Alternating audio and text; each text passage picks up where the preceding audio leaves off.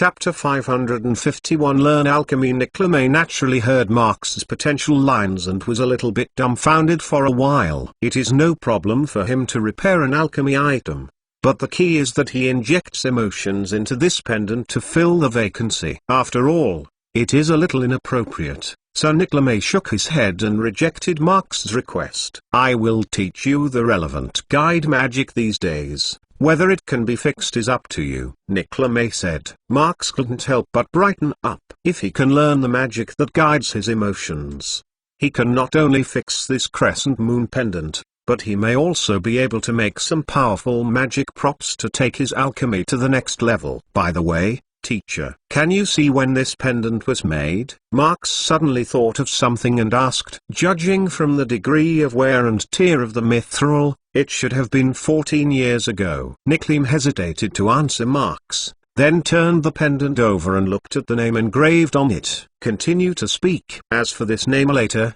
it was engraved more than 3 years ago. 14 years ago. Marx's thoughts moved. From the time point of view, it should be before and after his birth. And the name on the pendant was engraved 3 years ago, exactly when he entered HogWarts. This made Marx a little doubtful in his heart. If this crescent moon pendant was prepared for himself, then after he was born, this thing should be engraved and hung on his neck. In his memory, Asa has never carried this pendant herself. Why has a magic item with the function of resisting death curses been sealed for so many years after it was made? Marx frowned, really wondering. Since there is a question, why don't you just ask her? Nicolas looked at Marx's contemplation and couldn't help but suggest. Marx shrugged helplessly. He wanted to ask, but if Asa saw that this crescent moon was broken, he would immediately know that he almost died in HogWarts. Because of Ashia's character, he would be furious.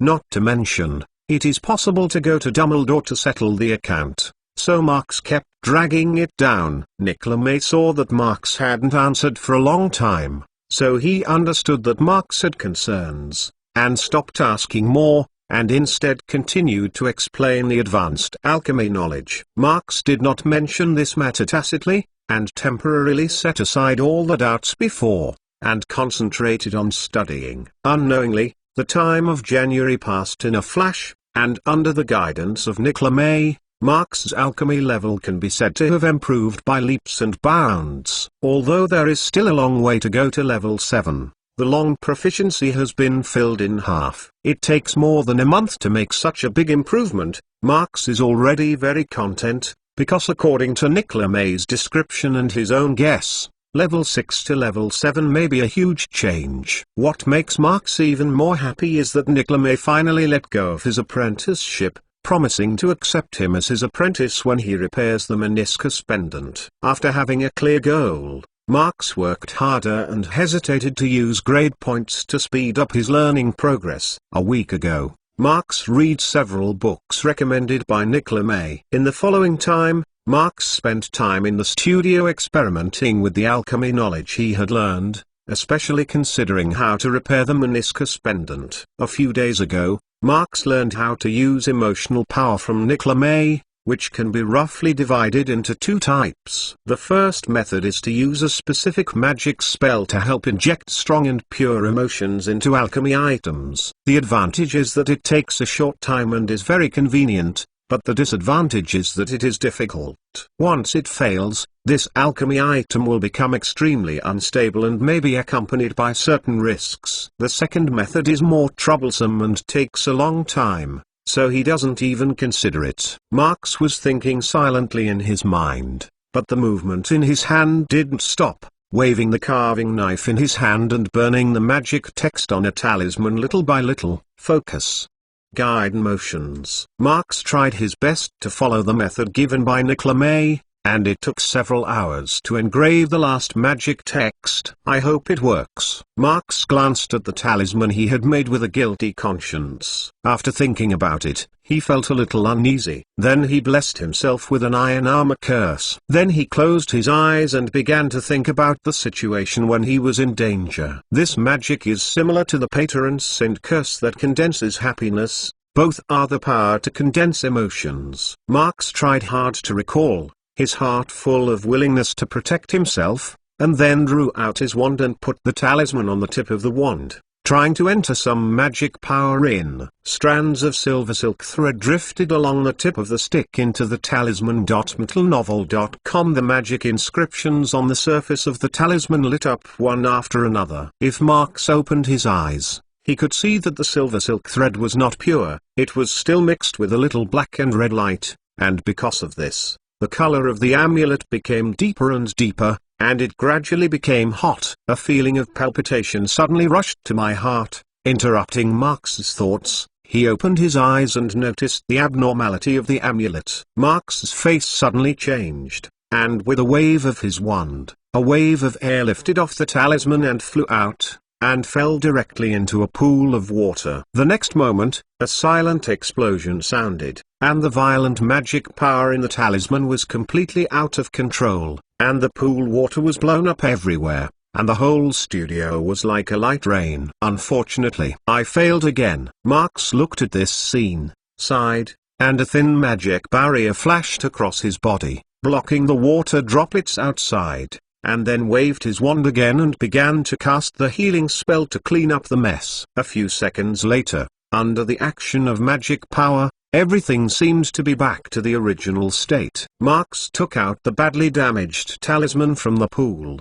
shook his head, and threw it into a box of discarded items. Ding! After a period of practice, your alchemy level has improved slightly. The current level is 6. In his mind, the system prompt sounded, but Marx didn't pay any attention at all, and looked a little frustrated. In this week, he has conducted similar experiments many times, but all failed without exception. He only accumulated a lot of failure experience, and there was no successful example. It seems that condensing strong and pure emotions is more difficult than he thought. Chapter 552. Hogwarts is a very suitable place, isn't it? Marx thought that he was full of confidence some time ago, and told Nicola that he would soon learn this magic scene. His face became a little embarrassed. No wonder Nicola just smiled and said nothing. Now it seems that the other party clearly knows that this special alchemy method is not so easy to succeed. Marx looked at the discarded items scattered on the workbench,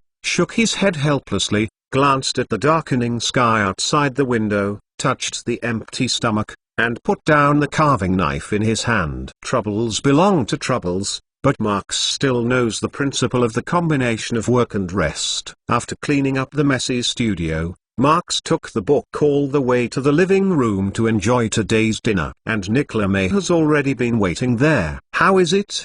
Do you have a clue? Seeing Marx walking over with a sad face, Nicola, who was eating the pastry, turned his head and asked. Marx walked straight to the other side and sat down, grabbed a piece of pumpkin pie, took a few bites, and said in a vague tone, "I've tried it many times, but it still doesn't work. I always feel that something is missing." Is that so? Nicola said with a smile. Not surprisingly at all. To guide and use one's own emotions to inject a certain will into alchemy items is a very high-end alchemy. Alchemists who can do this in the entire magical world can count it with one hand. If Marx can master it in more than a month, then other alchemists who have been studying for decades and have no access to it will not be ashamed to commit suicide. In fact, when Marx was in trouble, Nicola felt calmer, because the learning speed of this little wizard was so fast. Ordinary wizards need to learn several months of knowledge, and Marx can often master it within a week. If this alchemy knowledge had not been sorted out by him over the years, and had never been passed on, Nicola could not help but wonder if Marx had learned it in advance, and then pretended to deliberately fool himself. Teacher, is there no trickery? Marx didn't know what Nicola was thinking, but frowned and asked. Nick raised his brows and his expression became serious. "McClown, I need to remind you that alchemy is an extremely delicate subject, and you can't make real progress by specializing in tricks." Marx's heart slammed, and he immediately understood that he had said something wrong, and immediately wanted to apologize. But Nicklaume waved his hand at this moment and interrupted his words. "You are a little too eager these days. At your age, there is still a lot of time to learn slowly. The improvement of alchemy requires years of accumulation, and it is not possible to do it overnight." Nicklaume reminded me earnestly. In the past month or so,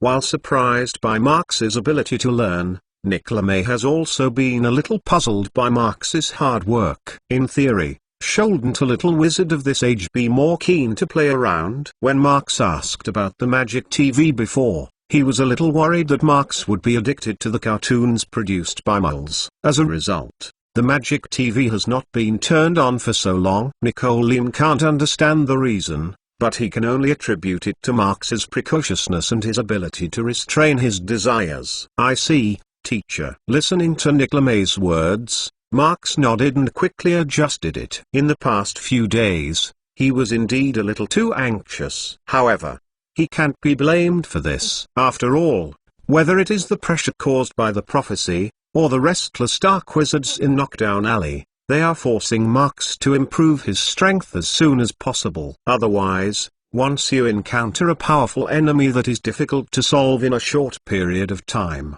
the combat power disguised by the bloodline magic that consumes a lot of mana and the blessing of the strengthened magic text will be instantly dismantled. By that time, who knows whether these dark wizards will be obedient. If it is a collective backlash or some small actions in private, it will be troublesome. Therefore, the improvement of strength is urgent in Marx's view. Is only the transformation technique he is best at in terms of magic. After reaching the 6th level, the increase in proficiency has become slower and slower. Recently, it has reached a point of near stagnation and can't find the way forward. It just so happened that Nicklaume was willing to teach him alchemy, and he was ready to find a breakthrough in this regard. After all, alchemy, like magic, is a method of using magic power. The two final forms have the same goal in different ways. Both for the wizard to become of what the heart thinks is reality. Injecting self-will into alchemy items to achieve a certain effect is somewhat similar to the casting state of what you want to happen. Marx thinks that if he can improve alchemy to level 7, it will definitely improve other magic's help.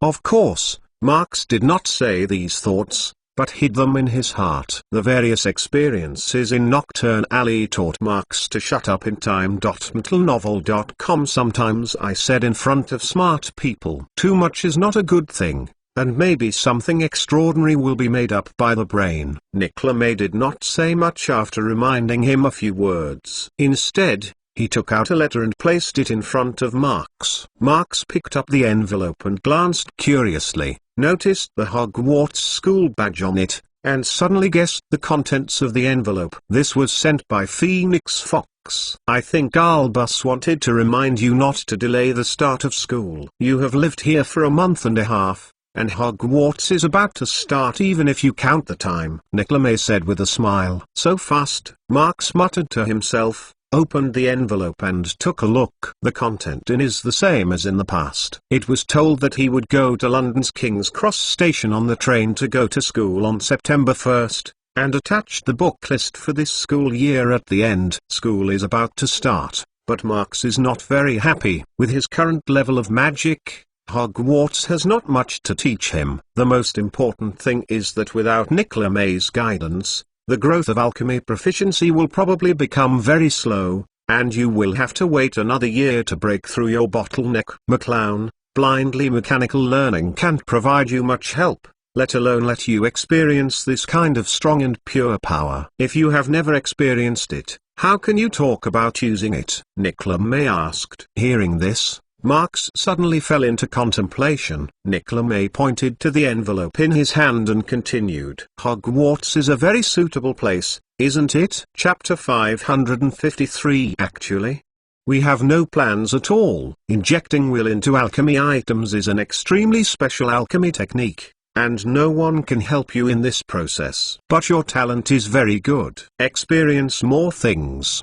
I think you will experience it. Nicklaume looked at Marx and made the final summary. Hearing this, Marx fell into deep thought, and he gradually understood what he lacked. Unlike what Nicklaume imagined, He is not without any experience. If it were changed to a year ago, Marx felt that he might be able to use the power of hatred to try to make a powerful black magic item. However, since I got the time converter and understood the causes and consequences of everything, this powerful negative emotion has become a lot weaker, and some memories have been buried deep in my heart. Marx doesn't want to recall those painful scenes at all. It is obviously impossible to use this to break through the bottleneck. I understand, teacher. I will go back to school on time. Marx quickly adjusted his mood. Although the HogWarts course has not given him much help, he still needs to take the course. Just staying here can't cause emotional fluctuations, not to mention that you can get grade points in class, which can be used to speed up the progress of learning, but it is not a loss. Seeing Marx finally figured it out, Nicklaume smiled and nodded. He emphatically reminded this point. In addition to making Marx aware of his shortcomings, he also did not want Marx to devote himself to learning. At such an age, he wanted to improve his strength, thus ignoring some more important things. After making the decision, in the next few days, in addition to daily study and experimentation, Marx took some time to return to Diagon Alley to buy this year's school equipment. Originally, Marx wanted to experience the French style. He went to the magical world of Paris to purchase supplies, but the books he bought were all in French, and they were not the same set of HogWarts textbooks. That was why he put out this idea. On the last day before school started, Marx took a trip back to Knockoff Alley, and changed into an owl form to look at the status quo of the wizards, and then bid farewell to us privately. There is no way. He is already scared by those brain remedies, and it is better to hide before the mind can be read at will. It's hard to come back once. Why don't you stay for a while?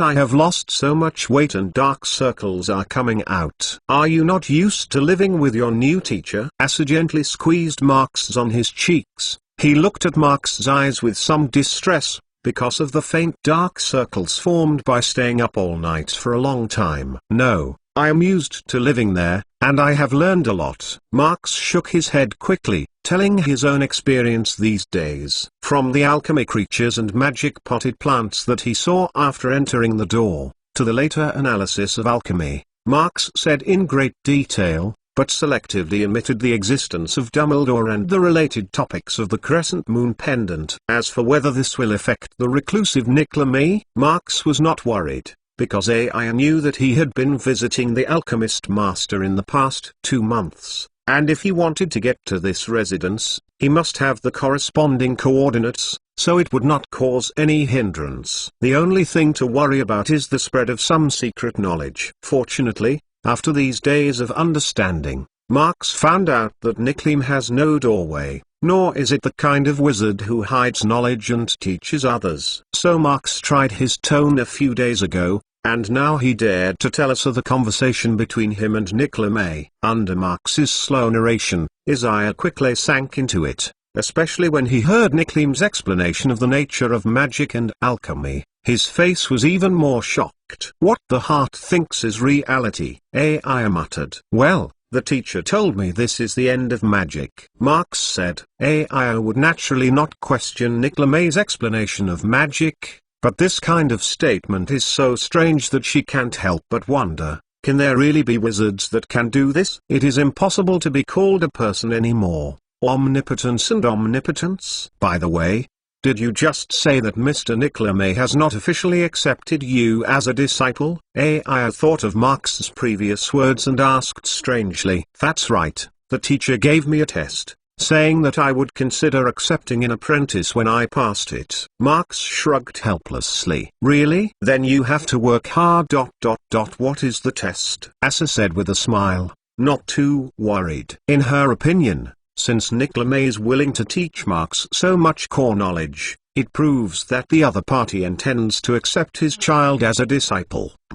It's repairing a very special alchemy item. Marx vaguely fooled the past, and was scolded, and didn't intend to talk about the crescent moon pendant. Axia didn't ask much, but thought it was a non-disclosure. She believed that with Marx's cleverness, she would definitely not be stumped by a small test. Marx also hurriedly changed the subject. Mentalnovel.com to understand the current situation of Knockdown Alley, especially to know if the restless dark wizards have made any moths. The training is going very smoothly, it looks a little bit already, and the number of law enforcement teams has also increased to 10. AI talked eloquently, and within a few minutes he would talk about what happened in Knockdown Alley for nearly 2 months all over again. The work of transforming and recycling the protective ring is also steadily proceeding. It is estimated that within 1 year, the protective props originally ordered by the Ministry of Magic can be replaced by 7 or 8. Marx nodded,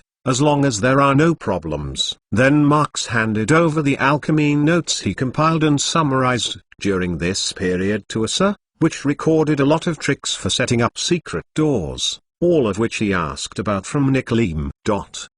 Unless there is a careful verification by an alchemist of the same level, it is impossible to see that these protective items have been passive. With this knowledge, we will be more secretive when we implement the plan. Asa took the alchemy notes and opened a few glances, and her eyes suddenly brightened. There are also many capable people in the Department of Mystery Affairs of the Ministry of Magic. The secret door they figured out by themselves may not be sufficiently secretive and may be discovered. Don't worry about it now, because there is no alchemist who can match Nicoleme in the Ministry of Magic. No, in fact, we have no plans at all. Marx rolled his eyes, trying to explain, but before he could speak, Asa suddenly spoke as if he had remembered something. You wait here first, I almost forgot to give you something. Chapter 554 Manifesto of the Dark Lord in the New Century. Marx waited in place curiously. A few minutes later, Asa walked out of the house with a book in her hand. Gleason asked me to pass it on to you a few days ago. I think it's pretty good. If you have time,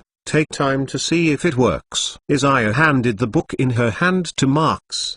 Gleason? Marx thought for a while. He didn't have any impression of this name. He only remembered that he had seen it on the list of personnel given to him by Dugd, who was one of his subordinates. Marx took it over and glanced at it. On the cover, the New Century Declaration was engraved with gold and red lines. The background is a painting, which looks like a hand-painted style. It outlines the scene with only black and white lines. It can be vaguely seen that it is a small wizard surrounded by a group of people, standing in the center, raising his left hand, doing what is the action. The pure black scenery around has left a strip of white lines, extending from the man's left hand, which seems to represent endless light. There are also several wizards who knelt at his feet and confessed as if they had been inspired. Marx frowned, suspecting that this book was a brochure for a certain cult, but how did he feel that the scene was so familiar? However, I opened it from the middle and found out that it seemed to be a philosophical book with some religious thoughts. He was born with knowledge,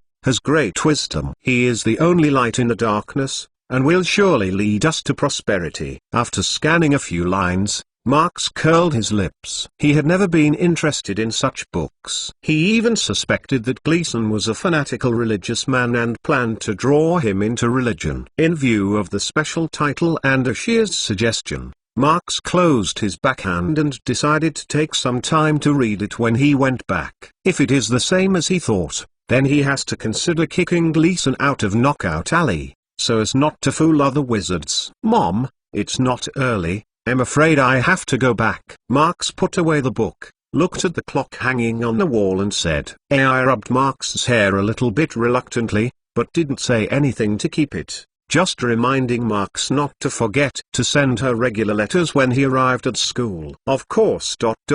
I will remember. A month.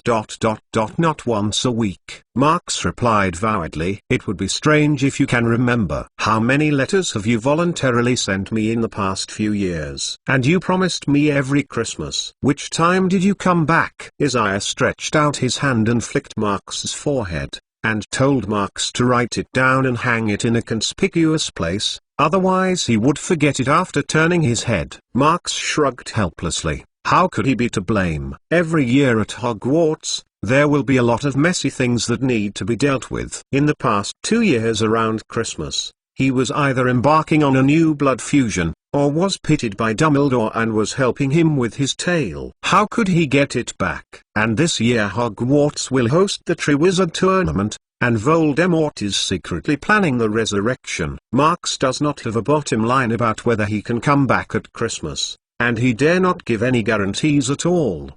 Past. After bidding farewell to Aya, Marx cast an apparition and returned to Nicola May's mansion. Such a long-distance spatial displacement twice a day, even if Marx's magic power reserves have surpassed that of ordinary adult wizards, it is still somewhat overwhelming. Fortunately, London is not too far from Paris, otherwise he must be drained. Marx shook his head and walked into the house all the way from the courtyard. A group of small alchemists screamed and screamed, and the weird green plants on the side shook without wind, seeming to welcome him home. Marx is not surprised. He has been familiar with the alchemy creatures and magic plants here for more than a month, and the relationship is very close. Wukaka. Where's the teacher? Marx looked left and right without seeing Nicola May, before looking at the little carrot heads. The latter pointed him in the direction of the studio. Marx suddenly understood that it seemed that Nicklim was a little fascinated by his research, and did not come out for afternoon tea as usual. What is the teacher studying? Marx looked at the closed door of the studio on the first floor, and secretly guessed. He thought that Nicklim was repairing the Deathly Hallows Resurrection Stone during this period.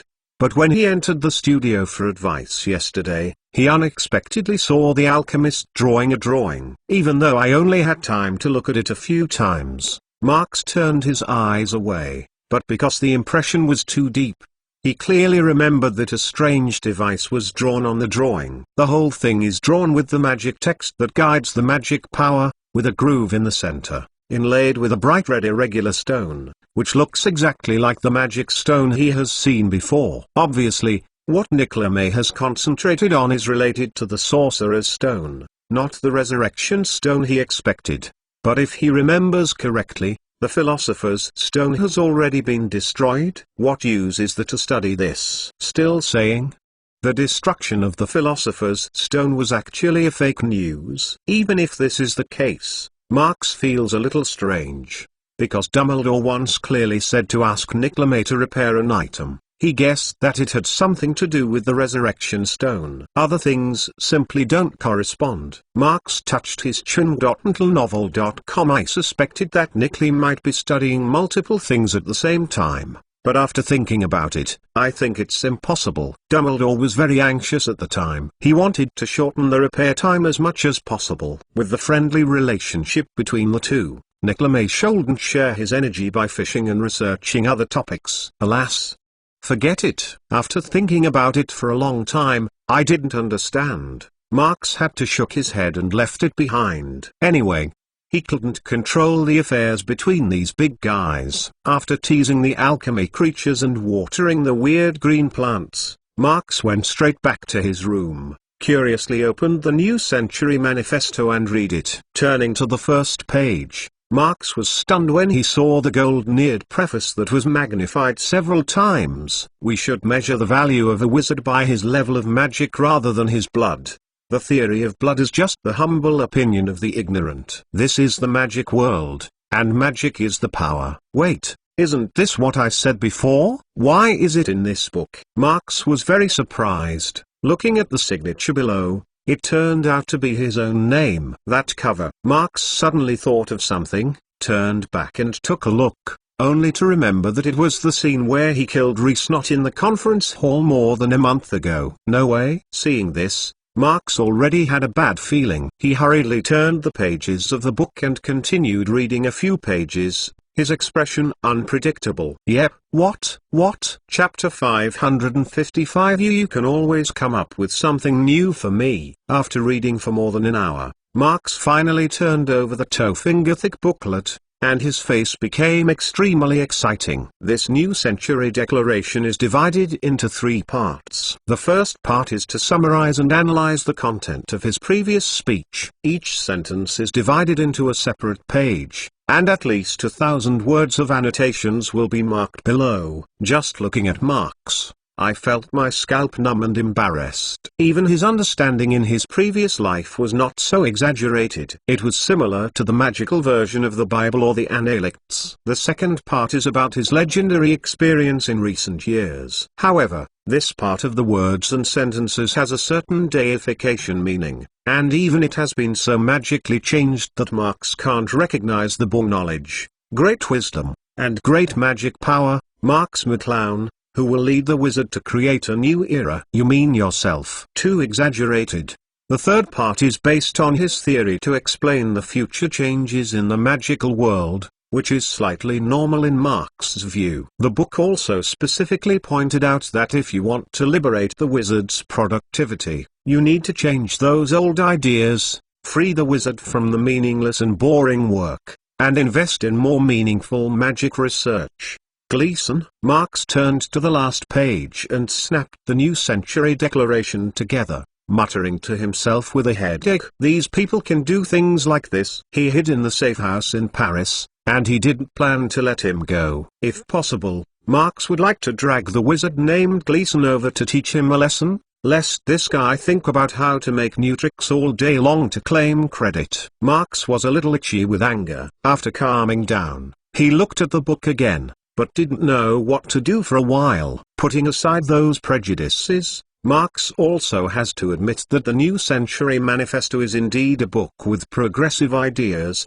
and it sums up some of his ideas very well. The content is simple, easy to understand and thought-provoking. It presents the shortcomings and predicaments of the current magical world in front of the readers, and also puts forward some practical solutions in the analysis and summary. Even Marx also benefited a lot after reading it. From time to time, he would suddenly have a feeling of "I used to think so. I have such a foresight." As for the deliberate or unintentional deification in the second part of the legendary experience, Marx thought about it carefully and understood the deep meaning. Obviously, Gleason thought he wanted to engage in personality cultism. Marx has read history books. Of course, it is clear that in some extreme cases, propaganda in this way can greatly increase the cohesion of a team in a short period of time and cultivate a group of subordinates who are fanatical and enthusiastic. But history also proves that personality cultism is a double-edged sword. Almost all the extreme examples Marx can think of are wrong. The reason is very simple. Followers usually believe that God is perfect and cannot make mistakes. This leads to God having absolute authority. No one dares to deny the words of God. It is a pity that all those who are sublimated into gods and thus supported by everyone are still human beings. As long as you are an individual,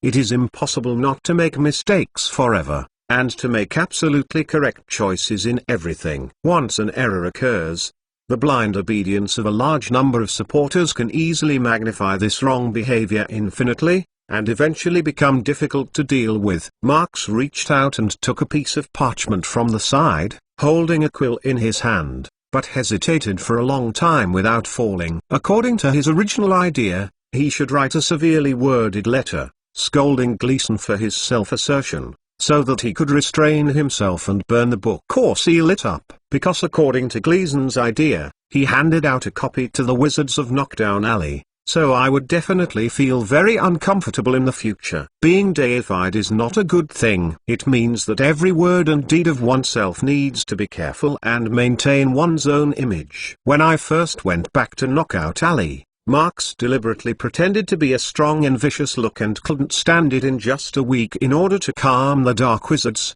and was forced to hide in this safe house. If it lasts for a few years or more than 10 years, then he won't be crazy. In addition, Marx is a little worried that this New Century Manifesto renders him too powerful, and if he can't help it, accidentally wears it, it is likely to cause the collapse of his faith. The wizards who realize they have been deceived may do something crazy. This is also the reason why Marx feels that this New Century Manifesto needs to be sealed, and it is too easy to cause some trouble for himself. If it was accidentally spread out and spread on a large scale, and attracted the attention of the Ministry of Magic, it would be even worse. According to the information he has learned through many contacts with Fudge, the Minister of Magic is a real conservative.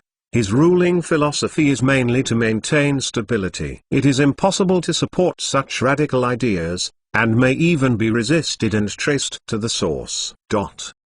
In the end, he will definitely be found on his head, because the New Century Manifesto was written around him, and his name is clearly written on it. Novel.com, of course, based on his age and in the magic world in terms of popularity, publishing such a book that promotes radical reforms and self-deification can only be regarded as very out of the ordinary. There is no clear violation of the law. Fudge cannot help him at all, and at most explicitly prohibits the spread of the book. But if he raised a large number of dark wizards in Knockdown Alley, and strained day and night to capture the wizarding market, it is not necessarily the case. Fudge will never allow such an army of wizards to threaten the Ministry of Magic. This Minister of Magic might still think that he is the next Voldemort, because this kind of gathering people, propagating ideas, and engaging in personality cultism is very similar to the various actions taken when Voldemort emerged. So an Azkaban will be his final destination. As for disbanding the subordinates of the wizards and proactively show to the Ministry of Magic to prove their harmlessness, Marx didn't even think about it. Only a fool would do that. The original Time and Space has repeatedly proved how unreliable the Ministry of Magic is. In the turbulent days that Voldemort is about to return and Dumbledore's life is not long before, it would be nice if Fudge can stabilize the situation without adding chaos. Wants to protect himself. He has only two options. Either leave all of your friends dingy and leave the British magical world, find a place to hide. Either increase your own strength as much as possible, fight in groups if you do not win head-up, at least don't be squeezed as a soft persimmon by the resurrected Voldemort. The third option of surrender does not exist. Marx knows very well that Voldemort, the enemy of the two bombs, must have a deep memory. This is also the reason why he actively destroyed the Horcrux. Chapter 556, Forgotten Book. After excluding the options of escape and surrender, there is only one road ahead. That is to increase one's strength as much as possible. Once the situation is critical, use the courageous loyalty curse to hold back. As long as he raises the level of magic, and integrates several bloodlines, Marx thinks that it is no problem to successfully kill Voldemort. Because of this, Marx hesitated how to deal with this New Century Declaration. It is not difficult to see how much effort Gleason, as the editor of this booklet, is to finger-widen the depth of the content. Also, only those who think hard every day and are not afraid of staying up late to ball the strong can complete it in less than 2 months. If I write a letter directly to refuse and request the burning of the book, it will undoubtedly make Gleason feel chilly, and even feel resentful. If the hearts of the people are scattered, the team will not be able to lead. Marx deeply understands this truth, so this matter must be handled carefully. Then it can only be modified. Marx thought for a long time, and finally made a decision. After pondering for a while, Marx slowly began to write, and first praised Gleason's progressive ideas expounded in the book in a complimentary tone, and said that Gleason's understanding and summary of his own words were very good. But at the same time, Marx also mentioned in his letter that he was not satisfied with the contents of the first and second parts of the New Century Declaration and needed to be revised, and hinted that Gleason should focus on elaborating the concept and weaken the content. Personality cult thought. That's right. It's a weakening, not a complete removal. Although personal cultism has many disadvantages, if it is well controlled, it is not unusable. For example, during the Mole World War, both belligerent countries used this method. The difference is the difference in degree. The most extreme example is the moustache. Marx does not want to be deified, but as a pioneer, he can use this identity and the ideas promoted in the New Century Manifesto to improve the team's sense of identity. No way, compared to forces that have operated for decades like the Order of the Phoenix and Death Eaters, the wizards on his side were all temporarily pulled up in Knockdown Alley. If you want to ensure loyalty, you have to think more about crooked ideas. In a sense, Gleason is indeed an individual talent. The idea of brainwashing with brochures is very good. but it is a pity that talent is used in the wrong place. If the other party is a Death Eater and changes this pamphlet to a pure blood theory, then Voldemort will definitely be ecstatic and introduce him as a confidant.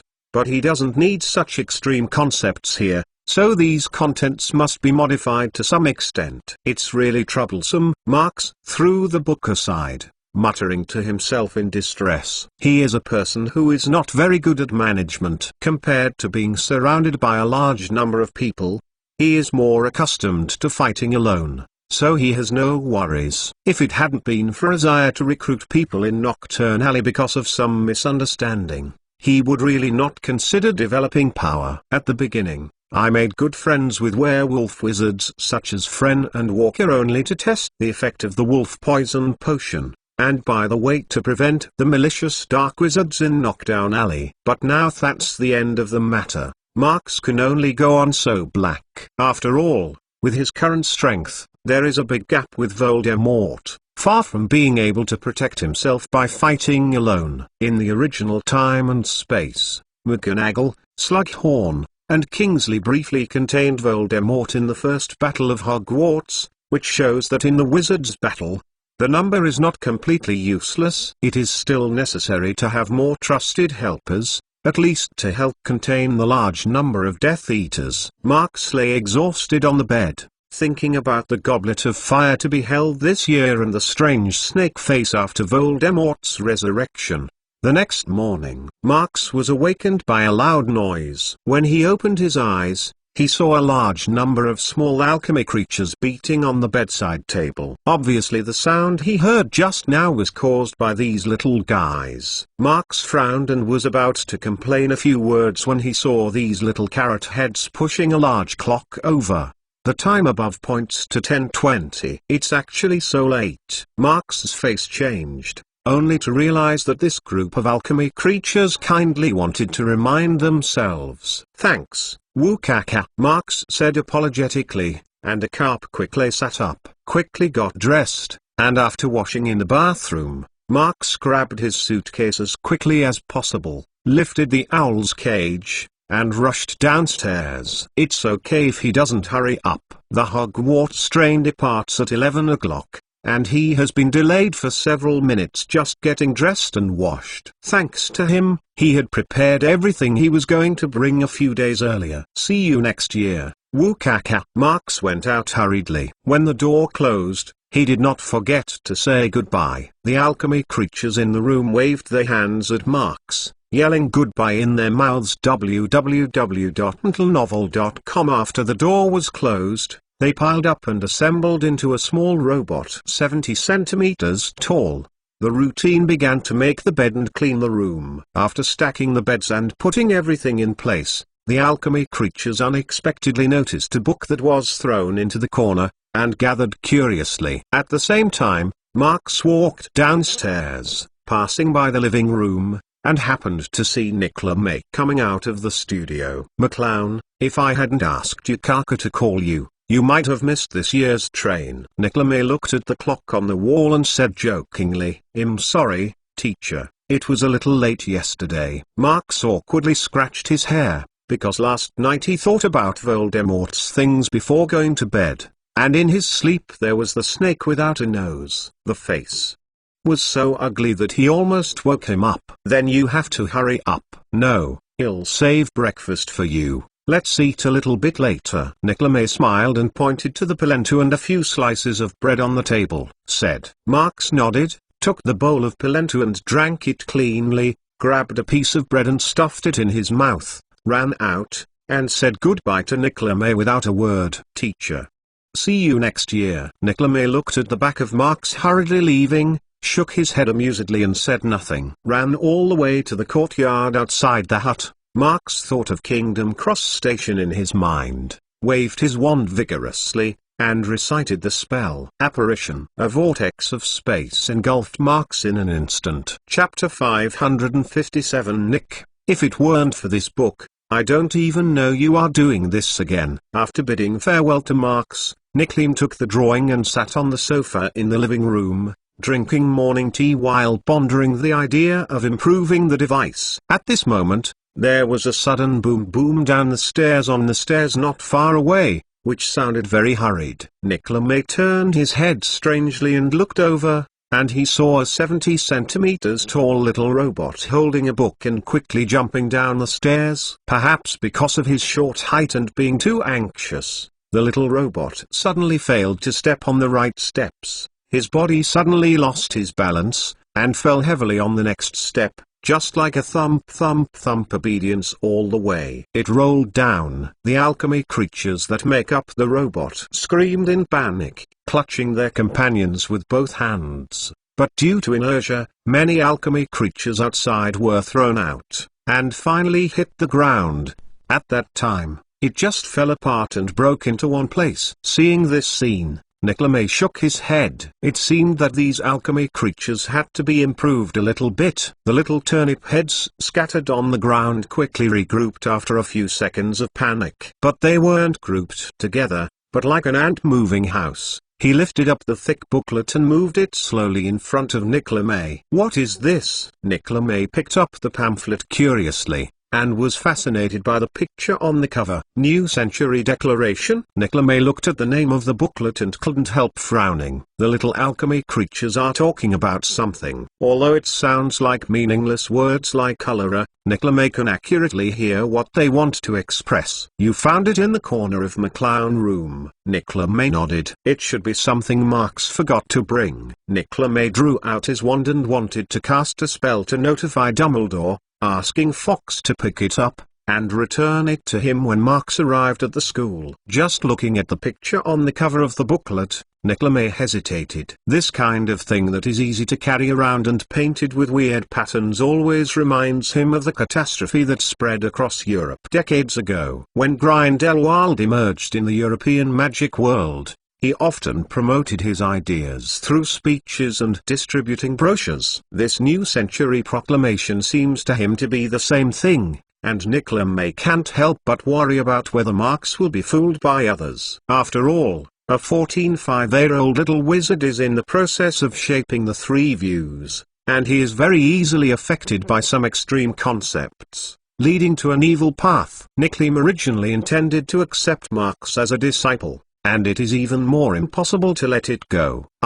Thinking of this, Nicolas tried to turn the pages of the book, and then he saw the preface above. "We should measure the value of a wizard by his level of magic rather than bloodliness. Marx McClown." Seeing the content of the preface and the final signature, Nicolas' face changed slightly, and he looked a little surprised. Nicolas thought that this declaration of New Century was given to Marx by someone who wanted to confuse him, but he didn't expect the situation to be the opposite. "The content in this booklet was written by Marx himself. I intend to use this to explain a certain kind of thought." "Anti-blood theory?" Nicolas raised his eyebrows, guessed something from the prologue. After hesitating for a moment, he continued to look through it. "The more I look at Nicolas' expression, the more serious it becomes, but it quickly turns into a thoughtful look, because he discovered that the content written in the New Century Manifesto is not purely opposed to pure blood, and does not mean to beat the pure blood wizard to death, but advocates equality and weakens the advantage and influence of pure blood wizards as much as possible." Some of the ideas explained in also made Nicolas very interested. They are all aimed at the shortcomings of the current magical world, and seem to incorporate a part of my ideas. As for the length of Marx's deification of himself, Nicolas ignored it. "Personality cultism is regarded as the most commonly used method by emerging forces." I didn't expect McClown to have such deep thoughts at this age. At the end, Nicolas slowly put down the booklet and couldn't help but sigh with emotion. It's normal for a little wizard to have the idea of changing the magic world on a whim. What is really rare is that Marx can analyze the reasons for it and give some plans. Genius. Nicolas muttered to himself. He remembered the conversation he had with Dumbledore last year. It is no wonder that the strongest white wizard in England paid so much attention to Marx McClown, even a little jealous. Now he understands.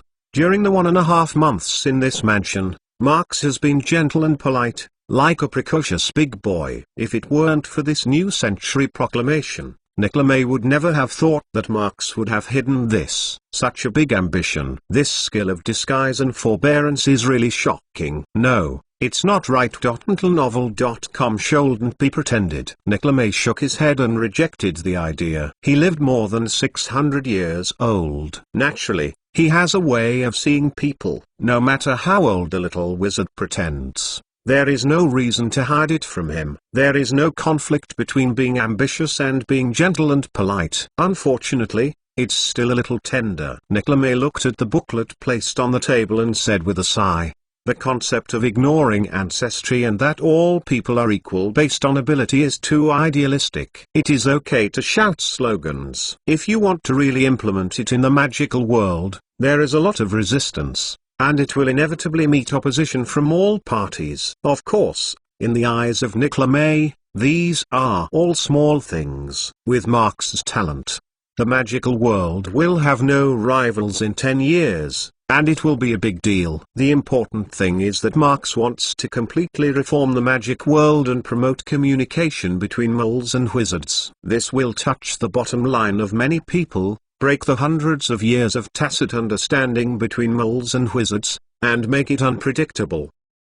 Consequence. You must know that signing a secrecy law to isolate the wizarding world from moles is not just a move by England or a region in Europe, but the consensus of the entire wizarding world. In these hundreds of years, many smart people can see that the power balance of wizards and moles is gradually tilting toward the latter. There are not a few wizards who want to fight and break the tradition, and Grindelwald is only one of the most radical in the past 100 years. But these people failed without exception. Those in power who put out the flames of reform are certainly not fools, because isolating the mole world from the wizarding world is precisely the gentlest they can think of, and the only feasible move. Chapter 558. Let fate make the decision. 2-in-1. Thinking of this, Nicolas unavoidably felt a little powerless. Don't look at the existence of wizards as a secret to ordinary moles, but the top moles know it. The two sides usually establish a certain cooperative relationship. As for whether the status is equal, it depends on the balance of power between the mole government and the magical world. For example, in France, the mole government has weak control over the wizarding world. The Ministry of Magic is nominally a department of the country, but it has a high degree of freedom and tends to complement each other. It also has corresponding seats in the mole parliament. In addition, the mole government will help conceal the existence of the magical world and allow the Magic Academy to recruit students in the local area. It can be said that the magical world can smoothly conceal it with the help of the top mole leaders. Indispensable. In exchange, the Ministry of Magic will supervise the wizards in the country, regulate their behavior, and send a powerful lawyer to protect the president and important officials to prevent the mole head from being controlled by some malicious wizards, or even spy wizards sent from other countries. Occasionally deals with things that the mole government does not handle. Therefore, the attitudes of various countries towards the group of wizards are very contradictory. To put it briefly, it is necessary to win and be guarded. The wooing is to resist the wizards of other countries and guarantee the interests of the country. Defense is the magical ability of fear wizards to modify memories, read thoughts, and teleport. Anyone in power does not want to become a puppet in the hands of others one day. The two worlds have always maintained a delicate balance in this contradictory relationship. Until now, there has been no major trouble. The International Wizarding Union Confidentiality Act, signed in 1689 and officially promulgated in 1692, is absolutely indispensable. The basis for the birth of this law is that mole witch hunts began to intensify in the 15th century. At that time, moles' persecution of witches and wizards had reached an extreme point. Although wizards are born with magical powers, they are too few.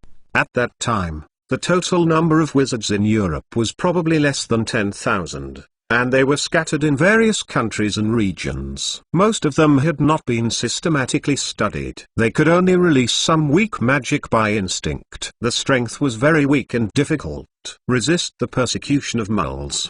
The implementation of the International Wizarding Federation Confidentiality Act has created shelters for wizards, isolating the magical world from the mole world, uniting scattered compatriots, and gathering strength to learn magic. Melon dare not act rashly. It can be said that this law has greatly eased the most intense low-level conflict between wizards and muggles, turning it into high-level communication. But this also caused a lot of hidden dangers, making most wizards forced to be out of touch with the times. Since then, the muggle world has made fewer and fewer actions against wizards, and after the Industrial Revolution, it has completely turned to Huairu. Because the muggle elite knows who will benefit from this delay, this method of boiling frogs in warm water also avoids the war between wizards and muggles. It is perfect. The wizards who took the initiative to hide are bound by their cocoons, and they can't say anything. Who would have thought that in just a few hundred years,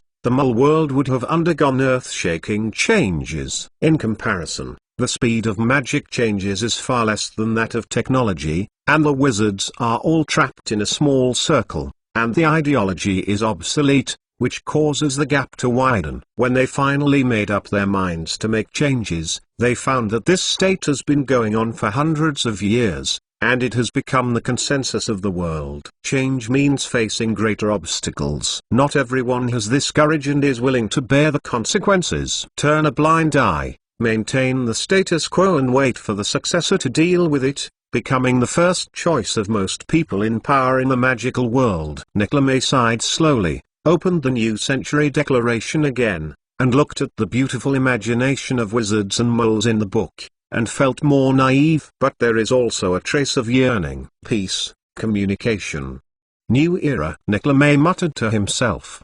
Can such a vision really be realized? Vaguely, Niclame remembered the previous conversation with Dumbledore, and suddenly felt that Dumbledore might be right. This should be the best opportunity. Niclame flipped through the book, revisited the content of the New Century Declaration, and said with a smile when he saw the words calling for change at the end, "Oh, the writing is pretty good." Although Marx's idea is somewhat idealistic, it is such a pure thing that is often the most attractive and contagious. If it can be released on a large scale in the magic world, Nicolim believes that New Century Proclamation will definitely be recognized and even sought after by a large number of young wizards. So don't you help that kid. In the silent, empty living room, a faint voice suddenly rang. I'm too old. 200 years ago, my old bone might still want to move. Niclame shook his head and looked at a clearing beside him. An old witch in a loose robe is standing there.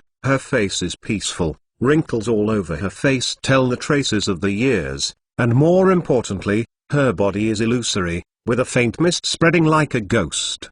General. The old witch looked at Niclame with her eyes full of love, but then a little blame appeared on her face, and pointed to Niclame's left hand, saying something in her mouth. There is no sound around, and only Niclame can hear the faint sound. No, I can't return this thing to Albus. Niclame shook his head and rejected the old witch's proposal, gently stroking the ring on his left hand. The black gems on it were very dazzling. If Dumbledore were here, I would be surprised to find that the ring was intact, and it would not take 2 years to fix it, as Niclame said.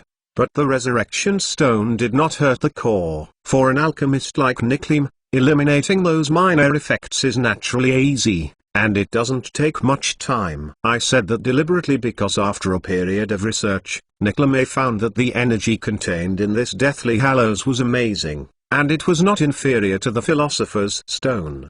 The more he studied, the more shocked he became. In addition, Dumbledore's enthusiasm for the Deathly Hallows also made him very worried. Niclame once read a collection of English fairy tales. He is very clear about the story of the Deathly Hallows. Coupled with the research these days, he does not think that collecting the 3 Hallows can relieve Dumbledore's dilemma. The Resurrection Stone does not have the ability to truly resurrect people. Instead, it may become the fuse to destroy the fragile balance of the moment. So he prefers to let this deathly sacred instrument be buried along with his own death. However, the New Century Manifesto written by Marx has shaken Niclame's original idea. A powerful and unconstrained force usually stirs up chaos, but it may not be able to turn into a sword overcoming obstacles. Forget it, let fate make the decision. Niclame hesitated, and finally sighed. Anyway, he won't live long. The magic world can't handle things,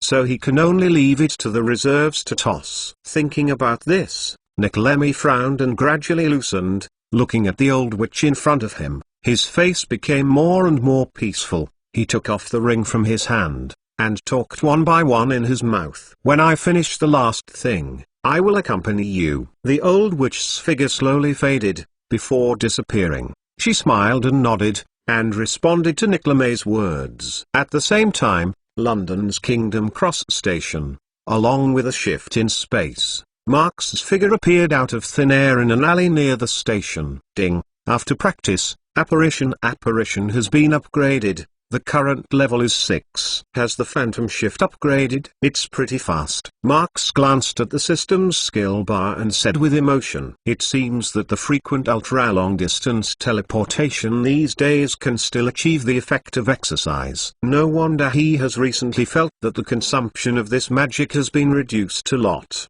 and it has become more comfortable to use. If you have time to practice for a while, maybe you can try to practice teleportation in battle." Marx thought as he walked towards Kingdom Cross Station with his small suitcase and owl gauge. "I was in a hurry when I came just now, and now there is a full 15 minutes before the start, so there is plenty of time. In fact, even if you accidentally be late and miss the HogWarts train, it will not have any effect. He is not Harry or Ron, so he will apparat directly to Hogsmeade Village, and then go back to school through the secret road, which is much faster than taking the train." Stepping into the station, Marx went straight to platform 9 3/4. When he approached, he was surprised to find that he was here. Harry, Hermione, and the Weasley family were all waiting here, seeming to say something. Because of her sight, Hermione was the first to see Marx. The little witch's face first showed a happy expression. She wanted to step forward, but she soon thought of something. She paused, and her mouth was closed. Her face was very ugly. "Hey, Marx, this way." Harry and the others quickly noticed the existence of Marx and waved their hands. "Long time no see, Harry." Marx smiled and opened his hand, and hugged Harry as he walked forward. George and Fred also hugged him, jokingly squeezing him and Harry in between. Marx reluctantly broke free, looked helplessly at the two Weasley brothers who had escaped, and asked casually, "George and Fred, how is your research recently?" "It's superb. Our skipping candy and automatic quill pens are very popular. We received a lot of orders during the summer vacation. We have been busy for a long time before we got enough goods. There is also the portable swamp that I told you last time. We have also improved it. That thing can turn the entire auditorium into a swamp. If Filch confiscates our inventory this time, I will sneak one and go to his office." Speaking of the joke toy, George was very excited and talked endlessly. Ahem. Fred next to him hurriedly coughed a few times and reminded him. George felt cold behind him, and turned his head slightly trembling. Mrs. Weasley was staring at him with her waist in the dark. "George, I remember you promised me that your toys won't bother the professors in school," Mrs. Weasley said angrily, although she reluctantly agreed with the Weasley brothers to study joke products because of the previous agreement. It was not without conditions. George promised her that the toys they made were harmless and purely for fun. "Mom, George promised you that." Fred, "He never told me about this. You should scold him." George played with the usual identity swap with a guilty conscience. Without hesitation, he sold Fred in an attempt to confuse him. Fred looked at him angrily, and the two soon started fighting. In the end, neither of them escaped a catastrophe, and Mrs. Weasley was severely taught by Mrs. Weasley, which attracted the attention of a group of passing muggles. Marx looked at the scolded George and Fred, a little embarrassed. He thought that Mrs. Weasley had accepted the magic items they had made before asking. "Okay, Molly, it's late now, the kids should get on the train." Arthur Weasley looked at the time, and quickly persuaded Molly, who was still very angry, to save George and Fred. Ears are about to be deafened. Immediately afterwards, everyone lined up and prepared to enter the 9 3/4 platform in 2s and 3s. Marx wanted to enter www.mentalnovel.com with Hermione and Harry, but when he approached, He was frightened by Hermione's fierce eyes. Marks, confused, had to go in with George and Fred instead. Get ready, time is limited, you better hurry up. 3, 2, 1.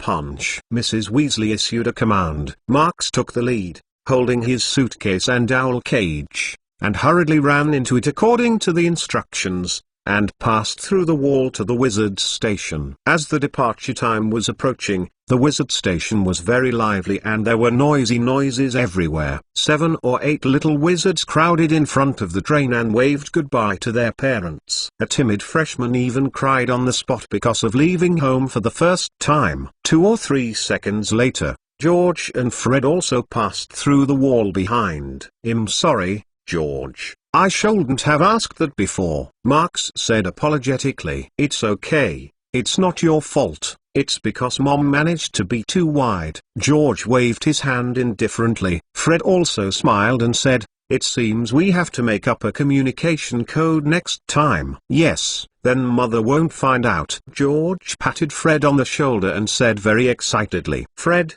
you are such a genius." "Does that still need to be said?" "Could it be that you only know today?" Fred raised his eyebrows. The two laughed happily, and the slaps and anger at each other just now didn't seem to affect their relationship. Or they just pretended to fool Mrs. Weasley, but it was a pity that they didn't succeed this time. Chapter 559. What are you hiding from us? Looking at the two people like living treasures, Marks shook his head helplessly. The three of them waited for a while at the entrance. Harry, Hermione and others entered through the wall one after another, followed by Bill, Charlie, and Weasley. Everyone was saying their final farewell in front of the train, and Mrs. Weasley kindly hugged everyone. Charlie smiled while hugging Ginny to say goodbye to her. "I don't think we will be apart for too long. Maybe I will see you again soon." "Why do you say that?" Fred asked strangely. "You'll know when you get to school." Charlie shrugged,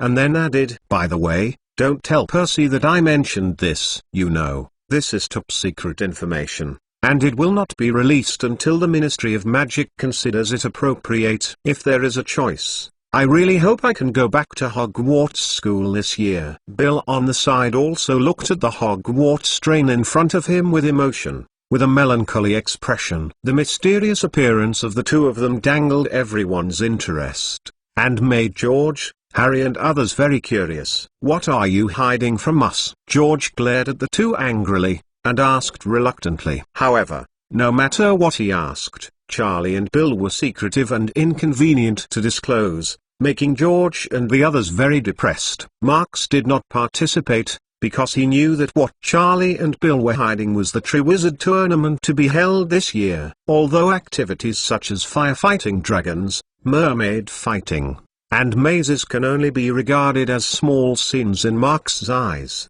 for other wizards, they are indeed thrilling and worthwhile events. Woo! Just when Bill and Charlie were about to be annoyed by George and the others, a loud whistle sounded, and billowing steam drifted into the sky along the train chimney. Mrs. Weasley quickly interrupted the conversation and drove them away. "Get in the car." "Really, they must know something, but they just want to hide it from us." Ron dragged his luggage along the aisle of the train, grumbling in his mouth. "Yes, it's not fair." Fred also agreed with dissatisfaction. Charlie and Bill picked up his curiosity, and half-talked him. Harry was not too curious about this, but turned to look at Marks and asked, "Marks, where did you go during your summer vacation? Why didn't you come to the Burrow?" "Sirius even bought you Quidditch tickets, but it was a waste." "Yeah, you missed this year's Quidditch World Cup. That game was simply amazing. You should really come and see." Ron heard Harry mention the Quidditch game,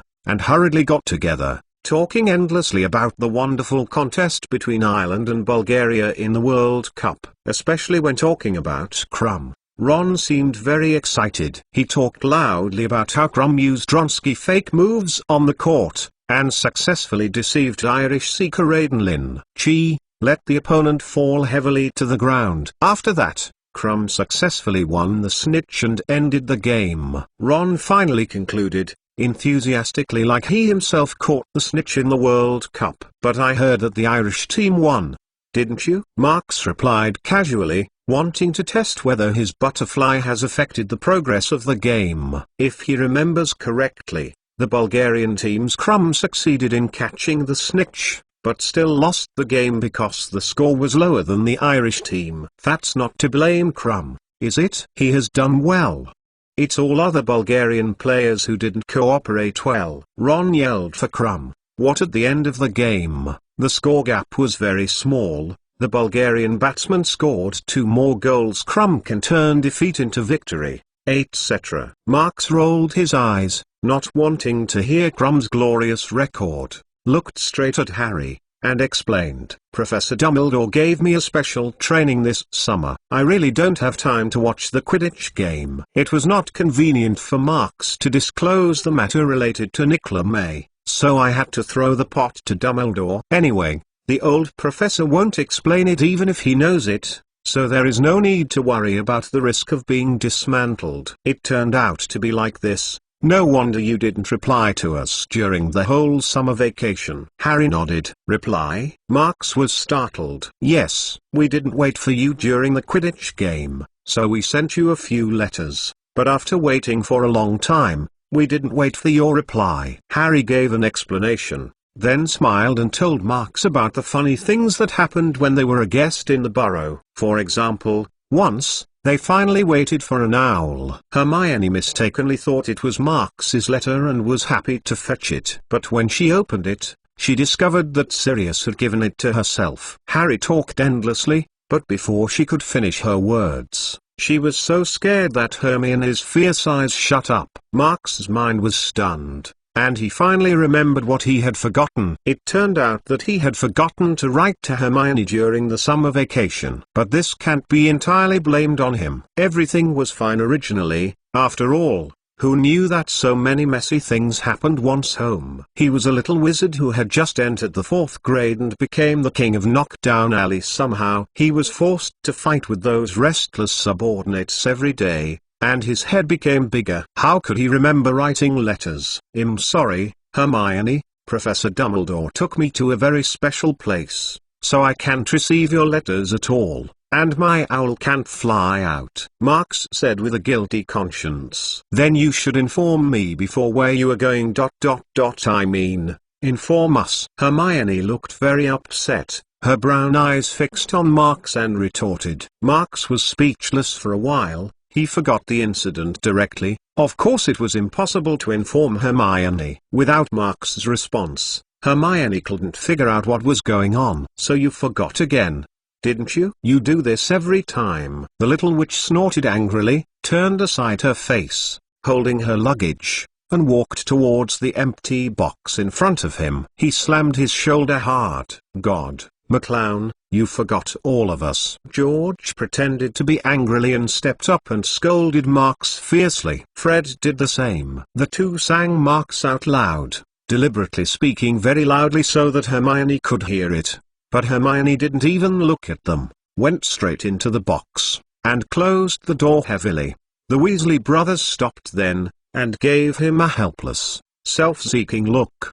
They did this just now. In addition to scolding Marks to calm Hermione, they also wanted to let Hermione know that Marks didn't deliberately target her. Even their friends didn't wait to reply. It was probably delayed by something. But it doesn't seem to have any effect now. We can only do so much. Please persuade me. Fred patted Marks on the shoulder with the appearance of a person, and then pulled George to find a place. Of course, Marks can understand the kindness of George and Fred. Looking at the closed door of Hermione's carriage, it is also a headache. How could he forget about writing? Harry and Ron also hesitated to step forward. They had seen Hermione's face just now, and neither of them wanted to go in and get in trouble. Marks, should we go in anyway? Harry asked when he noticed that the train was honking again and was about to start. How about we find another empty box? Ron suggested. Marks shook his head and stretched out his hand to push the box door open. He looked around. At this moment, Hermione was sitting in the corner on the right, quietly flipping through a thick book. Although she heard the door pushing, Hermione didn't mean to raise her head. Marks hesitated. then sat down beside the little witch. Harry and Ron also came in behind them, and sat down opposite Marx and Hermione tremblingly. I wonder if it was an illusion. They always felt an indescribable pressure spreading in the car. The weird silence lasted for a long time. The slightly crowded box echoed with the rattling sound of the train when it was running, and the sound of Hermione turning the pages of the book from time to time. It's just that Marx, Harry, and Ron didn't notice. Hermione turned the pages of the book much faster than usual. Sometimes the pages were clipped together and turned over without noticing. Sorry, Hermione, I promised to write to you during the summer vacation this year, but I forgot about it. Marx hesitated to break the calm and spoke again. Since this incident was caused by his mistake, Marx would naturally not take into account the face problem, and apologized very sincerely. So what? And then Hermione stopped turning the pages of the book. A slight annoyance appeared on her face. Novel.com apologize?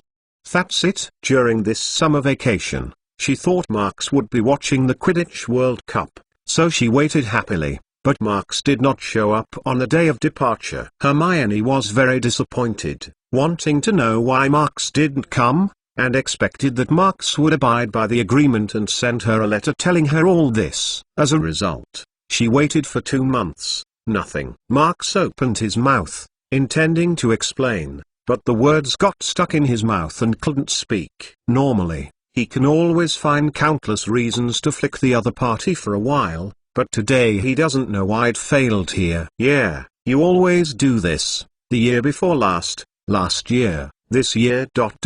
every time you forget. Hermione said sarcastically. Well, it was my fault the year before last ... but didn't we stay together during the summer vacation last year? Besides, you know, I was not in the mood to write a letter in that situation. Marx was helpless. Replied, what? Did you stay together for the summer vacation last year? Ron looked at the two in shock. Harry was constantly scanning back and forth between Marx and Hermione with weird eyes. Can't it? The little witch's cheeks flushed, and angrily threw the book in her hand onto them, staring at them fiercely with her brown eyes. Okay. Harry and Ron nodded like chickens pecking rice, swallowed the words they wanted to ask again, and muttered with dissatisfaction. It was Marx who clearly irritated her, so why did she get angry at them? Apex. Chapter 560. Marx. It's so difficult for me. Seeing the tragic situation of Harry and Ron, Marx suddenly realized that he had said something wrong, and quickly closed his mouth, pretending to look at the owl cage hanging on the side. Hermione snorted softly and took the book she threw out from Harry again. Then she glanced at Marx, and was annoyed that Marx had not covered up the things of last summer vacation. Especially seeing that Marx is completely unresponsive now, the little witch is even more angry. Marx looked helpless. He couldn't speak by himself, nor could he not speak. Is really troublesome. Marx has a headache. Although he lived for 18 years in his previous life, he spent a large part of his time in hospital beds in the next few years. A sick person like him really has no experience in coaxing people. Can't coax people by relying on the vulgar bridges seen in the film and television drama, right? Then he will definitely be killed. Just as the carriage was about to fall into a long silence again, a familiar, dragging voice floated in from the open door. Do you know? Dad really thought about sending me to Durmstrang instead of Hogwarts. He knew the principal of that school. Alas, you know what he thinks of Dumbledore. That man likes mudblood too much. Durmstrang doesn't allow those who are indiscriminate to go to school. But my mother doesn't want me to go so far. My dad also told me that Durmstrang's attitude towards black magic is much more reasonable than Hogwarts. Durmstrang's students are really learning black magic, unlike us, learning some tattered defenses. Marx turned his head and looked out of the car. Malfoy, wearing a Slytherin robe, raised his head proudly, and was walking through the aisles of the train with his two attendants, lashing out at Hogwarts' shortcomings and injustices. A proud look. When passing by this car, Malfoy deliberately increased his voice and said in a strange tone, "Oh, of course, for some people, Hogwarts is probably the best place, because they can only go to school here. His two followers, Ben Gore and Clark, smirked at the right time, and they responded. Malfoy. Marks frowned. Of course he could tell who Malfoy was taunting, but when he pulled out his wand, he was caught by a hand. Do it here. Do you want Gryffindor to be deducted? Hermione glared at Marks dissatisfied, walked to the door of the box on tiptoe, and gently closed the door to prevent Malfoy's voice from spreading. Coming. But this time Malfoy has gone away with Gore and Quirrell. He also saw Marks pulling out his wand just now, and of course he didn't want to stay where he was and be beaten. If he likes Durmstrang so much, let him go. We wish he could transfer. Hermione returned to her position, smashing the book in her hand on the table, looking angrily. I don't know if the anger just poured on here. Although Harry was reluctant to stand up as a target when Hermione was breathing, after holding back for a while, he couldn't help looking at Marks and Ron, and asked, "What is Durmstrang? Is it also a magic school? Why does Malfoy want to go there?" "Well, I seem to have heard of this place somewhere," Ron said vaguely. Marks started to explain to Harry. Durmstrang is one of the 3 major magic academies in Europe. It is established in Northern Europe. The specific location is very mysterious. I heard that only the students and employees there know it. In addition, that place is most famous for learning black magic with an open mind. Marks added, "You mean they teach black magic in class?" Harry looked surprised. He couldn't imagine that there would be a place where black magic would be taught. "Isn't Durmstrang a gathering place for dark wizards?" "I can't say that. Learning black magic does not mean that you are a dark wizard. It depends on how you use it. You must know that when there was at wars, the Eras were also allowed to use Unforgivable in the battle with the Death Eaters. Curse. Marks corrected Harry's notion. Some powerful wizards know some black magic, it's just a matter of using it or not. Of course, Hogwarts prohibits little wizards from learning black magic for a certain reason. Many black magic requires users to gather some negative emotions, and the powerful destructive power is easy to indulge in. In order to change the subject and ease the atmosphere, Marks said a lot about the 3 major academies, and then inadvertently asked about Harry and the others at the Quidditch stadium in the middle. Harry and Ron didn't mean to hide. They retold to Marks their thrilling encounter after watching the Quidditch Cup. Just like Yuan Shikong, when they slept in the tent at night, a riot broke out on the field. A large number of wizards dressed in black robes and top hats and masks on their faces sprang out from nowhere, unscrupulously lit the venue tents, and used magic to tease and torture nearby muls.mtlnovel.com. Marks knew the inside story. It was clear that it was an operation carried out by Lucius Malfoy and those Death Eaters who hated muggles. Sirius said that those people must be Death Eaters, so he asked them to trouble Ron and Hermione, and I ran all the way to take refuge in the woods, and we also encountered a strange house elf. While Harry was talking, he could still see a little bit of fear on his face. There were a lot of thugs, and they were unscrupulous in casting spells. If they accidentally ran into them, they might not have the ability to resist. "You said Sirius troubled them?" Marks raised his eyebrows, which he hadn't expected. "Yes." Harry nodded, but he was staying in the woods and didn't see the specific passing, only the light flickering when the spell was flying. Then I don't know who chanted a weird spell, and a huge green gleaming thing flew into the sky, and a huge skeleton appeared, and a serpentine snake emerged from the skull's mouth. Recalling the horror scene, neither Harry nor Ron shrank their minds. Hermione didn't care about getting angry at this time, so she added solemnly, "According to Mr. Bagman, it was the Dark Mark. In the last Wizarding War, the Death Eaters caused chaos and killed wizards. After muggles, they usually launch this sign in the sky." Listening to Hermione and the others, Marks touched his chin and fell into contemplation. The Dark Mark should have been released by Barty Crouch Jr. It seems that some things have not been affected by the flapping wings of this butterfly. Chapter 561. Poor Sirius. While Marks was thinking about it, Harry kept talking about the rest of the story. Soon after the Dark Mark rose to the sky, Barty Crouch, the director of the International Magic Exchange and Cooperation Department of the Ministry of Magic, and Bagman, the host of the Quidditch World Cup, rushed over with the crowd. What makes Harry most angry is that these people mistakenly believed that the Dark Mark was released by themselves,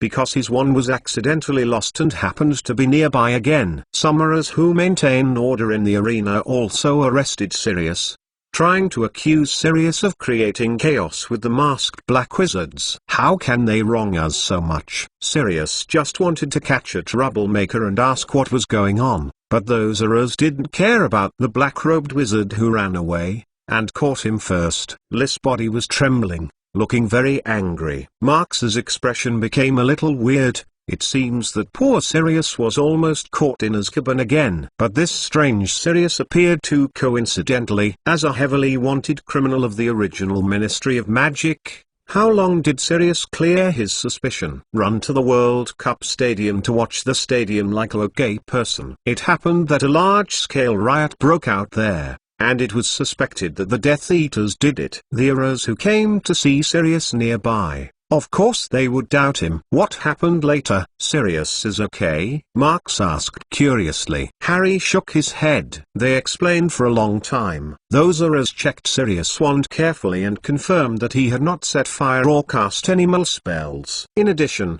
Ron's father, Arthur Weasley, is willing to give Sirius a guarantee, and the Wizards of Bartic Row let go of Sirius. Hearing this, Marx shook his head secretly. Barty Crouch should know that the things marked by the Dark Demon are related to his child Crouch, but he still wants to put the matter on Harry and Sirius. I have to say that this upright and hateful former executive director, in order to protect his children, in order to comply with his beloved wife's last wish, has become what he once hated the most. Marx couldn't help but sighed in his heart, and continued to ask for more details. Talking all the way, the train keeps going north, and the rain is getting heavier and harder. The sky was pitch black and the car windows were covered with moisture, so the magic lights were also lit during the day. When I just started school, I ran into such bad weather and destroyed the good mood of many little wizards. Marx looked out the window faintly. Big raindrops fell from the sky, and lightning struck from time to time in the dark clouds, and there was a burst, there was a violent roar. Harry, Ron, and Hermione also stopped mentioning the bad past at this time, and instead wondered what Bill and Charlie were hiding mysteriously. Several people guessed, but they all felt wrong, and Harry turned his head to look at Marx, who had not been involved in the discussion. Marx, what do you think? Guess what this is for? Don't you know when you go to school? The joy of life lies in the unknown. Marx yawned and replied casually. He had known for a long time that the Triwizard Tournament was going to be held this year, but he didn't have a suitable source to tell Harry and others. But he couldn't pretend to be ignorant and guess. Harry and Ron looked at each other. Hermione looked at Marx suspiciously. She felt that Marx must know something and was deliberately hiding it from them. Woo! The Hogwarts train made a long cry, interrupting everyone's thoughts. The speed of the train under him gradually slowed down, and the towering castle in the distance was faintly visible. Obviously, they are coming soon. Let's go. Marx got up and packed his luggage and walked out of the carriage with Harry and the others. When it reached the exit, the train stopped just in time. The rain outside was heavy. Ron got out of the car first, and covered the owl's cage with the hem of the wizard robe so that the rain would not drip on his new pet. This weather is terrible, Ron said in a complaint. Marx stopped Hermione, who was about to get out of the car, jumped out of the car first, drew out her wand and deformed a big umbrella, then looked at the little witch and said, "Now you can come down." Transfiguration. How did I forget this? Hermione muttered to herself in annoyance, and did not reject Marx's kindness, got out of the car and shrank into Marx's umbrella. After such a long interval just now, coupled with the actions of a gentleman like Marx, her anger has disappeared a bit. Wait, what should I do? Harry couldn't help but reminded him that Marx and Hermione were about to leave together like this. Ron, who was still in the rain, was even more bewildered. He had known that Marx could change the umbrella, so he got down late. Marx turned his head, only to realize that he had forgotten Harry and Ron, and patted his forehead with his free right hand. He wanted to expand the umbrella a bit. Novel.com so that Harry and Ron could be together, coming. But, before Marks could do anything, Hermione glared at Harry and Ron and spoke. Professor McGonagall has taught you transfiguration for 3 years. Can't you become an umbrella yourself? After speaking, Hermione grabbed Marks by the wrist and pulled him away with him. Harry and Ron, who stayed trembling in the cold wind and heavy rain. Did Hermione make a mistake? It's not that we forgot to send her the letter. Ron was very dissatisfied and vomited. Forget it. Let's do it ourselves. Harry shook his head, contributed a coat, and performed transfiguration with Ron. After a while of tinkering, he finally turned into an irregular umbrella. The color was divided into several large pieces, which looked like branches supporting a rag. But Harry and Ron didn't dislike it. As long as this thing can shelter them from the rain, they would be satisfied. The two held their umbrellas with difficulty, and ran along the path of HogWarts station to the carriage parked on the side of the road. They finally caught up with Marks and Hermione and rode back to school together. The carriage passed through the gates with winged boar sculptures on both sides, and drove along the spacious lane. Marks stared at the front through a thin rain curtain. The quaint castle was getting closer and closer, and many illuminated windows could be seen faintly shining behind the thick rain curtain. About 10 minutes later, the carriage stopped under the stone steps in front of the 2 oak gates. Marks and the others got out of the carriage one by one, and walked towards the entrance of the castle. Vaguely heard the strange noise coming from the front. Chapter 562 Stop, I Surrender. Stepping up the steps to the door, Marks saw some little wizards crowded at the entrance to the castle. They cursed loudly, and then rushed towards the castle with their heads in 2s and 3s. What are they doing? Hermione couldn't help but wonder. But then she saw a big red balloon full of water fall from the ceiling and hit the head of a hapless little wizard. Boom! The water ball exploded directly, drenching the hapless little wizard soaked. Even the few little wizards on the side were inevitably affected. Damn Pippi, get out of here! There was a sound of cursing in the crowd, but they were greeted by more balloons filled with water and the funny laughter. Marks raised his head and looked up. The small leather ghost wearing a hat with bells was floating 20 feet above their heads, holding many water-filled balloons in his arms. Hey! Go on! Pippi Ghost giggled, grabbing a green balloon with his right hand and smashing it directly onto the head of another unlucky ghost, causing a small range of chaos again. Some of the lower-grade little wizards who had finally braved the heavy rain and were soaked again almost cried out of anger, but Pippi didn't mean to stop at all, and stared at Yifan, who had just entered the door. There is Hermione. Among the students present, Hermione and Marks were the most special. Both of them were dry. Only the corners of the robes and the shoes could see traces of water. Pippi's eyes turned grunting, remembering the tragedy of being teased by Marks last semester, and suddenly screamed, grabbing a water ball with his left hand and throwing it towards Marks. Of course, Marks also saw this scene, and immediately became a little bit dumbfounded. Pippi really remembered whether to eat or not, so he drew out his wand and pointed it casually. A red magical beam flew out and exploded in midair, and also detonated 2 water balls. The witches below screamed and hid to the side so as not to be poured water. However, those scattered currents did not fall under the influence of gravity. Instead, they gathered into a stream of water under the drive of magic, and slammed into the location of Pippi Ghost like a water cannon. For ordinary ghosts, such a physical attack does not have much effect. It will only pass through them. But Pippi Ghost is an exception. It can touch entities and pick up things. Strictly speaking, it is not a ghost, but a special kind of spirit body. So of course, the water cannon smashed directly on Pippi Ghost and staggered him. Angry Pippi tried to resist throwing more water at first, but it turned out that this was just to provide ammunition to Marks. It didn't take long for Pippi to be beaten up by a series of water cannons. Hermione remembered the spell Lupin had taught in the Defense Against the Dark Arts class last semester, So she held her wand high and pointed it at Pee-Pee Ghost. Waddy-wassy. Several balloon bags that were broken underground suddenly trembled, flew up with a whistle and stuck to Peppy Ghost's face, and Peppy Ghost, who couldn't see clearly, hit the wall with one head. Several little wizards in grades 3rd and 4th grades also followed suit in the same way, and others quickly joined in. Stop. Stop.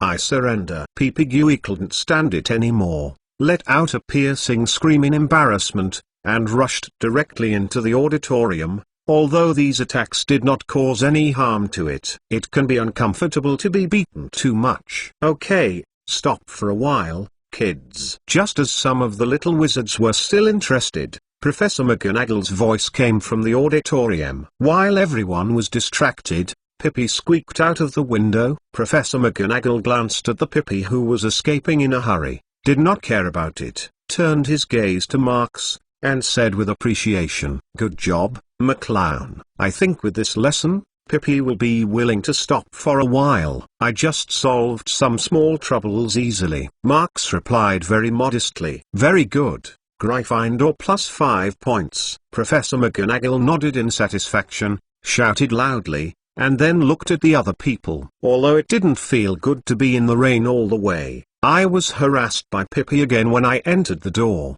But most of the little wizards are still very interested because they just drove away the pesky naughty ghost with their own hands.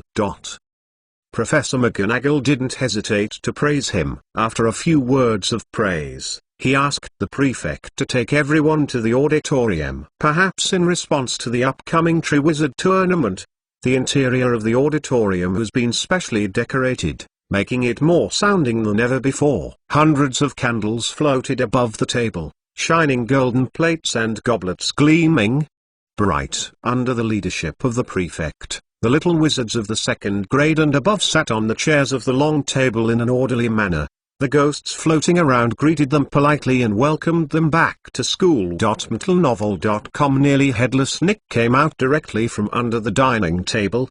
His swaying head startled the little wizards nearby, and then floated in front of them and said with a smile, "Good evening, everyone." "What's so good?" "It's terrible. I wish I could be sorted soon, so that I could go back and change my clothes," Harry complained. He and Ron were not as lucky as Hermione. They were probably half wet. "The shoes are filled with water. It is very uncomfortable to wear on the feet." Marks looked at the staff desk at this time, looking for Barty Crouch, who pretended to be moody, but did not see him. "Is the Defense Against the Dark Arts professor this year not here yet?" Hermione also looked over there, and said a little strangely, "Maybe they will come later." "Of course, it's also possible that they can't find the right person," Ron murmured. "The Defense Against the Dark Arts professor at Hogwarts usually insists that he resign in less than a year. This is not a secret in the British magical world." Ron doubts whether it is because of this that no one is willing to apply for the position of a professor. "It would be great if Sirius could come here to teach. Lupin is the best Defense Against the Dark Arts class professor I have ever seen, and I believe Sirius is the same," Harry said expectantly. "I advise you not to think like this, Harry. This is not a safe job." Hearing Harry say this, Marks rolled his eyes. "You are trying to push Sirius into the fire pit." Not to mention Sirius was officially acquitted a few months ago. Neither the parents nor the school manager would allow him to teach. Chapter 563. Back to school and new semester. Harry opened his mouth and wanted to explain. He felt that Sirius would not be knocked down by a curse, but he thought of what happened to Chino and Lockhart in the 1st or 2nd year. And Lupin inexplicably resigned at the end of the semester in the 3rd grade. He closed his mouth again. At this time of delay, the sorting ceremony has already begun. Professor McGonagall led a long row of first-year students to the top of the auditorium, placed a triangular stool on the ground in front of the freshmen, and put another stool on the stool. The shabby, dirty, patched wizard hat. The first-year freshmen stared at the weird hat, and everyone else stared at it. For a while, there was silence in the auditorium. Then a crack near the brim of the hat opened like a mouth, and the hat suddenly sang, "That was more than 1,000 years ago. I was just woven into shape, There are 4 famous wizards whose names have been passed down to this day: the brave Gryffindor, from a barren swamp; the beautiful Ravenclaw, from the peaceful riverside; the benevolent Hufflepuff, from the open valley; the shrewd Slytherin came from that quagmire. The weird singing of the branch courtyard HogWarts resounded throughout the auditorium. When I heard the phrase "the Big Four have injected my thoughts into me, I will choose and evaluate from now on," Mark's heart moved. According to Nick LeMay, injecting one's own mind and will into magic items is a very advanced alchemy technique, and it is also the bottleneck of his current alchemy learning. Just as Marx was thinking about it, the singing of the sorting house had stopped, and there was warm applause in the auditorium. McGonagall unfolded a large roll of parchment and read it according to the name on it. The new students who were read stepped forward and picked up the sorting hat, sat on the stool, and waited for the hat to make a decision. Marx took a few glances and then withdrew his gaze, but unfortunately he was not a new student and couldn't touch the sorting hat. Otherwise he could use the system identification function to see the reality of the hat. Harry was not as laid back as Marx, and was constantly harassed by his little brother Colin, who was 1 year below him. Although he was very impatient, Harry responded perfunctorily. About 10 minutes later, as a freshman named Kevin Whitby was assigned to Hufflepuff, the sorting ceremony finally ended. Professor McGonagall picked up the sorting hat and small stool and moved them away. Professor Dumbledore on the bench stood up slowly. He looked at all his classmates with a smile, opened his arms and made a welcome gesture. "I only have 2 words to tell you," Dumbledore's deep voice echoed in the auditorium, and he stretched out his wand and tapped it in the air,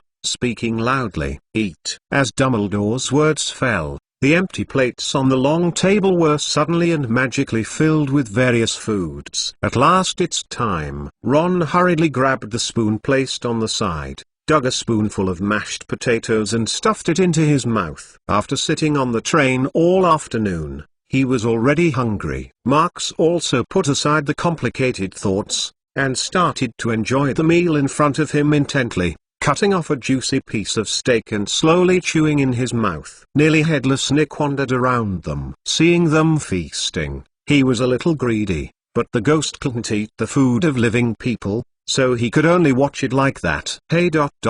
you are really lucky today. You know that the banquet of the evening almost broke up." Nearly headless Nick said sourly. "What's wrong? Did something happen?" Marx squinted at the ghost and swallowed the steak in his mouth. "Earlier, there was a mess in the kitchen. It was Peppy Ghost who was deliberately making trouble and arguing about it again. You know, Peppy Ghost has always wanted to participate in the banquet." Nick, who was almost headless, shook his head and sighed.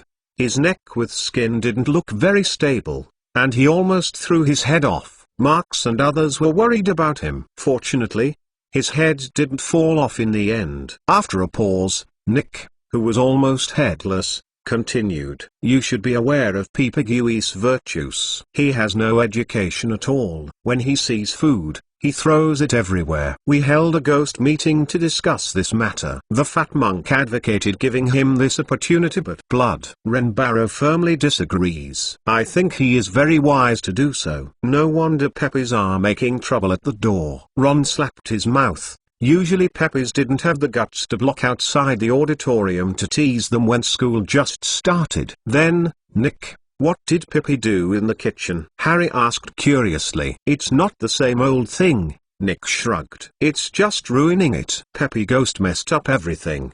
Pots and pans were thrown everywhere, and the entire kitchen was flooded with soup. The poor house elves were so scared by it, they drove away Pippi together, and had to make a new dinner again, almost delaying today's banquet. "That's really bad." "Fortunately, Pippi was kicked out," Ron said with pleasure. "If Pippi succeeded, everyone would have to be hungry all night." When, listening to the words of Nick and Ron, Hermione inadvertently knocked over the gin glass in front of her. Pumpkin juice was poured on the tablecloth continuously, dyeing the white linen into an orange for several times. Feet. But Hermione ignored it at all. Harry and Ron looked at Hermione in surprise. Marx also turned his head, vaguely remembering something, and couldn't help but scream in his heart. "You just said There are house elves here too? Hermione didn't look at Marks and the others, but stared at Nick and said in a high tone, "That's right. Isn't that necessary?" Nick, who was almost headless, looked at Hermione strangely. He didn't understand why she had such a big reaction, but he replied truthfully, with a hint of pride in his words. "There are not as many house elves in any house in the UK here. There are more than 100 house elves in Hogwarts. Then why don't I usually see it?" Hermione frowned. She had only seen one house elf at Hogwarts a few years ago. That was Dobby. Ahem. This time, Nick, who was almost headless, didn't wait for a reply. Novel.com. Marks coughed slightly, attracted everyone's attention, and then helped explain. "Hermione, house elves are the best helpers for wizards. They can be said to be almighty in housekeeping.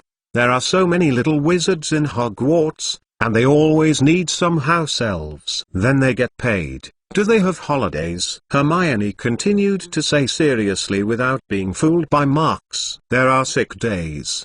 Allowances. Do they have them?" When I saw Dobby before, Hermione didn't realize the low status of the house elves, and thought she was similar to a housekeeper. But she had come into contact with Shining and Cretcher during this summer vacation, only to realize that the lives of these poor little guys were harder than slaves. Sick leave and allowance. Ha ha ha.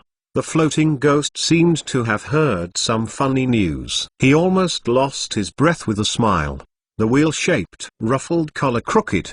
His head rolled down, and he was still attached to his neck by an inch or two. The dead skin and muscles of her were hanging, dangling in the air. "They don't need that, Granger." Nick put his head hanging in midair on his neck again, and fixed it with a round wrinkled collar. "House elves don't need sick leave and allowance. That means they have to work hard every day because they have nothing. Isn't that slave labor?" Hermione said angrily, then turned to look at Marks, and continued to ask, "Dobby?" "Yes, of course." Marks nodded hurriedly, interrupting Hermione's words. "Dobby gets a salary every month. I gave it a vacation last year to give it a good rest. A few days." Chapter 564. Kill me, I won't eat this shortbread either. After Marks explained, Hermione nodded in satisfaction. Harry was holding back a laugh, but he knew Marks's treatment to Dobby, which meant it was better than nothing. How is this possible? Nick's almost headless eyes widened,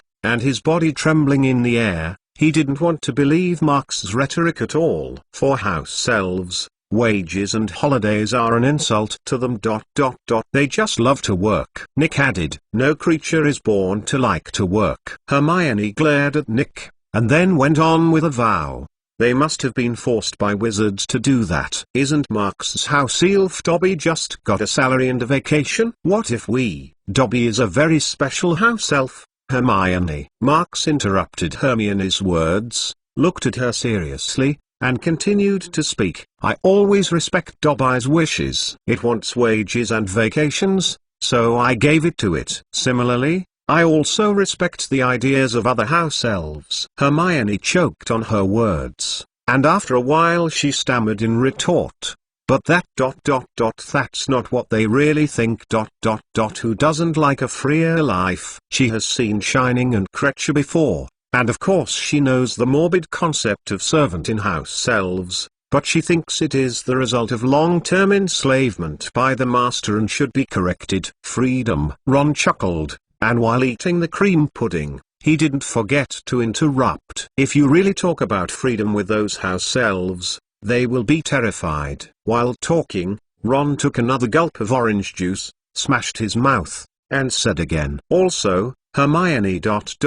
What are you bothering about? Isn't it good like this?" "Of course not. I didn't expect that our convenient life at Hogwarts was built on the pain of house-raising elves," Hermione said angrily, putting all the knives, forks and spoons in her hands down. Thinking that dinner was made by an exploited house elf, Hermione couldn't eat a bite. Seeing that the little witch seemed to be going to be hungry all night, Marks reluctantly persuaded, "It doesn't have to be this way, Hermione. Just like you want to make some changes, you have to do it step by step, right?" "This is the first step I did," the little witch said firmly. Marks shrugged. and didn't persuade him anymore, but slowly picked up a piece of fragrant syrupy fruit pie, put it in his mouth, and took a bite. The pie is crispy on the outside and soft on the inside, with a tangy aroma, and a thick syrup on the inside. The sweetness is just right without being too greasy. I haven't seen it one summer vacation. Their craftsmanship is still so good. Mark sat with greasy mouth, and exclaimed inexplicably, then used a fork to fork a shortbread cookie and put it on Hermione's plate. "Are you sure you won't come here?" Hermione pursed her mouth and went on a train all afternoon. Her stomach was empty. But in the end the little witch endured it, pushed away the plate in front of him, and then stared at Marx angrily, as if anyone who ate a bite of shortbread betrayed the anti-discrimination house elves revolution. The same fate. "Okay, I think you should all have enough food and drink." About an hour later, Dumbledore stood up again. He waved his wand as he did at the beginning, and removed the plates on the table and the rest. The food was swept away. "It seems that you are really going to be hungry all night," Marx whispered. "I would rather starve to death than eat things made with the labor of elf slaves." Hermione glanced at him angrily. On the stage, Dumbledore's mouth twitched a few times. He obviously heard Hermione's words, but he pretended to be unaware of what he said. Is mainly to remind freshmen not to go to the Forbidden Forest, and to prohibit the use of some dangerous magic toys in the castle. Speaking of here, Dumbledore glanced at George and Fred before the edge. In the past 2 years, he had received many complaints from Filch. George and Fred looked guilty under Dumbledore's gaze. They glanced at each other and immediately decided that they must be more concealed when selling toys in the future, and they must never be caught. Dumbledore glanced, then turned his gaze back, looked at the little wizards in the auditorium, and announced a heavy news. "Besides, I also regret to tell everyone that there will be no more Quidditch competitions at Hogwarts this year." "Why?" Harry widened his eyes in surprise, and almost knocked over the candle holder beside him with excitement. Other Quidditch players also performed similarly. There was a burst of discussion on the long table of the 4 colleges, and many people looked at Dumbledore anxiously, waiting for his answer. Dumbledore raised his hand and pressed it down, signaled everyone to be quiet for a while, cleared his throat and spoke again. "That's because there is a large-scale event that will start in October www.mtlnovel.com and will continue throughout the school year, occupying a lot of teachers' time and energy. Therefore, we have to make some adjustments. But I believe that you can all have a lot of fun from it. I am very happy to announce to everyone that this year at Hogwarts." Dumbledore's loud voice echoed throughout the auditorium, but at this moment, a quick knock on the door interrupted his words. The little wizards in the auditorium all turned their gazes. Even Marx was no exception. Under the gaze of everyone, an old wizard is standing at the door, holding a long cane in his hand and a black traveling cloak on his body. His legs and feet didn't seem to be good, he just limped forward. The crutches in his hand stopped on the ground, making a deep noise. The entire auditorium became silent because of his arrival, except for the heavy rain and the rain outside the window. The thunder resounded in my ears. In an instant, another lightning flashed across the sky. Under the dazzling flash, the old wizard lifted the hood he was wearing, and shook out a sparse grey long hair, and presented the horrible, scarred face in front of everyone. Is the most eye-catching thing about his 2 eyes, one big and one small, looking very uncoordinated. The normal black eyeball stared at Dumbledore on the stage, while the other weird blue eye kept spinning in all directions, scanning everyone on the field. As the man got closer and closer, there was an inhalation sound in the auditorium. Harry and Ron couldn't help but shrink their necks. The little wizards before sitting also dragged their chairs back. Chapter 565 Top 3 Tournament. The panic and disgust of the little wizards were very obvious, but Aristo Moody, who was on the crutches, did not restrain his momentum at all. The magic eye looked around the audience unscrupulously, and unexpectedly saw a person who dared to look at him. Little Wizard was stared straight at by a strange magic eye. Marx didn't feel anything, but looked at each other with interest. If he is not mistaken, The Moody in front of him should be a guy disguised by Barty Crouch Jr. with compound decoction. Marx had to sigh. Barty Crouch Jr. is really bold. You know, Dumbledore is a master of mind-seeking, and he can read some of the others' thoughts just by looking at each other. This means that Barty Crouch Jr.'s disguise will be exposed in minutes as long as the old professor is on a whim. Of course, Marx also knew that the old professor would not spy on other people's thoughts at will, unless it was about important layouts or major events related to Voldemort. Not to mention that Moody is still an experienced legendary, and he may be noticed by the opponent if he uses the intent of dementia, so it is unlikely that Dumbledore can invade unless Moody's feet are unreasonable. The brain of this old friend, Barty Crouch Jr. may have taken this point accurately, coupled with his trust in his acting skills, made such a risky plan. When Marx was looking at Moody, the other party had already closed his eyes back and walked all the way to the high platform. Dumbledore stretched out his left hand and shook Moody's hand, talked a few words in a low voice, and then invited him to sit in an empty seat on his right. Moody was not at all polite, and after sitting down, he pulled over the plates of delicacies that he had deliberately left him on the table. He first sniffed it nervously, then took out a knife that he carried with him and prodded it a few times, and finally poked it in from one end of a sausage and ate it with big mouthfuls. Dumbledore seemed to have been accustomed to Moody's neurotic appearance, and soon faced the crowd, happily telling them that this was the new defense against the dark arts teacher, Alastor Moody. There were only sporadic applause from the audience. Everyone was stunned by Moody's appearance and behavior. Even though he was staring at him intently, few people agreed. Maybe it was found that everyone was not in high spirits. Dumbledore said as soon as he turned his voice. Let's continue the topic. This school year will no longer hold the Quidditch Cup. Instead we will be honored to host another very exciting event. This event has not been held for more than a century. I am very honored to tell you that the Triwizard Tournament will be held at Hogwarts this year. Dumbledore's tone was not high, but it was like throwing a boulder into the lake, causing a huge wave in everyone's hearts. No one even paid attention to the new Professor Moody. Fred Weasley stood up excitedly and said in surprise, "Gosh, are you kidding me? This is impossible." Some knowledgeable little wizards, both excited and a little unbelievable. Dumbledore once again confirmed this statement and explained the origin of the Triwizard Tournament. To put it simply, this kind of competition was founded more than 700 years ago to promote exchanges among the three major magic schools in Europe, used to be held every 5 years. The rule is that each magic school chooses a brave. The competition is dangerous and exciting. The final score is the most. The brave who succeeds will get a great honor for himself and his school. But this kind of event was finally interrupted due to too many deaths. Finally this year, with the efforts of many parties, the Triwizard Tournament was resumed.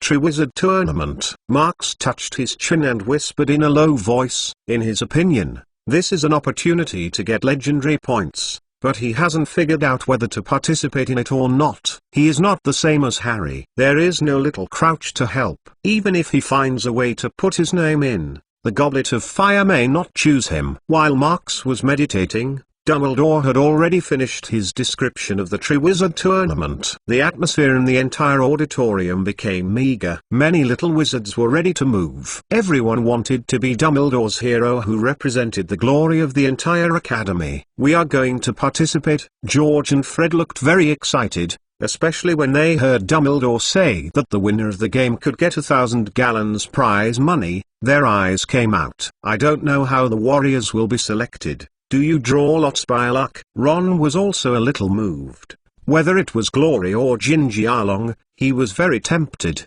But Ron is still a little self-aware. If he is judged by his academic performance, he will definitely be useless. Only by drawing lots is there such a possibility. "Come on, Ron. Such an important game will not use such a perfunctory method. Professor Dumbledore cannot allow a bad warrior to represent Hogwarts. Shame the school." George hit without hesitation shattered Ron's fantasy. "Maybe it's a duel to come out to see who can play the best." Fred proposed a slightly more reasonable conjecture. After all, Professor Dumbledore said this kind of game seems dangerous. Then we have no chance. George looked at Marks sitting on the side in distress. He had seen Marks cast spells before, and he really wanted to go against him. I'm afraid no one in the school is his opponent. Marks, will you participate in the Triwizard Tournament? Fred hurriedly asked.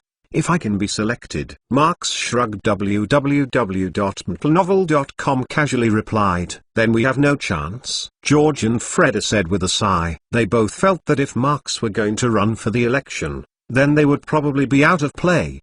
What made them even more desperate was that Dumbledore quickly announced the selection conditions of the contestants. I know you are all eager to win the Triwizard Trophy for Hogwarts, but for safety reasons, participating schools and the Ministry of Magic agreed that an age limit should be set for this year's competitors. We will only allow students over the age of 17 to sign up. Dumbledore's expression was serious. It's not fair. George and Fred shouted in unison. Dumbledore's words undoubtedly cut off their last hope, because they were only a year away and only 17. Dumbledore ignored the protests of George and Fred at all, and raised his tone. He said that this measure was set to protect the warriors, and the Ministry of Magic did not think that wizards under the age of 17 could deal with it. Those dangerous games. Marks remained calm throughout. He knew the rules of the competition for a long time, and of course there would be no mood swings. Dumbledore declared the end of the banquet after talking about the precautions, and ordered the prefects of the major colleges to return to the dormitory with freshmen and students of all grades. Along the way, everyone was talking about the Triwizard Tournament, and Marks also echoed a few words. When he returned to the lounge, Marks directly intercepted Hermione, who was about to go back to the bedroom, pulled the little witch aside, hesitated and spoke in a low voice. Hermione, remember to come out by 10 o'clock in the evening. Chapter 566 Ways to Crack the Age Limit. Hermione looked at Marks in surprise, opened her mouth and asked. At this moment, George and Fred squeezed in uninterestingly. Of course, they didn't come to Hermione, but carefully looked around, and then quietly said to Marks, Marks, you must have some way to avoid the age limit, right? When he was in the auditorium just now, Fred was keenly aware that Marks's expression was unusually calm. Even when he heard the imitations of the candidates for the Warriors, there was no change in expression, and he looked confident. This is also the reason why they came here for advice. Professor Dumbledore has just decided on the age limit for selecting the Warriors. I haven't said what the specific selection and who will be selected. How can I do it? You are too high to look at me. Marks shook helplessly. Shaking his head, he retorted. George and Fred glanced at each other, somewhat suspicious. But it's right to think about it. Even the rules for selecting people have not been formally determined. If Marks could come up with a specific method immediately, it would be too bad. I just don't know who the fair referee who selects the Warriors will be. George thought distressedly about Dumbledore's words, and felt a little angry when he thought of this. Why did they set an age limit of 17? We will turn 17 in April next year. This is clearly aimed at us. That's right. This is not fair. We are not worse than those graduates. Fred also complained. Hermione,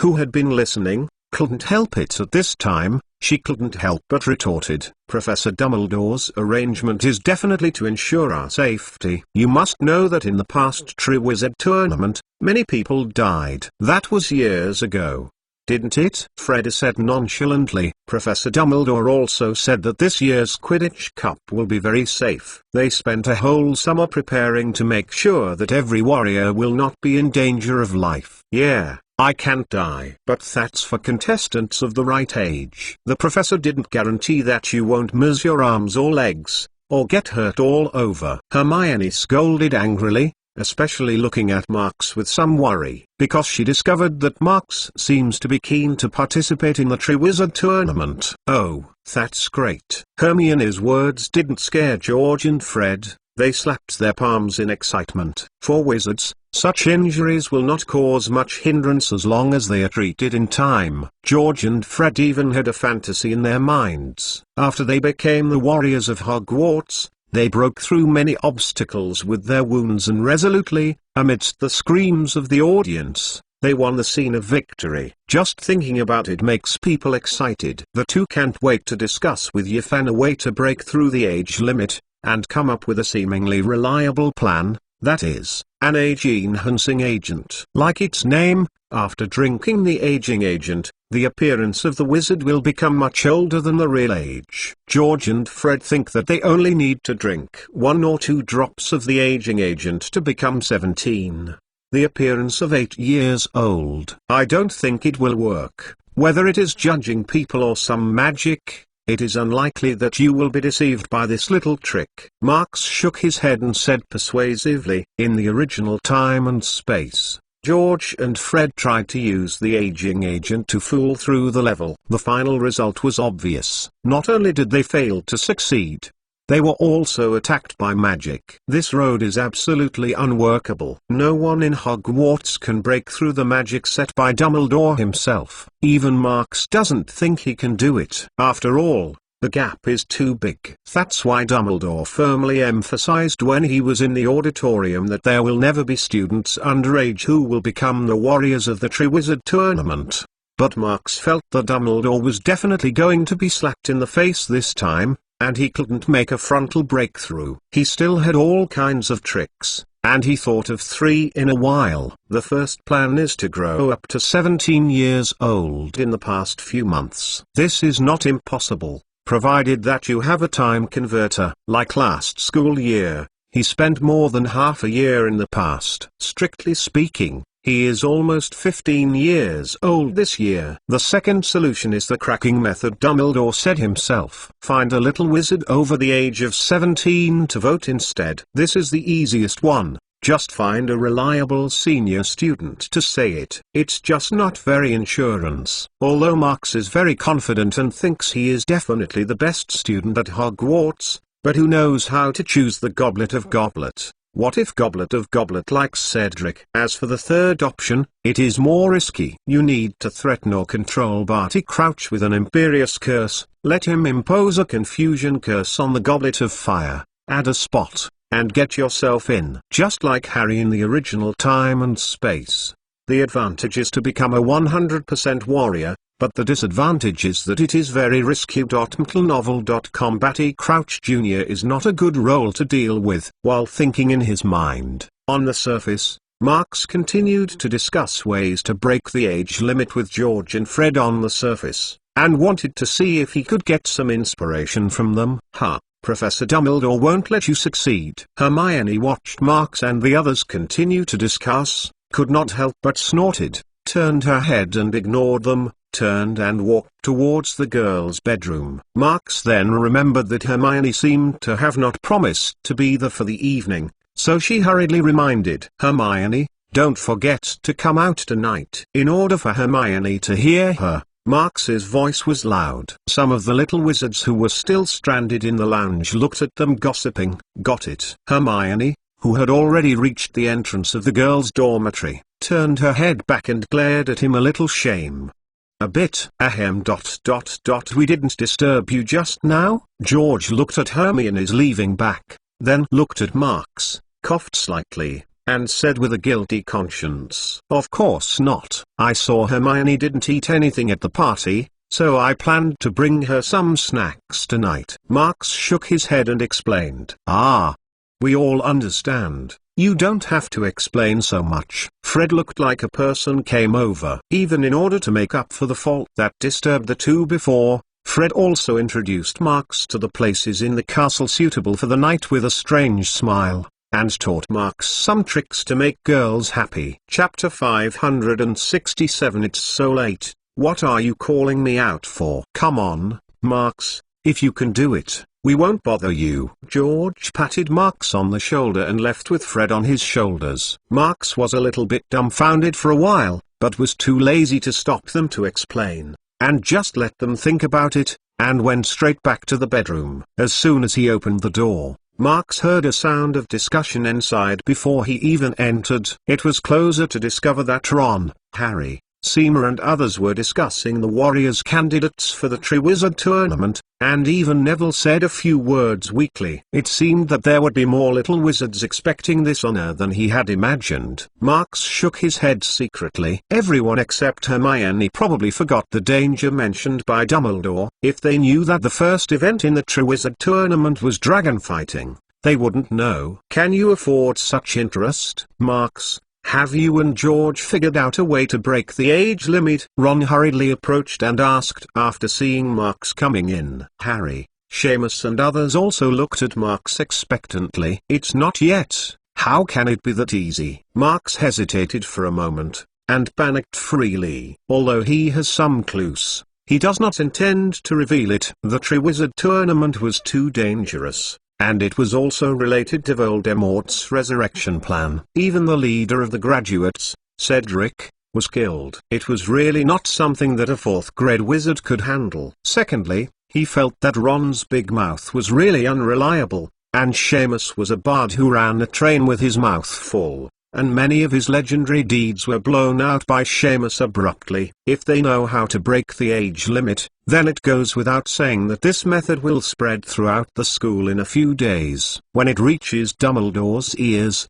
he will definitely plug this loophole. In this case, Marks feels like he's going to be blinded. So he just fooled around, and incidentally mentioned that George and Fred seemed to be going to try an aging agent to divert the attention of Harry and others. Aging agent? This is a good way. Ron couldn't help but his eyes lit up, and he immediately said that if George can succeed, he plans to do the same. Marks did not participate in the discussion with Harry and the others, but went to his suitcase and took out a piece of parchment full of amendments. This was written by him last night. Because I got up too late today, I didn't have enough time to personally give this thing to Sir Dobby. Marks clapped his hands and shouted. The next moment, Dobby, the house elf, summoned and appeared in the open space nearby. Marks put the parchment paper in the envelope and handed it in. Give this to my mother, and prepare some food, and bring it to me at 10 o'clock in the evening. Yes,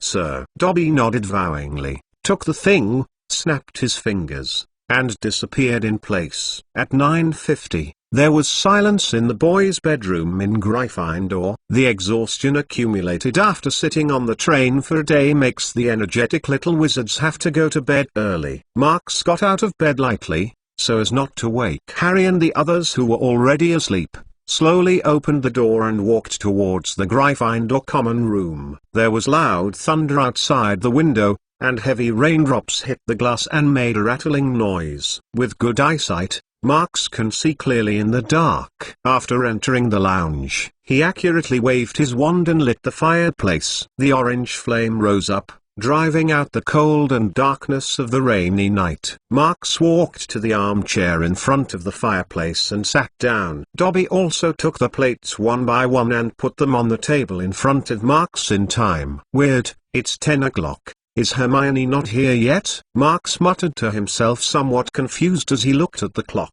Just as Marks wondered if Hermione had forgotten about it, he heard a sound from the stairs above. About a few seconds later, Hermione in her nightgown walked down the stairs, her face flushed under the reflection of the fireplace flame. It's so late. What are you calling me out for? Hermione looked around and saw that there were only two people in the lounge, she and Marks, and asked softly, "You haven't eaten anything all night, aren't you hungry now?" Marks smiled and pointed to some snacks on the table, and said, "Here, this is for you." After Marks's reminder, Hermione noticed that there were several dessert plates on the table. As Marks said, after being hungry for one afternoon and one night, the little witch was already hungry. She just kept on holding her breath. But even so, Hermione didn't do it immediately, but hesitated and asked in a low voice, "Did these snacks come from the kitchen?" Obviously the little witch still minds some food made through slave labor. "I asked Dobby to do it specially." "Isn't it a slave labor?" "I paid for it." Of course, Marks knew what Hermione was thinking, so he spread his hands and said, "Of course it doesn't count." Hermione smiled slightly, her brown eyes stared at Marks for a while, and then whispered, "Thank you." "Quickly eat, You reading www.ukenzu.com will be cold after a while. Marx also smiled and replied, N. Hermione nodded, sat down beside Marx happily, picked up a fork and forked a piece of syrup fruit pie and ate it slowly, not at all like usual. Marx sat next to him, just watching, and occasionally eating a few pieces with him. The little witch seemed to have just taken a shower, and a nice fragrance spread on her body, which made Marx's nose a little itchy. Hermione looked a little bewildered by Marx's gaze, her cheeks being hot by the warm air from the stove. She turned her face slightly, busy changing the subject, complaining to Marx that after she returned to the bedroom,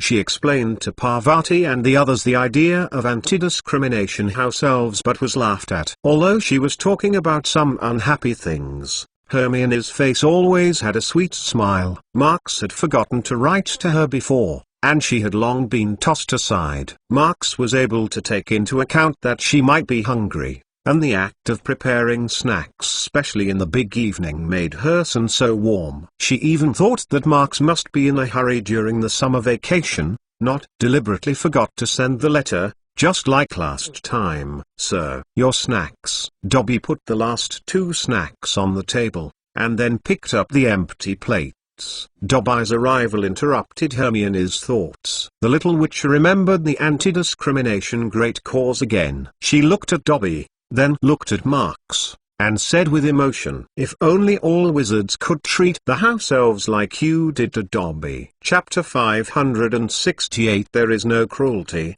this is just the winner over the loser. It's hard, madam. Dobby shook his head shrilly, and then continued proudly, Only a great wizard like Lord McClown would be willing to pay us. That's not necessarily, Dobby. I believe that as long as we actively speak up, there will definitely be more people willing to agree with this concept. Hermione said firmly. She believes that the current abuse of house elves by wizards is completely a remnant of feudalism. The old ideas that come with it. Then the little witch asked Dobby curiously, How much salary does it get every month, and how many days off? Dobby wanted to answer with excitement, so as to show his master's greatness. But when he opened his mouth, he thought that Marx had ordered himself not to disclose the details of the salary to others, so he drooped his ears and said vaguely, Your Excellency McClown gave Dobby a lot of money, as well as vacations. My God, sir is such a noble man. Okay, don't praise me anymore. Go on. Marx didn't dare to ask Hermione too much to avoid revealing the stuff, so he waved back Dobby. Hermione glanced suspiciously at Marx, but didn't say anything. In her opinion, since Dobby is so grateful, then Marx's salary must be quite a lot, perhaps lower than a normal wizard. Why did you suddenly think of liberating the house elves? Hermione, Marx asked curiously, and he was always puzzled. Why not? The little witch looked at Marx very seriously, and then talked endlessly. House elves have paid so much for their owners. Not only need to undertake all the housework, but also to ensure absolute loyalty and obey the master's commands. But what does their hard work get in return? In exchange for discrimination and wanton beatings. I even read in the book that when the power of mysterious people was at its peak, some wizards treated house elves as pests. At this point, the little witch was very angry. She had contacted Krecher and Shining and asked about their lives. In her opinion, the house elves are a group of hard-working and loyal groups, and they can become family partners of wizards, not slaves to be beaten and scolded. Listening to Hermione's angry words, Marx didn't seem to be moved, and he spoke calmly. Since you have read the book, you should be clear about the origin of the house elf wizards. They are creatures created by wizards and must serve the wizards from generation to generation. This is the meaning of their lives.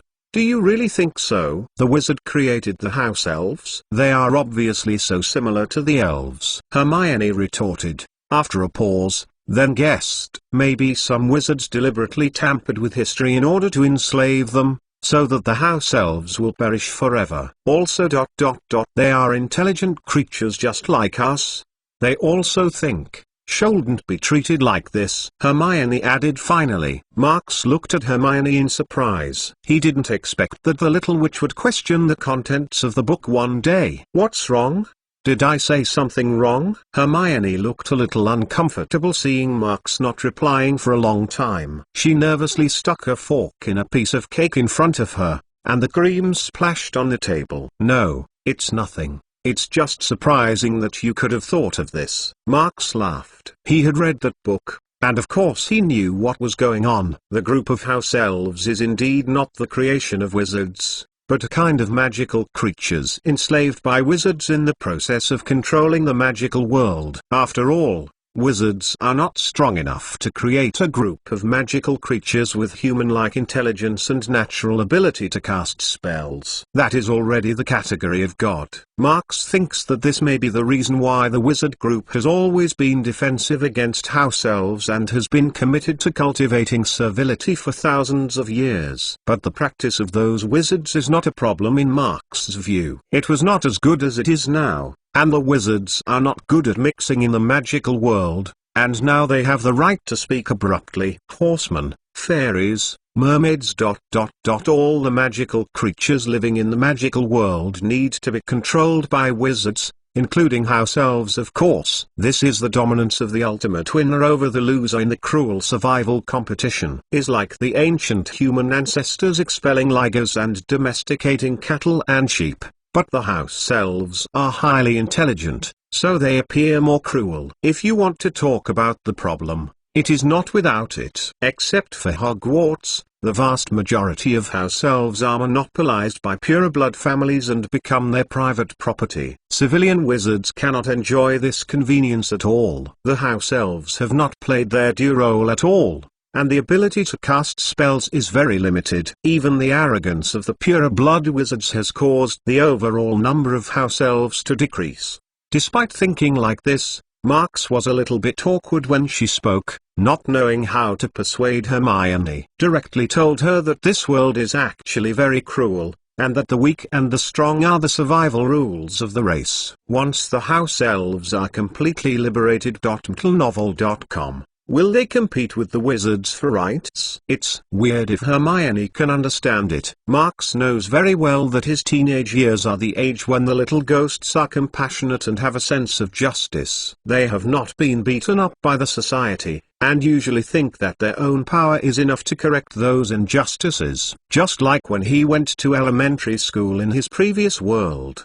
he went off after a few environmental protection classes, and he dared to run in front of the lumberjack and scold him. "The big tree is so important. Why should we cut down the big tree?" Now that I think about it, it's a blessing not to be beaten. Hermione didn't know what Marx was thinking, and thought that Marx agreed with her own ideas, so she happily told Marx about her follow-up plan. "I am going to establish a House Elf Rights Promotion Association, starting at HogWarts, to persuade Professor Dumbledore to improve the treatment of house elves." Hermione said, "I think you'd better not do this. Professor Dumbledore is impossible to agree." Marx persuaded with a headache. "Why?" Hermione asked eagerly. "HogWarts has more than 100 elves. Even if calculated at the minimum wage, it is a lot of money every month. Even if Professor Dumbledore does not discriminate against the house elves, the board of directors cannot agree." Appropriation. Marx explained. If calculated by Filch's salary, then HogWarts would have to spend an extra 70 to 80,000 gold gallons every year. As the principal, Dumbledore is over 100 years old this year. Recently, his health is not very good, and he can't stand the shock. In addition, for special reasons, it will be updated today. Chapter 569. What? You guys actually talked about house elves for one night. Marx's words stopped Hermione. 7 or 80,000 gallons was undoubtedly an astronomical figure in her opinion. After a long time, the little witch stammered. "But the hard work of the house elves is worth so much, isn't it? If you hire a wizard, it would be more expensive than that. That is, they have to take care of the teachers and students in the school carefully, and ordinary wizards can't do it," Marx said with a smile, and did not completely deny Hermione's words. But before the little witch was happy, I heard Marks continue. Then have you ever thought about it? If so many house elves have left their owners and gained freedom, how will they live? No wizard would be willing to hire them. In addition, you should also go to the kitchen to ask the house elves for their opinions, and then make a decision. If you really want to protect them, you should listen to them more, Marks said with comfort. In fact, he didn't want Hermione to waste time on such a thing, because it was a thankless thing. As a magical creature that has been enslaved by wizards for thousands of years, the group of house elves has long lost the sense of resistance, and what is left is only the morbid concept of slavery, and the loyalty to the master is carved in the bone. If any house elves make a mistake, they don't even need the master to do it.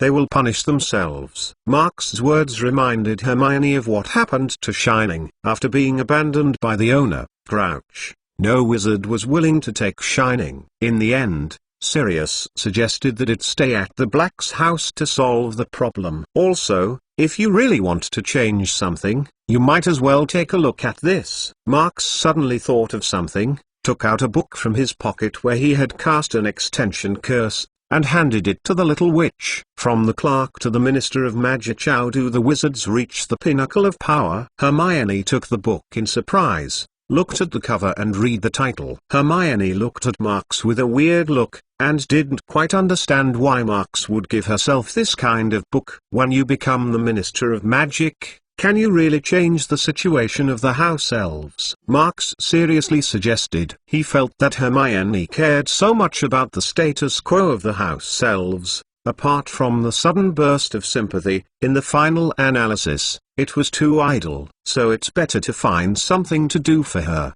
set a lofty goal or something, and maybe forget about it after a period of time calmly. You don't need to say, "I will be too." Hermione held the book in her arms and said confidently, she has seen too many things that need to be corrected in the magic world over the years, such as the unfair treatment of house elves, and the discrimination against muggles by pureblood wizards, etc. Looking at the energetic little witch in front of him, Marks then remembered that Hermione really became the Minister of Magic in the original time and space. Liberation of the house elves is probably not a casual talk. Hermione really intends to practice her philosophy. Of course, from what Marks learned, even if Hermione really became the Minister of Magic, it would be impossible to completely liberate the house elves, because this means confronting most of the powerful in the magical world. It would be nice to pass some laws to make the life of the house elves a little better. Then you have to work hard. Marks didn't mean to pour cold water on Hermione, but said encouragingly, although he does not approve of letting house elves and wizards equal rights, Marks still does not object to improving their living conditions, otherwise he would not be willing to pay Dobby a salary. In contrast, some extreme pureblood families enjoyed the convenience brought by the house elves, while they fight and scold at every turn, and treat the house elves as pests. It is indeed strange. Even muggle slave owners know to take care of their slaves occasionally to protect their private property for longer, but some arrogant wizards do not understand this at all. Just as Marks was thinking this way, a slight noise faintly heard upstairs, interrupting his thoughts. Marks turned his head subconsciously and looked towards the stairs. What's the matter? Hermione didn't notice anything wrong, but looked at Marks's movements strangely. SHHH. Marks put his index finger to his mouth and made a gesture of silence. With a thought, he took out the map of the live spot from his arms and opened it for a glance. Sure enough, Marks saw the names stacked next to the Gryffindor lounge on the map, and the corners of his mouth twitched. Hermione also took a look at it, then her face flushed. Marks stood up directly, waving his wand and pointing to the dark stairway above. A crimson light beam of magical power shot out from the top of the wand, slammed into the steps and exploded, making a thunderbolt sound, and countless sparks spattered, which looked very gorgeous. George and the others, who were crouching there and eavesdropping, were frightened for a while, and suddenly became a mess. Several of them rolled down the stairs in embarrassment. Mentalnovel.com. You didn't sleep at night. What do we monitor? Marks looked at George and Fred, who were smashed, and a few witches and witches who had only met each other in the lounge, and asked speechlessly, were just passing by.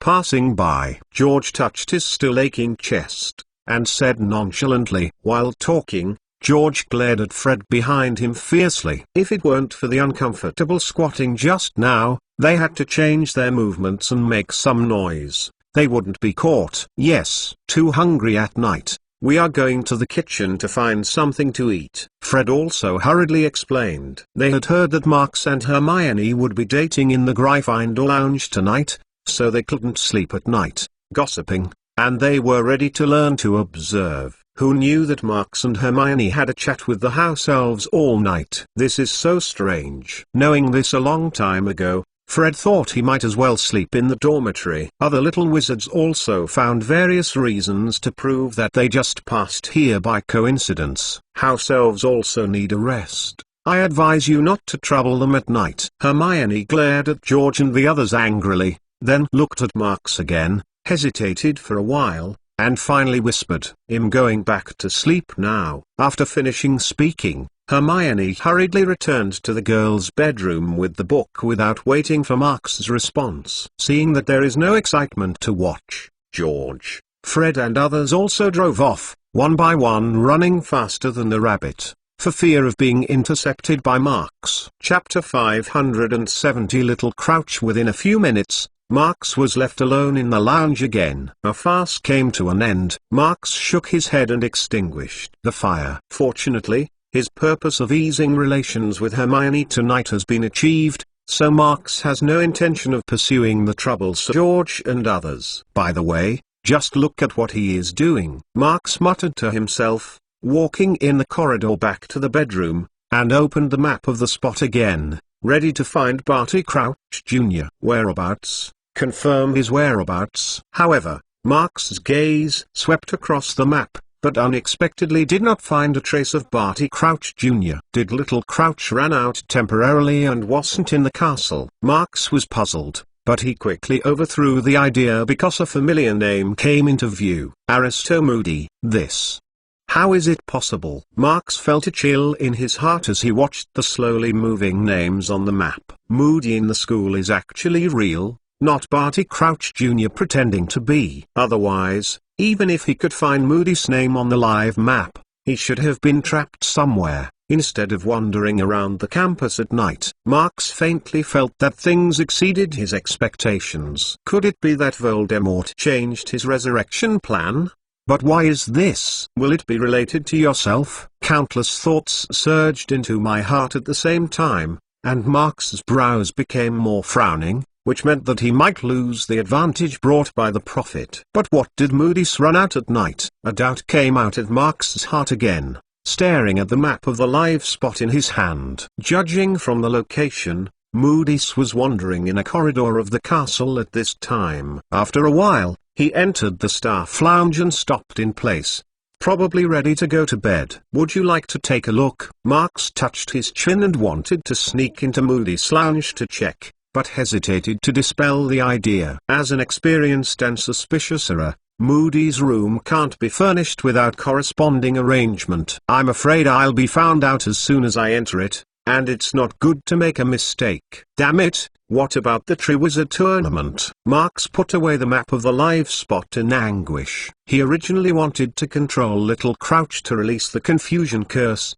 but now this plan is going to be ruined. Early the next morning, Marx, who had suffered from insomnia all night, woke up from bed with a yawn, and after a casual wash, he was ready to start the new semester of courses. There was heavy rain all night, and the sky outside was still a bit grey. Large patches of blue-grey dark clouds blocked the sun, but in the early morning it seemed as if it was already evening. Which classes are you taking today?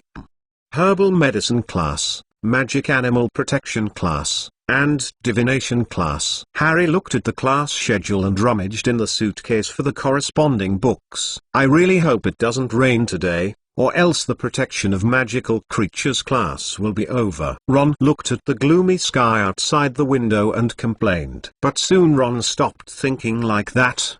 He couldn't wait to slap himself in exchange for a rainstorm. Because today's course is too bad, Except for Professor Sprout's herbal medicine course, the other two courses are like nightmares. Hagrid didn't know that he brought in a creature called the snail from there, and asked them to take care of it. This kind of creature is very disgusting. They look like deformed and shelled large lobsters, and they have a very strong fishy smell all over, which is really unlikable. In the afternoon, the divination class was not much better. Professor Trelawney babbled that they would have an unknown omen this year. He also tried to predict Harry's birth date from the trajectory of the planet and concluded that it must be in winter. Finally, Professor Trelawney arranged a class assignment and sent a complicated circular chart to everyone, asking them to fill in the position of the planet at the time of their birth, thinking that the direction of the planet contained a mysterious omen. Marks filled out a random copy. He didn't even know where the 9 planets were when he was born. Then he looked at Harry and Ron left and right, and found that they should also be filled in randomly. In the whole class, only Hermione honestly calculated it carefully according to the formula and performed precise calculations. Although the final result seems to be far from the truth, she must be crazy to talk nonsense in class. Everyone knows that Harry was born at the end of July, but Professor Trelawney thought you were born in winter, which is not allowed. After class, Ron couldn't help but vomit as soon as he left the classroom. He felt that his choice of divination class was definitely a bad decision. Even the masters always make mistakes, don't they? Professor Trelawney had successfully predicted Peter's escape and the mysterious people before. Hermione defended Trelawney. Since the last time the prediction was verified, Hermione changed her attitude towards the divination class and became enthusiastic. mentalnovel.com and even made several predictions in private based on the knowledge in the textbook. It's a pity that it's basically all wrong. This made Hermione somewhat discouraged. She didn't seem to have any talent for prophecy. Who knows if it's crooked and straight? Maybe she was just talking nonsense last time. The mysterious man has been dead for more than 10 years. And he can't be back. Ron curled his lips while Trelawney was in class. God's babbling appearance made him more and more suspicious of the accuracy of the opponent's prediction. Did you forget? Didn't we deal with him a few years ago? Marks looked at Ron in surprise. Oh, yeah? You and Harry have seen him. Ron's tone was very perfunctory. He had not seen Voldemort with his own eyes, and subconsciously felt that it was impossible for the Dark Lord to resurrect this kind of thing. Professor Dumbledore and the Ministry of Magic are not furnishings. Marks naturally saw Ron's thoughts, shook his head, and said nothing more. Of course, Trelawney's predictions cannot be all correct. After all, she threatens several new students every year, saying that she sees signs of death in each other. Most of these words will not be fulfilled. Otherwise, if so many people die every year, who would dare to come to Hogwarts to go to school? However, under certain circumstances, Trelawney's remarks are still very accurate. Especially a word that comes out unintentionally, or a word spoken in a trance state, that is the real prophecy, will be verified 100%. Unfortunately, the prediction of the return of the Dark Lord last time is a true prediction. Chapter 571 I saw them killing one person in that room. Thinking of this,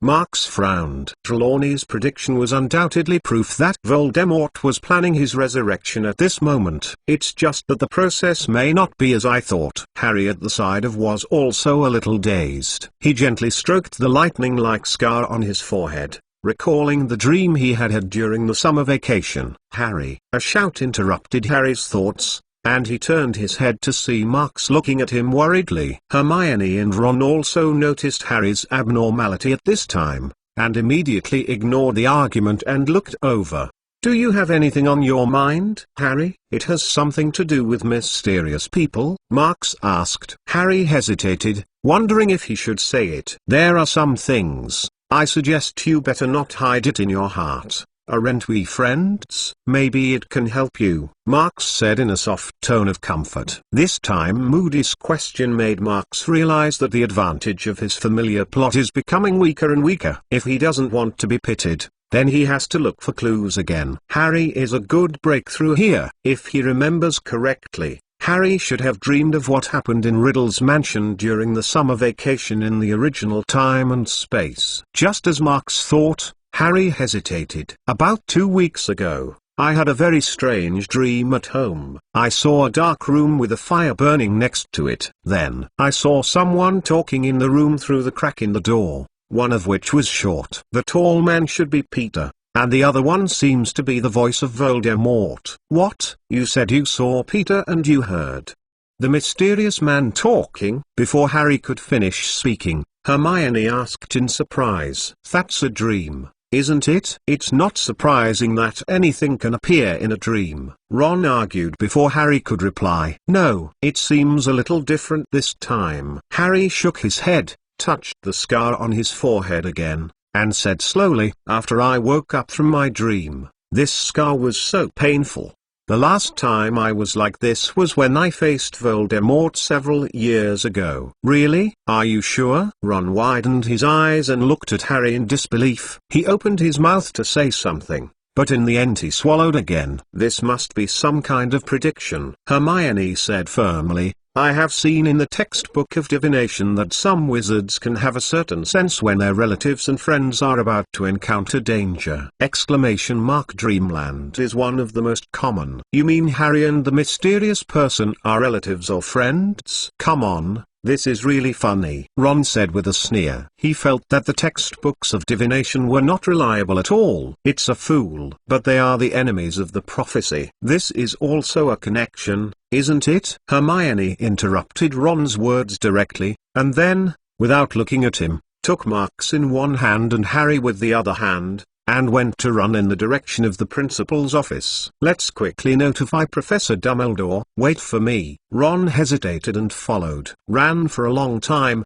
and when the 4 panting people arrived at the door of the principal's office, they were dumbfounded because they didn't know the password of the principal's office yet. After thinking about it, Hermione tentatively said, cockroach pile, chilled lemon juice, toffee finger pancakes. The huge stone beast remained motionless, still stubbornly blocking it in front of everyone. How about trying Zizzy honey candy? Marx turned to say, this is one of Dumbledore's favorite foods. Click. Just after Marx spoke, with a muffled noise, the stone beast guarding the door slowly vibrated, revealing the passing stairs. Let's go. It seems we are lucky. Marx smiled and walked in first. As they went up the stairs, Harry and Ron couldn't help asking, how do you know this can open the door?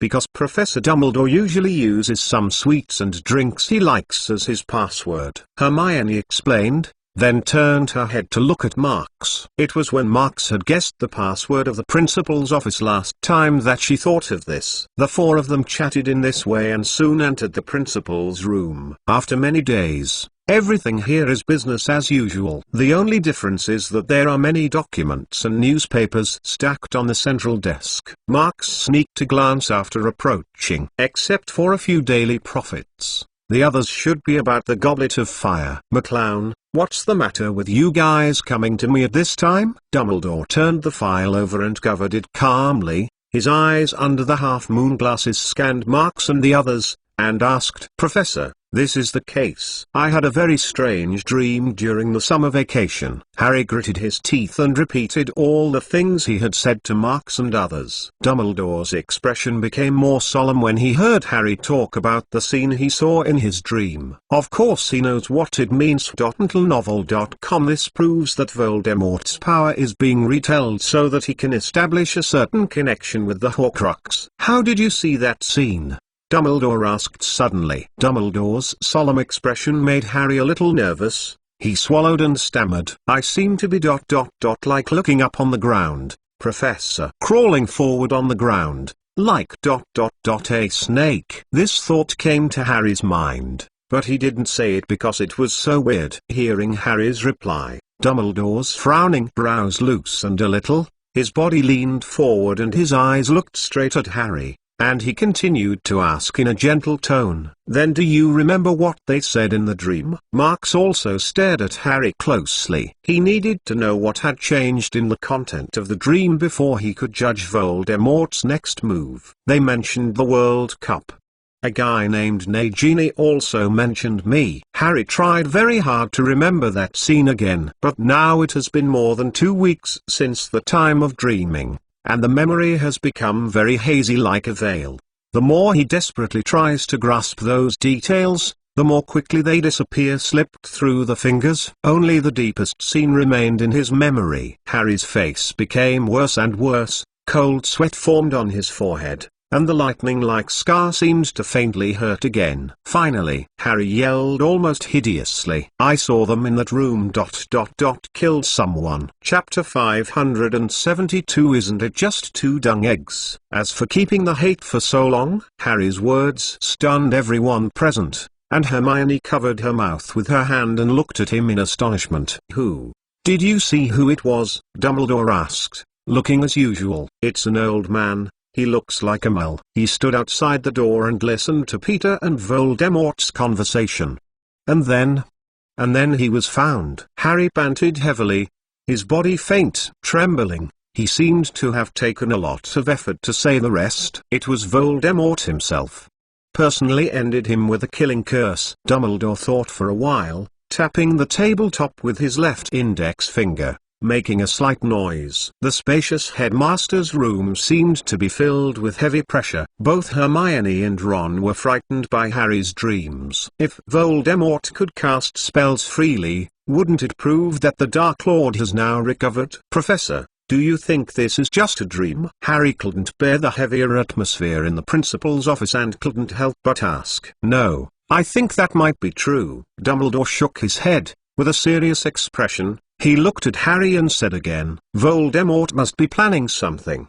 And obviously it has something to do with you." After getting Dumbledore's affirmation, Harry and the others were a little nervous, and the news of Voldemort's resurrection was beyond their tolerance. Marx also put on a solemn look on the surface, but there was no fluctuation in his heart, because he understood that Voldemort had not really been resurrected, but he had obtained a baby-like body with the help of Peter. He is still very weak and even unable to move on his own. However, Harry's words also revealed another key message, that is, Voldemort's 7th Horcrux snake named Nagini has been made. In other words, the remaining Horcruxes have increased to 3. Thinking of this, Marx gave Harry a calm look. Hufflepuff's golden cup hidden in Gringotts, and Nagini, the serpent who is following Voldemort, are all protected, but they can be destroyed by finding the right way. But Harry, this Horcrux is extremely tricky. The practice of letting Voldemort destroy the Horcrux himself in the original time and space has great uncertainty and contingency in Marx's view. There are only 2 other options. Either study the Horcrux and find a way to strip the soul,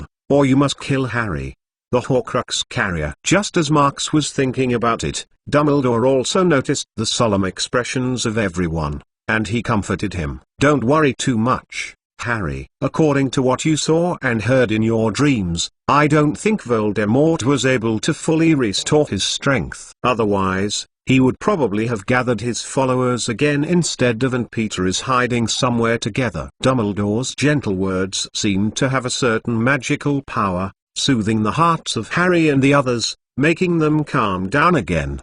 "Do you remember some more specific details?" Dumbledore looked at Harry and asked again. Harry tried hard to think about it, but in the end he shook his head dejectedly.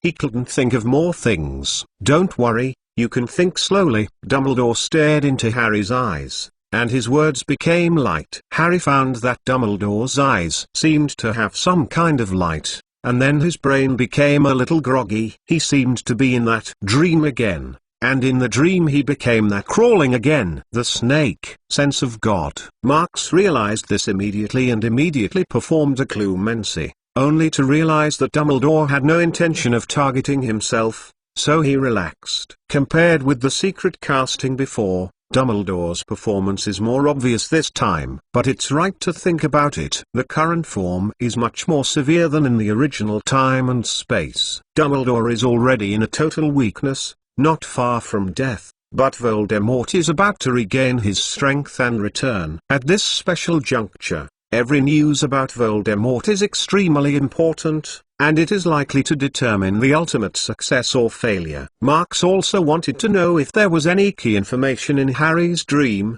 and his eyes flicked between Dumbledore and Harry. Harry seemed to be in a memory at the moment, and Dumbledore's face was slightly surprised and delighted. Unfortunately, this emotional change only lasted for a moment. When Marks looked over again, Dumbledore's complexion returned to his former appearance, which made Marks wonder if he was wrong. Before Marks could think about it, Harry awoke from that groggy state and shouted loudly. I remembered that a witch named Bertha Jorkins was missing. It was Peter. They also planned to find another servant and try to get rid of me, Harry said hurriedly, as if he would forget those dusty memories if he slowed down. Then he turned his head abruptly and said to Marks. And Marks?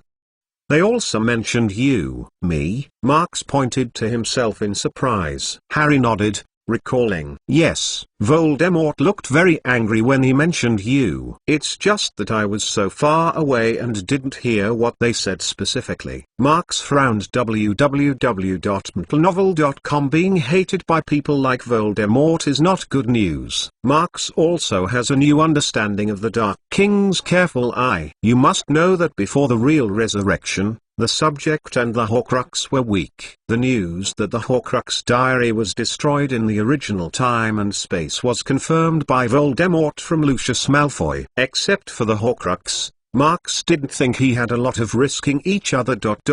Probably the two big dung eggs. But as for remembering hatred for so long, Harry would still remember all the details in a scattered way, throwing out all the useful or not, and even tried his best to describe the furnishings in the room, and talked about it for several minutes. In the end, Harry's words began to become abnormally hoarse, until he could not squeeze any clues. He stopped. I only know so much, Professor. Harry took a few breaths and said dryly. You did a good job, Harry. This will be a very useful piece of information. Dumbledore looked at Harry with admiration and said softly. Then what should we do next? Harry asked eagerly. After learning that Voldemort was trying to target himself, he was eager to do something. You have to think about it. Dumbledore thought for a while, then looked up at the clock on the wall, as if he had finally thought of something, and said, yes, it's almost time for dinner now. I think the best thing you should do is go to the auditorium to fill your stomach, and then take a good rest. Chapter 573. Malfoy gloating. Dumbledore's jumpy answer made Harry stunned. He didn't quite understand why the topic suddenly changed from the resurrection of the Dark Lord to today's dinner. But Professor. Harry wanted to continue to inquire, but was stopped after a few words. Marks shook his head at Harry, told him to speak less, then looked at Dumbledore and said, Professor, if there is no other order, we will go back first. Go. Dumbledore waved his hand tiredly, before everyone left, looking at Harry and saying something. If there are similar news again, you'd better notify me as soon as possible. So, shall we go back like this? Out of the principal's office, Harry looked back and said unwillingly. He still had a lot of questions before he could ask. How about it? What do you think we can do? Marks glanced at Harry and said helplessly. Dumbledore's meaning couldn't be clearer. Even if Voldemort was planning something secretly, their fourth-grade little wizards could not help much, or it would be good if they didn't help. In the original time and space, if Harry hadn't acted privately and brought his friends into the Department of Mystery Affairs of the Ministry of Magic, he would not have been trapped by Voldemort, leading to the unfortunate death of Sirius. In fact, this result can be regarded as the halo of Harry's protagonist. Otherwise, these little wizards who have not graduated will have been wiped out in the battle with the Death Eaters without waiting for the assistance of the Order of the Phoenix. Marks is right, Harry. We have done everything we can, and the rest of Professor Dumbledore will take care of it. Hermione also said to help. Harry opened his mouth and planned to refute, but after thinking about it carefully, he found that he really couldn't do anything. Ron comforted Harry while Marks was thinking about how to tell Dumbledore about the Hufflepuff Golden Cup at Gringotts as naturally as possible. This is the best Horcrux to deal with at present, but it is difficult to break into the Gringotts with your own strength, and it is not safe to use Bog to disguise it. Just walking with each other's thoughts, the four of them quickly arrived at the auditorium. I stayed in the principal's room for a while. They obviously came a little late. The long table of the four major colleges was already crowded with people eating. Marx and the others didn't dare to delay and quickly found an empty seat to sit down. After attending the course for a day, Ron was a little hungry. As soon as he sat down, he could not wait to pick up a knife and cut a large piece of cake into his mouth, chewing it, and then took the lemon juice and poured it fiercely. He took a mouthful and hiccuped comfortably. Marx aimed at the shortbread cookies on the table, drew a fork onto his plate, and began to enjoy today's dinner. While eating, Marx didn't forget to look at Hermione. Seeing that the little witch took the slice of bread and smeared jam on it, she knew she had figured it out. "Oh my God, Hermione, you started eating.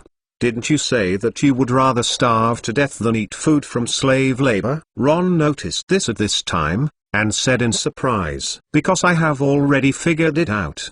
There is a better way to state your position on the rights of the elves." Hermione turned her head and gave Ron a fierce look. Ron curled his lips, but he was not so stupid as to continue to speak out to stimulate Hermione. Instead he turned his body to look at Harry, who was obviously a little absent-minded. "Are you still thinking about mysterious people? Forget about them, Harry. Just think of it as a dream." "No, it was a dream," Ron said comfortingly. Harry didn't say anything, just nodded perfunctorily. He wanted to forget it temporarily, like Ron said, but it turned out that it was obviously not that easy to do. As soon as he closes his eyes now, a scene from the dream will appear in his mind, and he wants to forget it. Unforgettable. At this moment, there was a sudden sound of flapping wings outside the door of the auditorium. Marx heard the sound and looked over, and saw flocks of owls flying in from outside, sending letters and articles to see the long desk of the graduate school. One of the owls was spinning around in the sky above the auditorium, and finally flew over here. There was a look of surprise on Harry's face. He thought it must be a letter from Sirius. When he was a guest at Dursley's house before, he told Sirius about his scar pain, so he was eager to see Sirius reply. It's a pity that this owl fell directly on Marx's shoulder under the gaze he expected. "Who wrote you?" Harry couldn't help but asked. "Well, it should have been sent by my mother. Well, and the Daily Prophet I ordered is here too." Marx swallowed the steak in his mouth, and grabbed the owl on his shoulder inconspicuously. "Take down the envelope and newspaper hanging on the opponent's feet." The letter. Marx didn't mean to open it on the spot. It might involve something that is not convenient for Harry and others to know, so he put it away and prepared to wait to read it at night. As for the newspaper, Marx didn't take this into consideration, and turned it over in front of a few people. "This is?" Looking at the cover of the Daily Prophet,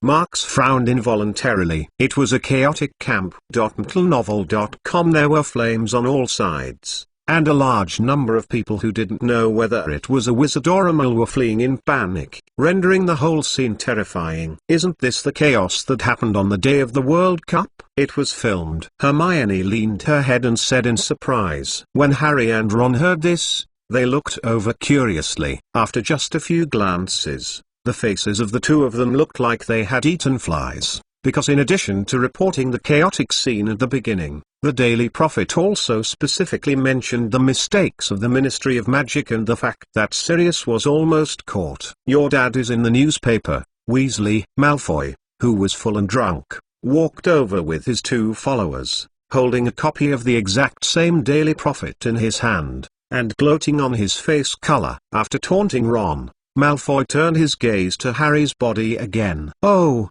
and you, Harry, your godfather is almost going to Azkaban again. How about I read it to you?" Malfoy cleared his throat and read aloud while looking at the newspaper, ignoring Harry and Ron's gazes about hitting people. "Recently, a large-scale riot broke out after the Quidditch World Cup. Mobs burned tents and tortured moles for fun. According to unknown sources, the Ministry of Magic caught a former Azkaban fugitive, Sirius Black, at the scene, suspected to be the culprit who provoked the chaos. Yeah, I think their suspicions are justified. It's a coincidence that such chaos broke out just as long as Blake escaped from prison. Malfoy looked at Harry playfully and laughed. Chapter 574. Alastair Moody. Malfoy's words made Harry so angry that if Hermione and Ron hadn't stopped him, they could almost smash the plate in his hand. Are you trying to beg or beating again, Malfoy? Marks slowly put down the newspaper in his hand and glanced at Malfoy, a little helpless. How many times have you been? Malfoy always remembers eating or not?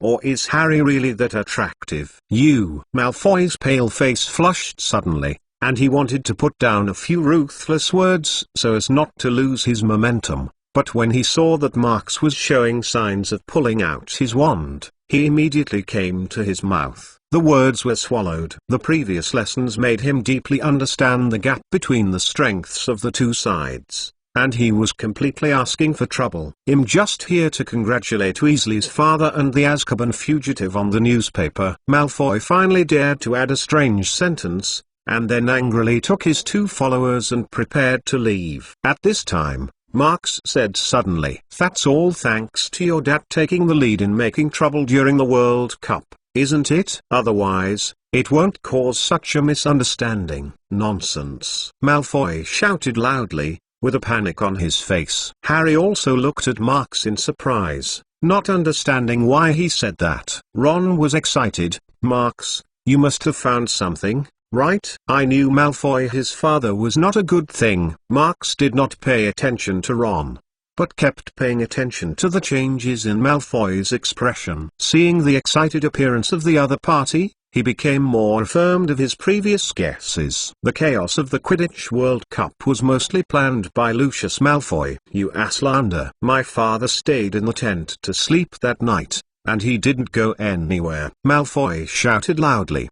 But his words were obviously not very convincing, and Hermione quickly found the loopholes in it, and retorted sarcastically. "Really? After such a big mess, your father is still sleeping in the tent? Then his heart is really big enough." Malfoy was speechless, and he fumbled and argued after a long while. "My dad usually sleeps a lot." "Don't lie to us, Malfoy. I heard that your father used to be a Death Eater.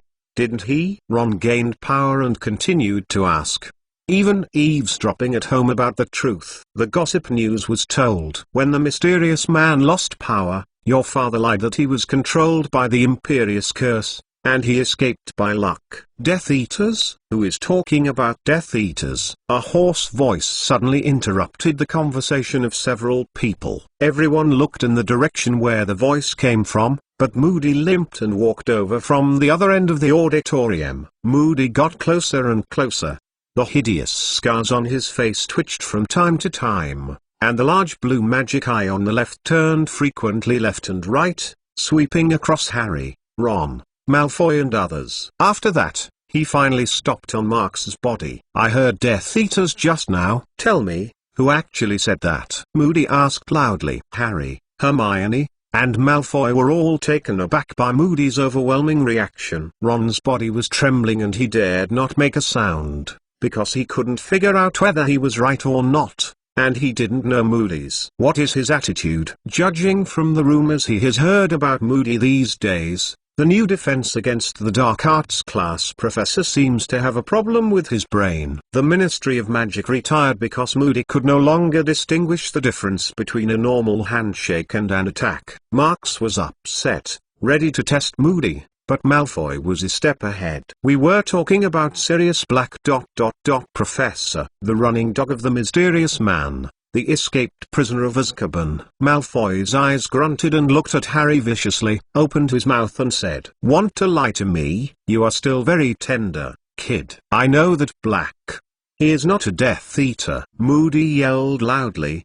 His crutches in his hand paused heavily on the ground, making a dull sound. Interrupted Malfoy's words. Then, without waiting for Malfoy to reply, Moody slapped his head as if he was thinking of something. "Ah, I know who you are talking about. It's Lucius Malfoy." "Listen, boy. I know your father Lucius, and I also know what virtue he is. Such a person should stay in Azkaban. You'd better not let me know that you and your father have the same virtue. otherwise Azkaban will have to add another prisoner. I will keep staring at you in school, Moody said threateningly, speaking very sharply, not even considering that Malfoy was a 14-year-old kid. Are you threatening me? Done. I'm going to tell my father to let him fire you. Malfoy stepped back, looking at Moody in fear, and finally hit Gore and Claire directly. Body. Go, kid. Go home and tell him. I want to see how much Lucius has the courage. Moody spat in disdain. MiddleNovel.com. Malfoy's mouth was flat. He didn't dare to refute at all, and ran away in a hurry with his 2 attendants. Watching Malfoy rushing away in a hurry, Ron couldn't help laughing. Harry said gratefully while looking at Moody. Thank you, Professor. It's okay, boy. Dumbledore asked me to look after you in school when he came to me. I can't let a Death Eater kid get too close to you. Who knows what crooked ideas are in his mind.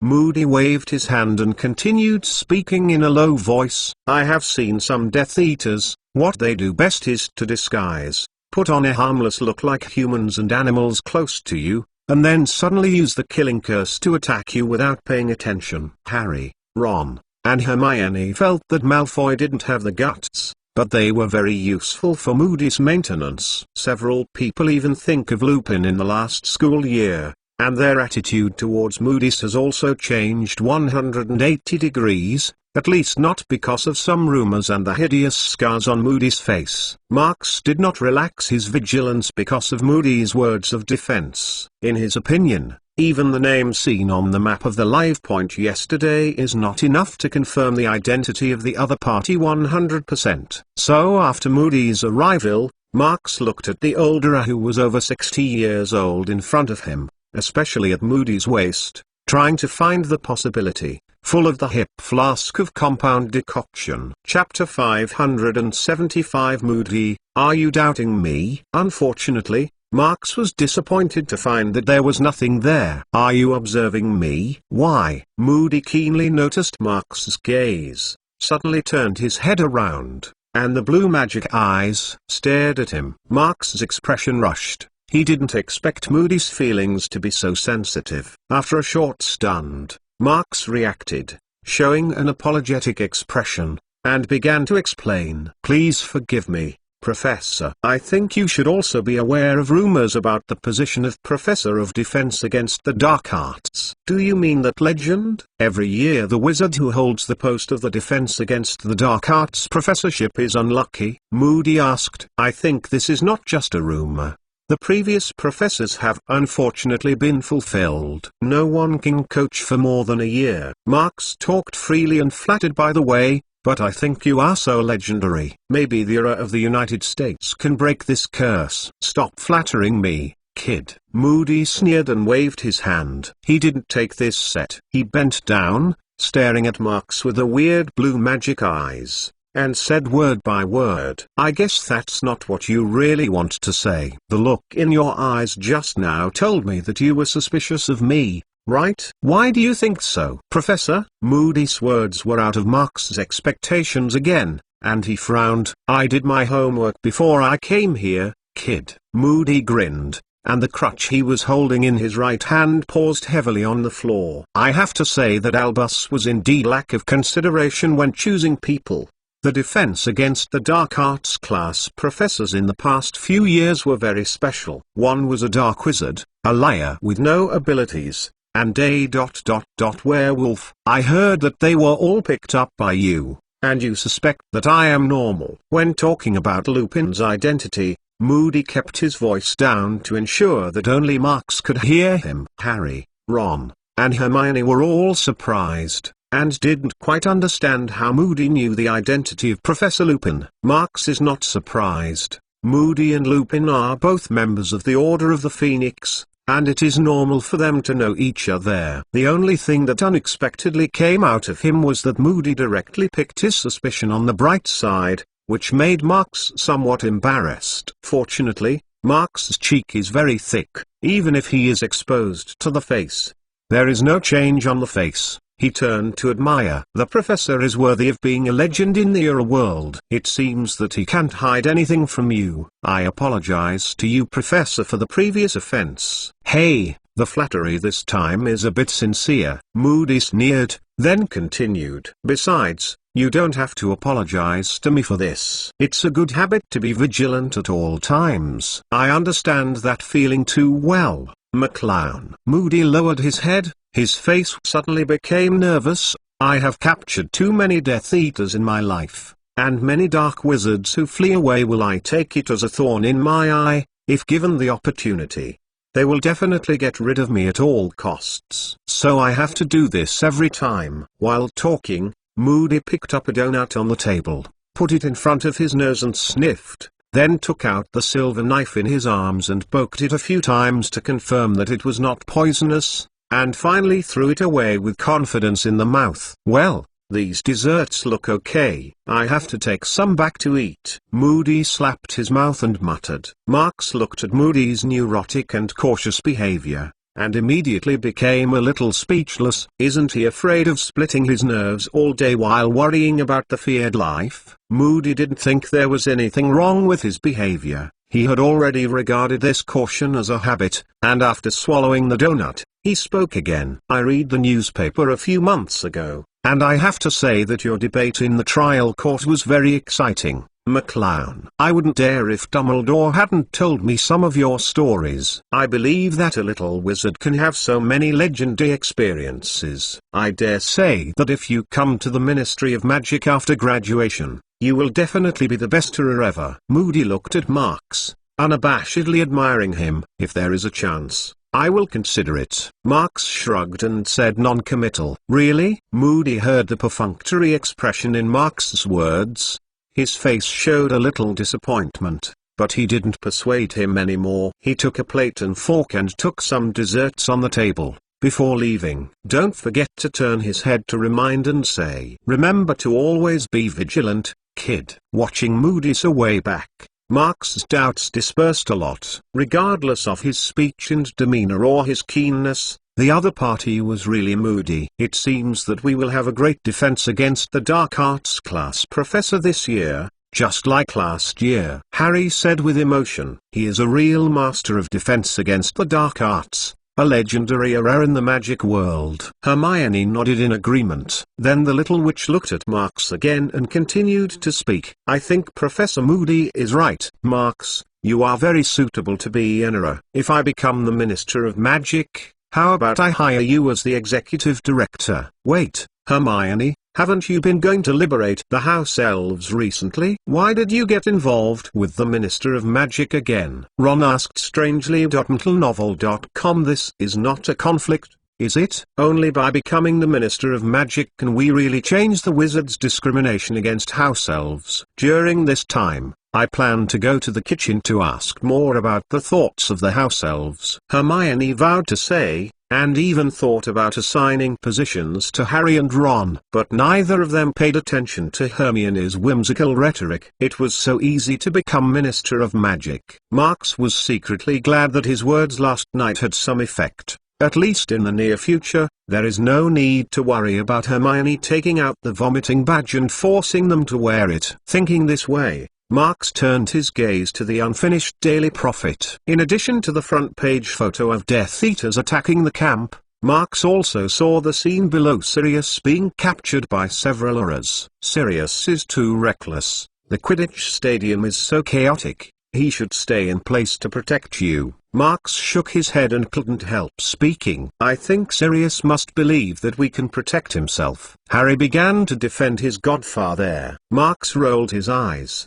They were lucky at best. If they really ran into hordes of Death Eaters, what was the difference between the self-defense magic they learned in the past few years and Beige? However, Marks also knows how much Sirius hates Death Eaters. According to his character, he saw Death Eaters boldly appearing on the camp outside the World Cup, setting fires and torturing muggles, and he would immediately rush to them. It's normal. Chapter 576. Crouch is much easier to use than a white mouse. After dinner, Marks returned to Gryffindor's lounge with Harry and Ron. Hermione went to the library to read alone. She felt it necessary to learn more about the history of house elves. Marks, Do you want to lower the wizard flag? Ron enthusiastically took out the new wizard flag as soon as he returned to the lounge, ready to go for a big fight. No, you can play with Harry. He just needs to relax. Marks refused Ron's invitation directly, pushed the matter to Harry, and then avoided the sight of the two and sent us.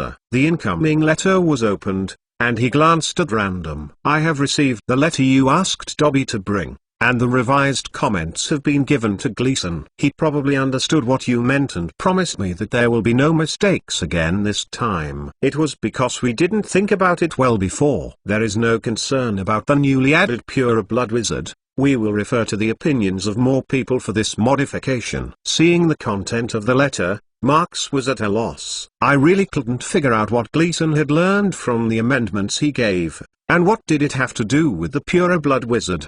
His original intention was to make Gleason delete some of the contents of the New Century Declaration, but did not mention other things. Can't you just stop it for me? Marks muttered to himself with a headache, stretched out his hand and rubbed his forehead, and then read the entire letter. The second half of the letter is different from the first half. They are all admonishing trivial things, but what Marks did not expect is that it specifically mentions that HogWarts will be held this year in conjunction with Booth Barton and Durmstrang Triwizard Tournament, and the information given was very detailed, and even listed a list of 5 referees, and guessed that a certain level of the game might be a dragon because there is definite information that the Ministry of Magic is negotiating to get a dragon from a dragon farm in Romania. A few relatively gentle dragons came over. In the end, Asu also regretted that this competition only allowed little wizards over the age of 17 to participate. Otherwise,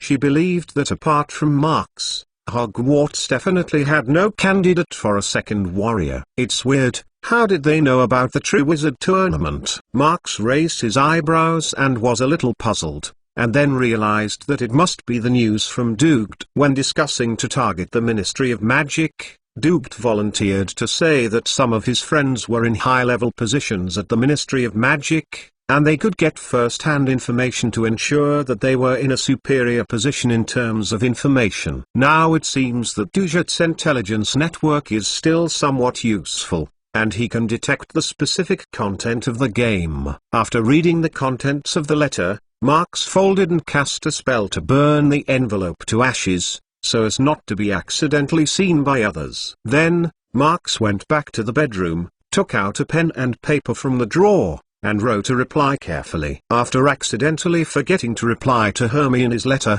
Marks made a deep reflection.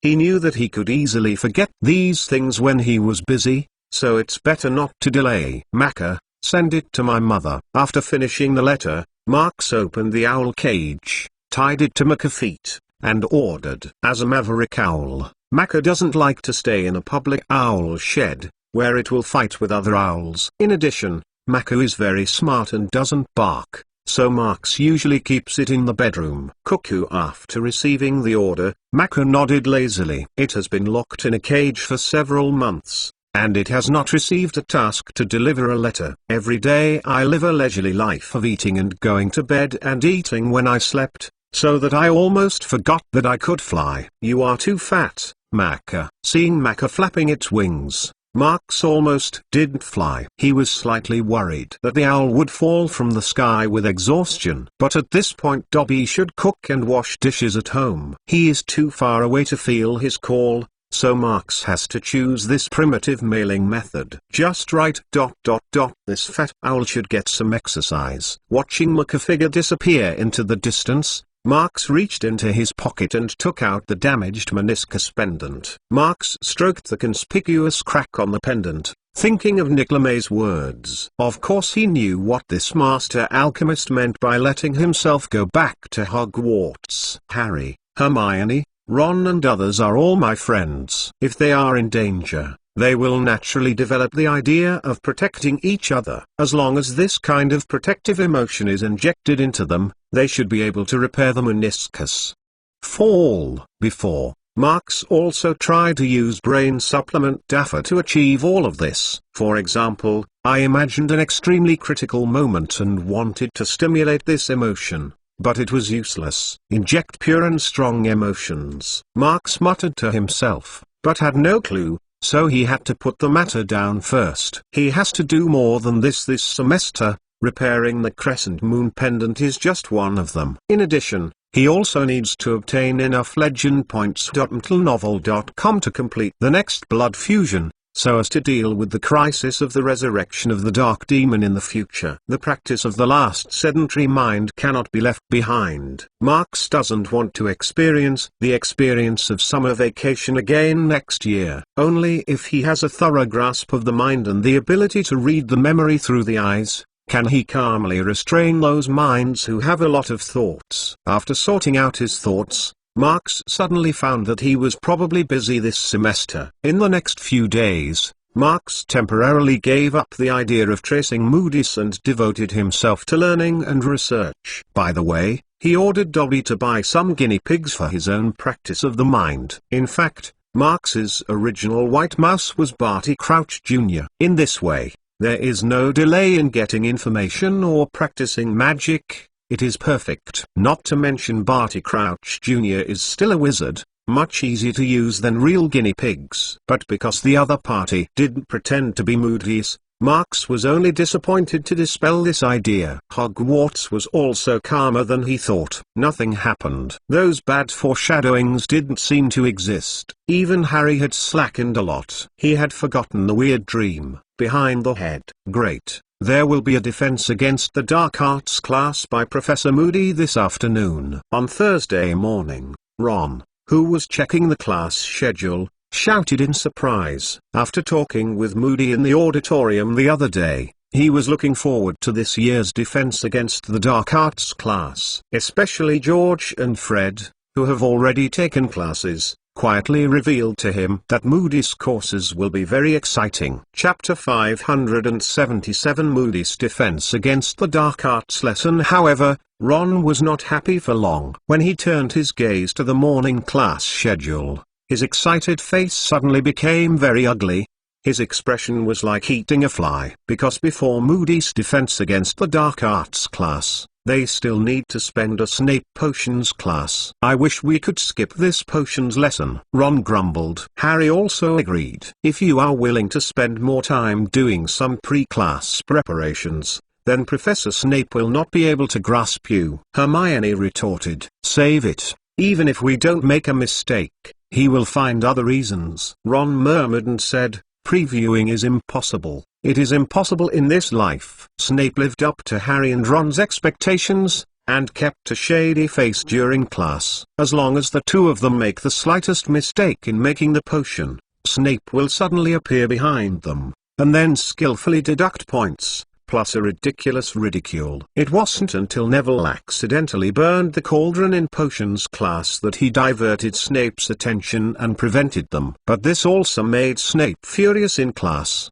severely punished Neville in confinement, and opened a large bucket of horned toads before lunch, otherwise he wouldn't want to eat lunch. When receiving this order, Neville almost cried on the spot. God, did Snape take gunpowder today? I didn't see him like that when Neville broke the cauldron. After coming out of the potions class, even Hermione felt like Snape. It was too much this time. I think he should be in a bad mood recently. Marx shrugged, guessing. The dream that Harry explained to Dumbledore the other day, the old professor would probably relay to Snape. Knowing that the Dark Lord had recovered a certain amount of strength and was planning some conspiracy, it would be of Snape to be happy. In addition, as Voldemort's power is gradually recovering, the black mark engraved on the Death Eaters will become extremely hot from time to time. This sign is enough to make every Death Eater feel uneasy after having avoided the Ministry of Magic's trial. Thinking of this, Marx frowned again, because he suddenly remembered that Doobt also had the dark mark on his body. Although according to the previous information, Doobt has no loyalty to Voldemort. If this thing is not solved, it will eventually be a trouble. This made Marx realize that the tasks released by the system still need to be completed, such as the task of rectifying Knockdown Alley. The reward is knowledge about the magic mark, and maybe he can find a way to crack the dark mark from it. Harry, Ron, and Hermione were also speculating about the reason why Snape was so irritable, and finally agreed that it was related to Moody's robbing of Snape's defense against the dark arts professor position this school year. After all, they all knew that Snape had coveted this position for years, but Dumbledore stopped him and never let him succeed. Ron even thought that the curse of the defense against the dark arts class professor had something to do with Snape.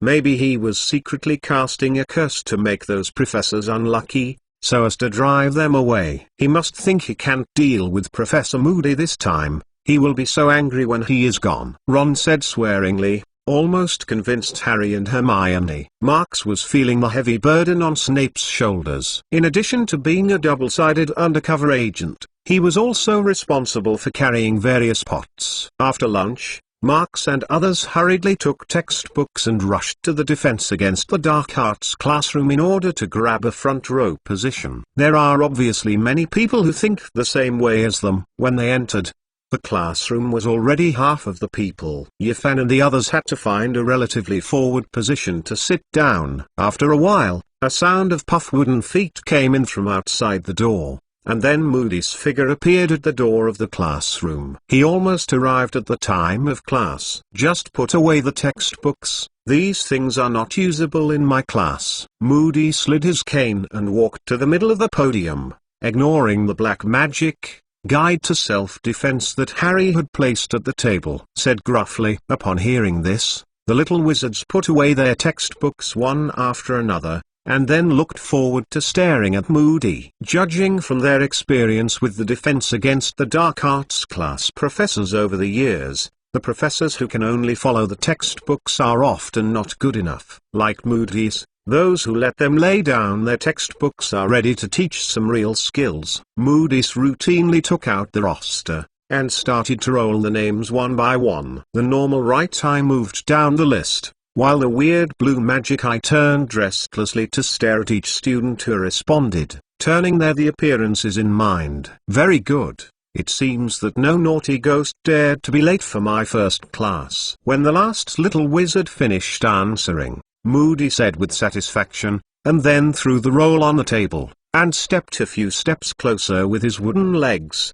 and Seamus, who was sitting in the first row, could even see clearly the fine lines of grim scars on Moody's face. Before coming to Hogwarts, I received a letter from Lupin. He introduced me to the basic situation of this course. Mentalnovel.com and told me that he taught you how to deal with it last year. Those nasty dark magic creatures. I believe that you have mastered a lot of basic knowledge. Lupin told me in the letter that you have a good grasp, and they can face Boggart, Red Hat and Shinkpunk alone. So we won't teach this in this year's class. This school year we need to focus on the protection of spells. Moody's speaking speed is very fast, and his slightly hoarse voice is not very pleasant, but the little wizard listening in the audience does not care about this, because what Moody said made them very interested, especially when Moody talked about Lupin's praise of them in the letter. The little wizards all showed a proud look. In the Defense Against the Dark Arts class last school year,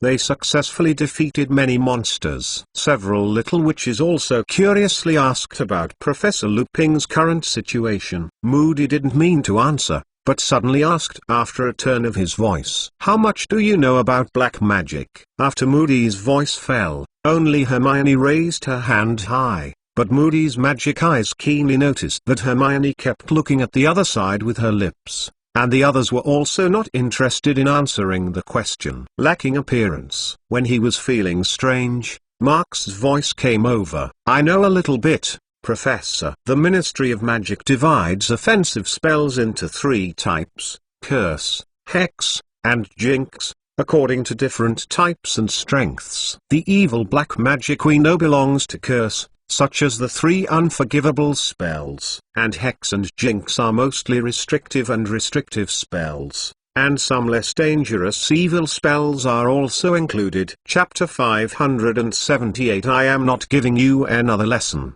McClown.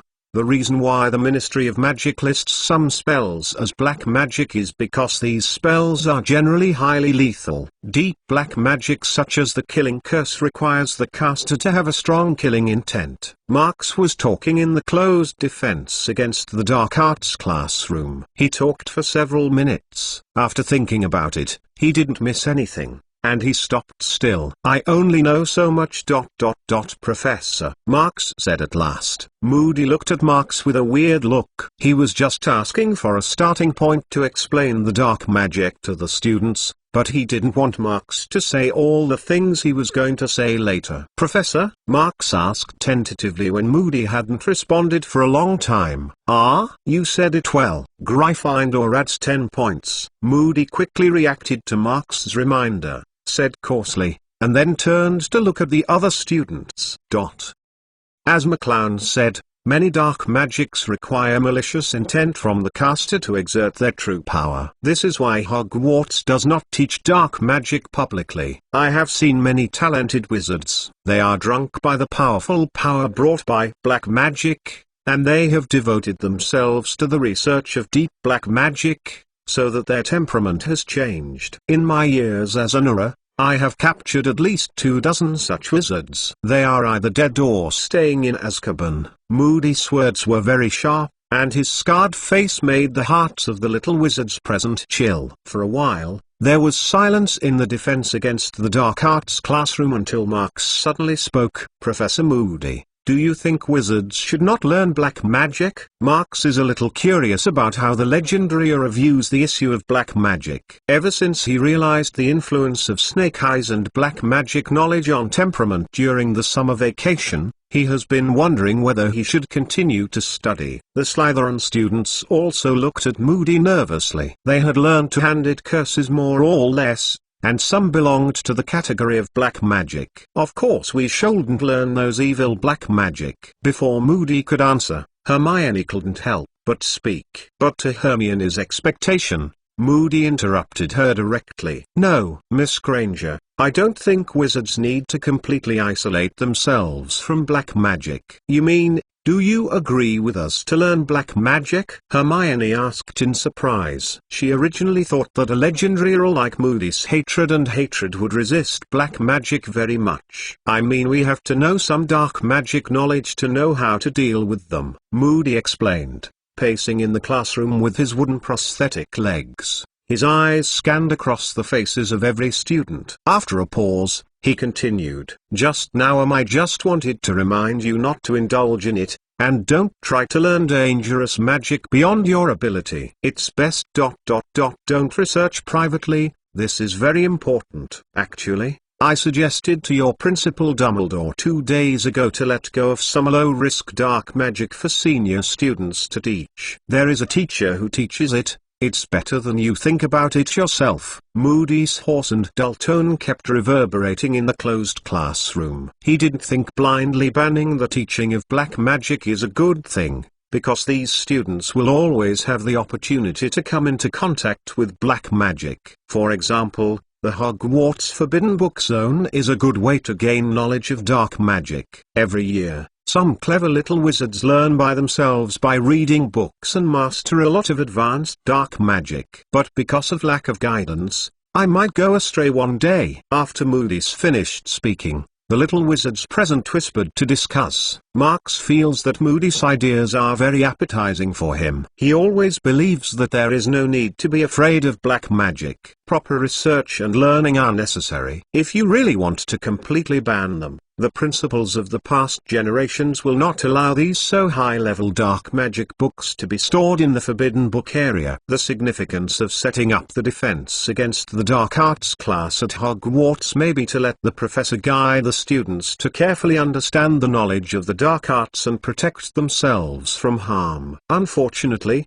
due to Voldemort's curse over the past few decades, most of the defense against the dark arts class professors have failed to play their due role. Okay, stop it. If you have any ideas you can discuss after class, or come to me directly after class. Moody's right hand grabbed the cane and knocked on the ground. Okay, let everyone's attention come. Now, I want to ask, Does anyone know the worst black magic? Moody looked at the little wizards and asked. The Imperious Curse, the Heart-Drilling Curse, and the Killing Curse I just mentioned. According to the regulations of the Ministry of Magic, they are all unforgivable curses. If they are released against someone and caught by the error, the caster will be locked up. Enter Azkaban. Marks answered immediately. Seeing that Marks once again got up to answer without consent, Moody's scarred face was crumpled together, and he continued to ask angrily. Then do you know why these spells are listed as unacceptable? Marks didn't wait for Moody's to finish this time and rushed to answer. www.mtlnovel.com. One of the reasons why it was listed as an unforgivable curse was that there was no corresponding counter curse. Will be deprived of life instantly. This process cannot be reversed. Although the Imperious Curse can be resisted by the will, it is also included because the large number of wizards controlled by the Imperious Curse caused a lot of trouble to the Ministry of Magic in the previous Wizarding War. As for the heart-piercing curse ... I think it's probably because the magic that can torture people to death is too inhumane, Marks said hesitantly, and finally looked at Moody. Is there anything else I haven't said? Professor, I need to remind you that I am not teaching you alone. McClown. Moody glared at Marks. If you have finished speaking, what should I say? Well, Professor, I will pay attention next time. Marks also felt a little embarrassed, but the system prompt in his mind made him want to stop.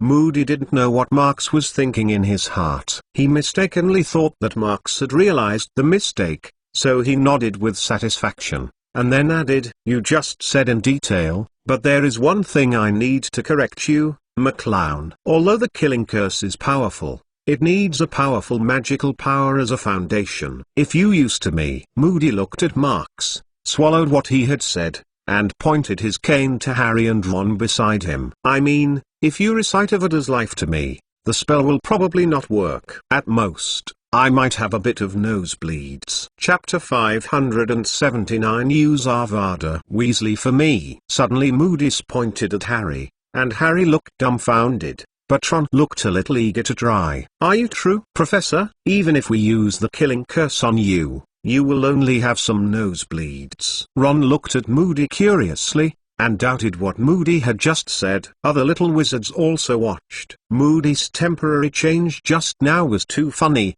and several students even laughed on the spot. Yes, I'm not wrong, Mr. Weasley. Moody ignored the smirking students, strode to Ron's face staring at the wooden legs, leaned over his body, and leaned against his face. The scars look very hideous. It seems you don't believe it, do you? Moody stared at Ron, opened his mouth, and asked. Being stared at by that weird blue magic Ron shrunk his neck, a little at a loss, let alone how to answer. He was just playing clever and amused. Just now, Weasley. Take out his wand. Cast a spell on me, Moody shouted suddenly. Ron was taken aback. He almost bounced off his seat when he heard this. The other little wizards were also very scared. Neville, who was very close, shook a few times. The faint laughter stopped, and the classroom was quiet and scary. Marks also looked at Moody in amazement. He didn't expect this older to come true. Although Ron's magic power is very weak and his casting level is amazing, it is after all the most dangerous killing curse among the 3 unforgivable curses. If Ron really succeeded in casting the spell, it would not be a joke. Didn't you hear me? Hurry up, right away. Moody's calloused left hand slapped heavily on the table and roared at Ron. Teach ... Professor, forget it ... I don't know the spell. Ron looked at Moody in horror and stammered. Don't worry. There is nothing difficult about this magic. I can show you it now. Moody pulled out a smile, and he waved his wand with his backhand behind him, and a glass bottle flew from the drawer of the podium with a swish. Came out and fell into his hands. Marks clearly saw 3 black spiders with half the size of a palm in the glass bottle, crawling restlessly. Come on, Mr. Weasley, I'll teach you how to do it. Moody unscrewed the lid of the glass bottle and slapped it on the table, yelling hoarsely. A hideous scar formed when he spoke. Dow folds, making him look a little nervous. Ron once thought if Moody was crazy, he moved the chair hard to lean against Harry next to him, so as to stay as far away as possible. Harry also had an undecided look on his face. Moody picked up the glass bottle, and the 3 black spiders got out of the cage immediately, but they did not escape. Instead, they were trapped by Moody's magic and could only move around in a small circle. Ha! Look at these little guys, they are alive and kicking, but they won't be like this later, Moody said gloomily, then looked at Ron and said, "Remember, this black magic spell is not difficult to remember, we just need to do this." All optimistic, everyone's eyes focused on the 3 spiders, both excited and a little scared. Most of the little wizards present witnessed the release of the killing curse for the first time. Avada Kedavra. Moody drew out his wand and yelled at one of the black spiders. The next moment, a dazzling green light flew out from the tip of the wand. Ron, who was closest to him, felt his heart caught, and a chill came from the soles of his feet. The green light beam hit the black spider in the middle without any hindrance. There are no scars. The black spider just shook abruptly, its body collapsed, and it became frozen. Everything seems to be peaceful, but Marx understands the horror contained in this calm. That is, death magic has never been simple. Is an attack on the soul. Marx thought so, and then felt that something was wrong. He should have deprived the cursed person of his vitality in an instant. Otherwise, Harry could not see Dumbledore in the soul world in the original time and space. Voldemort was hit by the rebounding of Odaso, and the main soul did not completely die, but the soul lost the body as a carrier. This certainly has the effect of a Horcrux, but it is enough to prove that the killing curse cannot destroy a person's soul. Marx was the only one who viewed the killing curse with a research mentality. The other students in the classroom watched this scene in a daze, and several girls covered their mouths in shock, resisting the screams they wanted to make. "Is it dead?" Ron swallowed, his voice trembling. Of course. Moody used his magic wand to pick up the soft black spider and put it in front of Ron, grinning. "What? Do you want to confirm it?" Ron shook his head frantically. He was afraid of spiders, let alone a spider that had just been killed by a killing curse. "As you can see, this is the killing curse." Moody raised the death spider www.mentalnovel.com so that everyone can see clearly. "Not everyone can do this," Moody continued. "The one who can truly exert its power is either a magical wizard or a complete villain. Of course, most of the time, the people who cast this spell are a combination of the Tothos black wizards with high magic power. This is their best magic. If you meet these people, you can only pray that you will not be hit. Otherwise death will be your fate," Moody said gruffly, and finally looked at Ron again. "Mr. Weasley.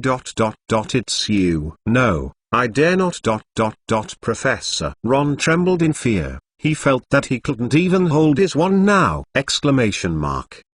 Moody was not trying to force him this time. He glanced at the students who were stunned by him, and nodded in satisfaction. He saved his majesty in one fell swoop. Thinking of this, Moody looked at Marx blindly, feeling a little helpless. Who would have thought that such a monster would have appeared in the 4th grade? Judging from the information he collected, Moody had no doubt that if Marx pronounced the killing curse on him, he would definitely die on the spot, just like that spider. At the same time, he also noticed that Marx seemed to be very familiar with the killing curse. Not only did he speak comprehensively in answering the question, he didn't have the slightest fluctuation on his face when he saw his curse just now. These abnormalities were all noticed by Moody, but he did not show it, and continued to attend the class with his face unchanged, using the remaining 2 black spiders to demonstrate the imperious curse and the heart-drilling curse to everyone. Chapter 580 Ron, if I had a whim, Professor Moody would kneel down. Because I was so scared by Moody's actions,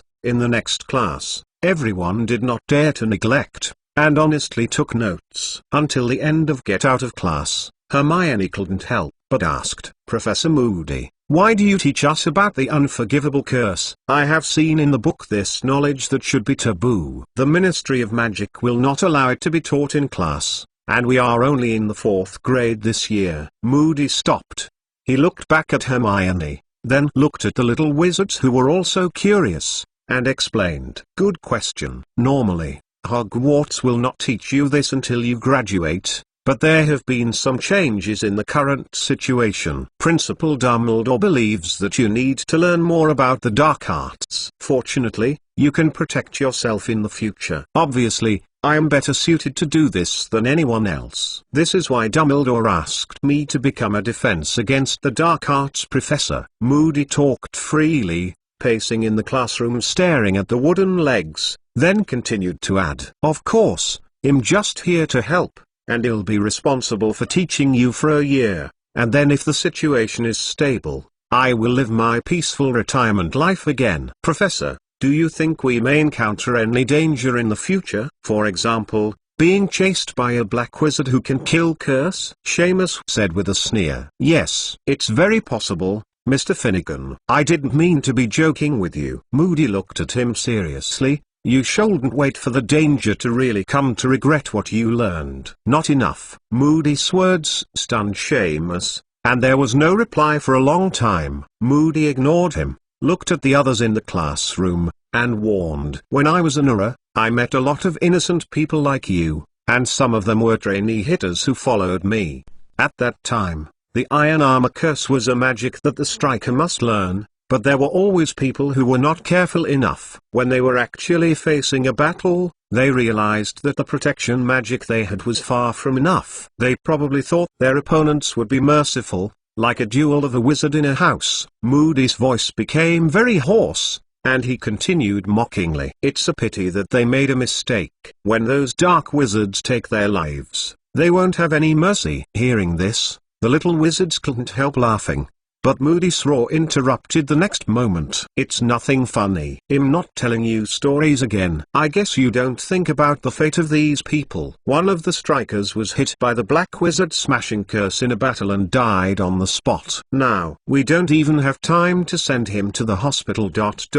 Understand? Under Moody's gaze, the students nodded hastily. Since you understand everything, don't write it down for me, Moody yelled. Then, there was only a quill pen across the pages of the classroom and there was a sound of shasha, and no one dared to ask any questions in the remaining minutes. This situation continued until the end of get out of class bell rang. After Moody left the classroom, the little wizards were all relieved, accompanied by fierce discussions. God, did you just see what Professor Moody looked like when he cast a spell? That's terrifying. Seamus felt a chill in his heart as he recalled the scene where Moody cast the killing curse. Where is the horror? Killer spider. A student next to him replied. That's a killing curse. If Professor Moody used it against you, you wouldn't say that, Seamus said excitedly. Except for a few brave little wizards who are brave enough to show their bravery. The other students are talking about the spells in awe. The only thing that was excited about this was Malfoy. When he passed Ron's desk, he deliberately said loudly to Gore and Claire behind him. In fact, those unforgivable spells are no big deal. My father taught me a long time ago. I can assure you that I learned it before I came to school. I just couldn't find a chance to use it. But for some people, the killing curse must be quite an amazing magic. Such as Weasley. Oh my god, he was stunned in class. Speaking of this, Malfoy coughed slightly, and yelled sharply after learning the frightened look of Ron just now in class. No, I dare not. Professor. Gore and Quirrell followed behind and laughed silly. Malfoy couldn't do it proudly, yelling. This is the first time I have seen him so scared. If I hadn't seen it clearly, I must have thought it was Professor Moody who was going to cast a spell on Weasley. Malfoy did not conceal the slightest voice. Naturally Ron heard everything in his ears. Malfoy, do you dare to fight with me? I can let you see if I will use those unforgivable spells. Ron was shaking with anger, gnawing his teeth and shouting. His face turned into hair and hair. The same red. As soon as he drew his wand, he wanted to rush to a duel with Malfoy. Fortunately, Hermione and Harry stopped Ron desperately. Until novel.com so that they didn't have to match who had the most nosebleeds. Malfoy didn't bother to talk to Ron at all, and took advantage of his mouth. and quickly slipped away with his two followers at an unspeakable speed. Although he was not afraid of Ron, he knew that they had no chance of winning 3-4. Ron, who was being pulled by Hermione and Harry, cursed loudly. He angrily rebuked Malfoy for not daring to face him, fearing a duel with him. After several minutes of cursing, Ron's mood stabilized a bit, and then he explained to Marks and others, "Don't listen to Malfoy's nonsense. Didn't I dare to cast a spell at the time? I was afraid that Professor Moody would die as soon as I did it." Ron just boasted of his timidity as a last resort, and said that if he kills Moody by mistake, then Professor Dumbledore will expel him. Marks rolled his eyes. Right. As long as you have a whim, Moody has to kneel down and beg for mercy. Harry reluctantly echoed a few words, so that Ron can live on his face without being too embarrassed. "Ron, don't talk about it. It's not a shame to be afraid of the unforgivable curse. It's very dangerous black magic," Hermione said, very dissatisfied without giving Ron the least face. "Enough. I said I'm not afraid of this." Ron looked very impatient, and he wanted to continue arguing with Hermione. But Hermione interrupted before he finished talking. "Professor Moody hasn't gone far yet. He may have heard what you just said." The little witch screamed towards the end of the corridor. Ron's mouth closed immediately. Chapter 581. Are you sure you want to copy my homework? Moody obviously ignored Ron's nonsense, and after a glance at him, he hurried away with his wooden legs. Ron slowly breathed a sigh of relief, and then felt that the appearance he was scared just now was very shameless, so he suppressed his voice and explained it to Harry and the others. Marks stared at Moody's way back, and suddenly remembered that the coaching time Moody had revealed in the previous class was exactly 1 year, which coincided with the curse set by Voldemort. Is a coincidence? Still said that Dumbledore wanted to try whether he could avoid Voldemort's curse on the defense against the dark arts professor. After all, the biggest effect of this curse is to prevent each professor from teaching for more than a year. All kinds of accidents are just derivatives of achieving this goal. If Moody leaves after a year, maybe the curse will not be aimed at him like that. If that is the case, maybe Moody can leave this position as safely as Lupin. In the next few weeks, nothing happened in the castle, and Harry completely forgot the scenes in his dreams, because the heavy lessons had weighed on him, especially Moody's defense against the dark arts class. The legendary Older divided each class into 2 parts, first to explain some black magic or common offensive magic protection skills, and then the intense and exciting actual combat exercise. The students who got to the point were asked by Moody to break the curse he personally cast according to the method given in the class. If someone behaves badly, he will be merciless, and the only thing he will do is reprimand. Even so, Moody's courses are still very popular. After all, there are too few practical courses for hand-to-hand combat. Not to mention that they can often learn many useful defense skills from the defense against the dark arts class. It's just a headache for the little wizards that Moody's will leave a lot of homework before class, usually for them to give a method of self-defense in a specific situation. I still can't write casually, because Moody's will pick people out in class and practice on the spot to test the feasibility of this method. For example, in a homework discussing how to defend against the Tarantella dance spell,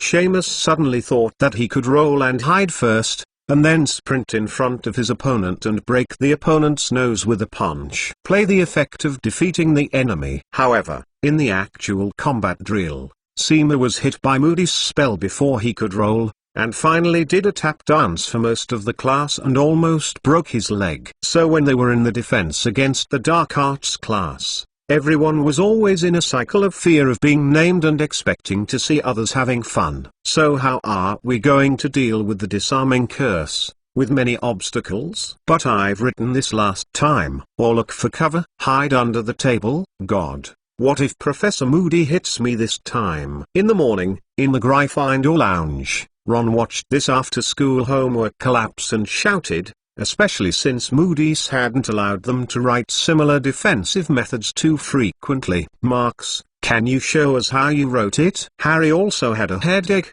and turned his head to refer to Mark's answer. "Are you sure you want to copy my homework?" Marks said with a weird face, and directly pushed the workbook over. Harry and Ron immediately looked up. Their faces suddenly became very embarrassed, and it read randomly, "We should cast the disarming curse faster to achieve the goal of countering our opponents. Is this okay?" Harry looked at Marks speechlessly. "Which time did my method fail?" Marks shrugged and covered the homework, preparing to hand it in tomorrow. Harry and Ron looked at each other, and finally sighed in distress. This is why they collapsed every time. They couldn't do the defense methods written by Marks, and they couldn't copy them. At first, Marks was trying to save trouble, and there was even the iron armor curse in the list of coping methods, and I wrote this every time. Marks gave up this panacea defensive spell until Moody could not bear to order them not to write the same thing every time, and because he didn't want to bother his brain. The answers he gave were more nonsense. For example, if you encounter an attack by a dark wizard, it should be subdued and sent to Azkaban as soon as possible. If you kill the opponent in advance, you can effectively remove the threat posed by the opponent, etc. Not to mention that they think nonsense. Even Moody thinks so, but after personally verifying it in class, Moody has to admit that these methods of Marks are very useful. So that in the recent defense against the Dark Arts class, Moody simply let Marks be an assistant, using offensive magic to test other people in the school. Unable to get help from Marks, Harry and Ron had to turn to Hermione for help, but the little witch didn't give them face at all. She closed the workbook with a brush, and stared at them. "You should think of a solution by yourself." Professor Moody said in class that we cannot expect others to protect ourselves. The two were completely lost, so they had to lower their heads to think about it. McLenovel.com. Seeing Harry and Ron in distress, Marks shook his head secretly. With such a good teacher as Moody, neither of them study hard. It's really hopeless. From the perspective of the growth of the students, Moody is definitely the most competent defense against the dark arts professor he has ever seen, even surpassing Lupin. After all, Moody's is more strict, and it is also vigorous and resolute in doing things, almost forcing the students to grow up quickly. If you learn this all year, not to mention what a good fighter you become, but at least in the event of an emergency, you will not be at a loss, and you will have the ability to protect yourself. Of course, Moody's radicalism is probably also related to Dumbledore's secret instruction. The only thing that surprised Marks was that Moody didn't call everyone up to test whether it could resist the Imperious Curse in the past few days. But it's right to think about it. It should be a quiz specially made by Barty Crouch Jr. specifically for Harry, so as to understand how different Harry is and able to defeat the unforgivable curse. It took more than half an hour before Ron and Harry finally finished Moody's homework, and then a few people went to the auditorium to prepare for lunch. When a few people walked to the hall, they unexpectedly found that a large group of students was blocking the door, squeezing around a big announcement erected at the foot of the marble staircase. "What happened?" Ron asked curiously. Marks squeezed in and took a look. An announcement was posted on the wall, which read about the Triwizard Tournament. It mentioned that the representatives of Booth Batten and Dimstrang will be held on October 10th. Arrived at 6 o'clock in the evening on Friday the 30th. Chapter 582. Ordered to cheat. Marks, what's written on it? Harry squeezed in with difficulty, but he was not tall, blocked by the little wizard in front, and couldn't see the specific content of the announcement at all. It said Booth Batten and Dimstrang will arrive at Hogwarts at 6 o'clock in the evening next Friday, and everyone has to go to the door to greet them. Marks explained. Friday afternoon? Great. The last session should be potions class. Harry's first reaction was that Snape's potions class might not be used anymore, which is indeed a thankful thing for him. Where are the candidates for the Warriors? Have they already decided? Ron asked hurriedly. Not mentioned above. It should be waited for the students of Booth Batten and Dimstrang to arrive before choosing, Marks said casually. In addition to a few of them, the little wizards gathered nearby are also discussing this topic, arguing about who can become the warrior representing Hogwarts. The little wizards in every academy hope that people from this academy can be elected, and some senior students are thinking about how to get this qualification. The most talked about is Cedric from Hufflepuff College. As for Marks, although the performance is outstanding every school year, and some big news can be made from time to time, but where is Dumbledore's age limit? Most of the young wizards are unwilling to believe that Marks can find a way to crack it. Otherwise, what warrior would they choose? Just wash and sleep. Because of this announcement in the hall, the campus became very lively in the next few days. The Triwizard Tournament has become a hot spot, and everyone has more talks after dinner. Even the interior of the castle has begun a new round of decoration, which is more solemn than when Marks received the Merlin Medal. Those dusty portraits that had not been moved for hundreds of years were taken down one after another until they were wiped clean and there was no trace of dust before they were hung up again. The armors placed in the corridors were also polished one by one, and almost all of them could be used as mirrors. As the reception place, the auditorium is even more completely new, with huge silk banners hung on the walls, and the flags of the 4 colleges are flying high above, and traces of magic have been cast everywhere. The other staff and professors also appeared to be extremely nervous. They regulated the dress and behavior of every student. If someone looked sloppy, Filch would be caught and cursed. All this is naturally to welcome the students of Booth Batten and Durmstrang. Every professor is unwilling to lose Hogwarts' face in front of the staff and students of other schools. In the last Transfiguration class, Professor McGonagall was very furious because Neville accidentally grafted his ear to a cactus while practicing the conversion spell. You should look at McClown. He learned this simple spell in about the 1st grade. I don't expect you to be like him, but I beg you to work harder.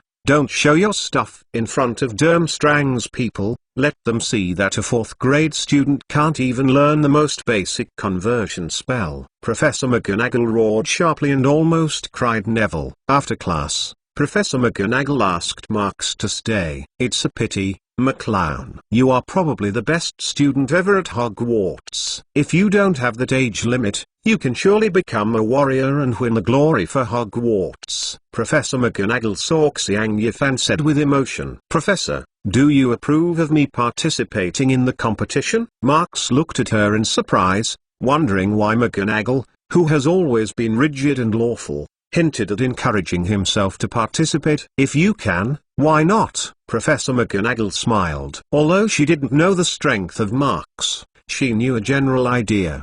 The many levels of the Triwizard Tournament are really not dangerous for Marks, and she certainly has no worries. On the contrary, McGonagall thought that as long as Marks was selected, the Triwizard victory would be no more suspense, let alone his peers. Even the Auror of the Ministry of Magic might not be Marks's opponent. More importantly, apart from Marks, Gryffindor College really has no outstanding senior students. McGonagall didn't want people from other colleges to get ahead, and he didn't want to see Hogwarts lose the game.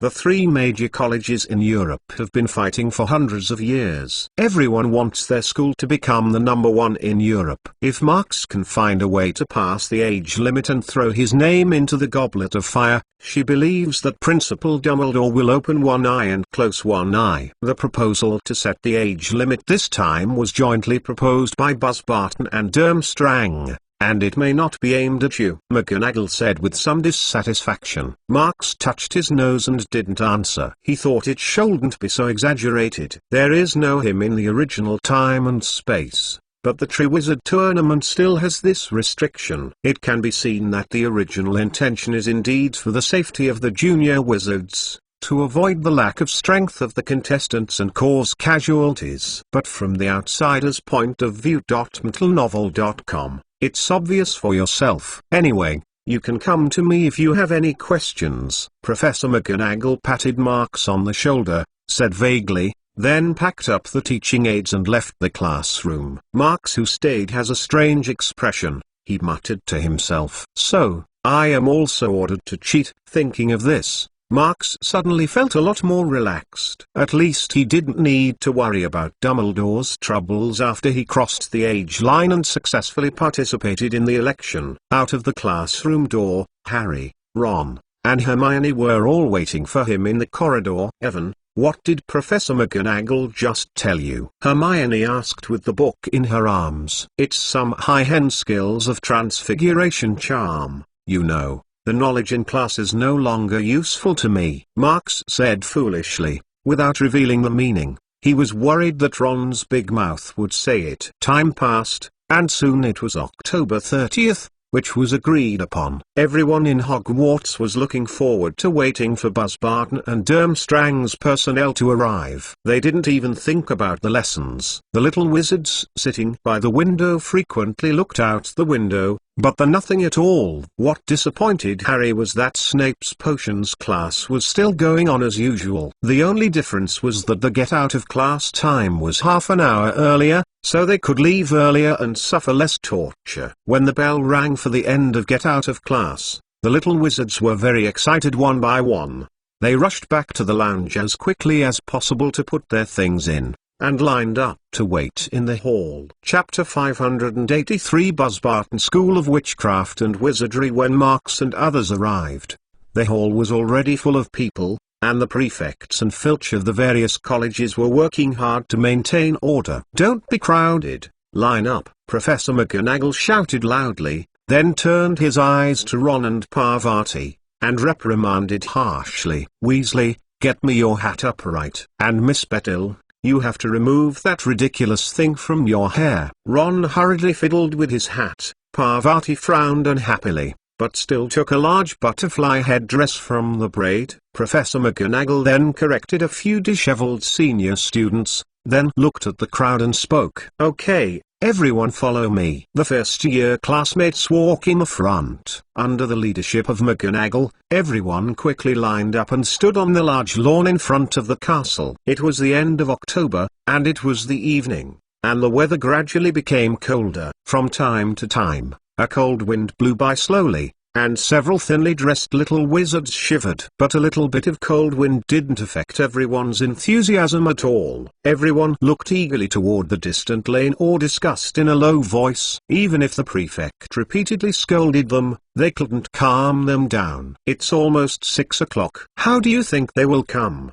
Do you take the train like us, or use a flying broom?" Ron glanced at his watch and asked expectantly. "It may also be the Dorky or the apparition, after all, it is so far." Harry guessed. He remembered that in the Quidditch World Cup before, spectators from various countries used the Dorky to arrive. Apparition can also have the same effect, if the students of Boothbatten and Durmstrang can perform this magic smoothly. It can't be apparition. "I saw in a school history at Hogwarts that anti-apparition magic was applied near the castle," Hermione retorted, and then she didn't know what she thought of, and continued with dissatisfaction. "Only the magic of house elves will not be restricted. They can walk freely in the castle, so as to provide services to the wizards who live here." Seeing that Hermione was about to mention slave labor again, Harry and Ron quickly turned their faces away and pretended not to hear them. Marks also hurriedly changed the subject, pointing to the distance. "Don't quarrel, look over there. It should be Buzzbarton's people here." Hermione was stunned. When even looking in the direction Marks was pointing, they faintly saw a black spot appearing on the horizon. "What's that?" "A group of eagle-headed horses with wings." Harry squinted hard to see clearly, but the distance was so far, he couldn't see clearly. He could only guess. The little wizards around this meeting also noticed the abnormality in the sky, and they raised their heads and looked at it. "The black spots on the horizon are getting bigger and bigger. Gradually, everyone clearly sees a behemoth passing through the clouds, flying over the Forbidden Forest and rushing towards this side." "Gosh, what did I see?" "A castle is flying in the sky." A first-year freshman screamed in astonishment. "Idiot, it is obviously a carriage, a flying carriage," Ron retorted excitedly. Just under everyone's gaze, the behemoth has flown above them. It was a pink-blue carriage the size of a house, with many ornate decorations hanging on it. There was also a badge printed on the door, which looked like two golden crossed wands. 12 winged silver bristles pulled it into the air. These horses look very majestic, their pupils are blood red, and they are pulling the carriage down quickly. A large shadow enveloped the students below. The little wizards standing in the front row hurriedly backed up a few steps to avoid being hit, but before they could stand still, the ground shook abruptly. A huge carriage landed less than a meter in front of them. Then, the door of the car was opened, and a boy in a light blue robe jumped out of the carriage, fumbled and opened a golden spiral staircase, and then a middle-aged witch with luxurious makeup walked out of the car.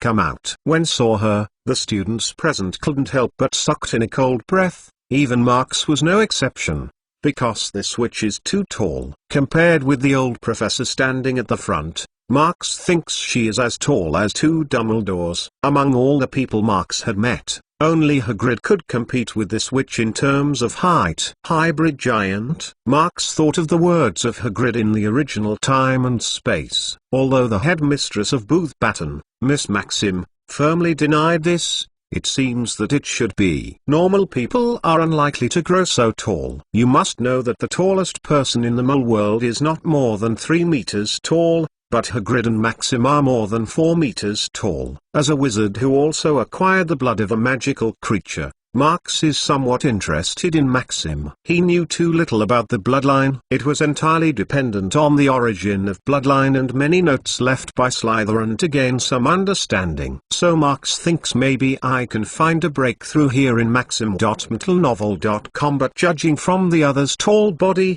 Maxim's experience should be similar to Hagrid's situation. Probably parents and giants. It took some close relationships to create such a hybrid giant. In the description of the origin of bloodline, it is regarded as the lowest method to obtain bloodline. Most of the aliens produced in this way are caused by accidents. After all, few wizards will relish the taste to this point. He, Tom Riddle, and a certain ancestor of the Dumbledore family used more high-end techniques, using potions, contracts and other means to seize the power of magical creatures and turn them into use. Just when Marx was distracted, Dumbledore greeted him with a smile, and chatted with Ms. Maxim. In the huge carriage behind them, more than a dozen students walked down. They were all about 18 or 9 years old. Most of them were girls, all of them gorgeous and wearing gorgeous silk robes. Marx stared at them, trying to find the legendary mixed blood veil. It's just that a few girls from Buzzbarton wrapped their heads in scarves and turbans. Marx didn't know who Fleur was,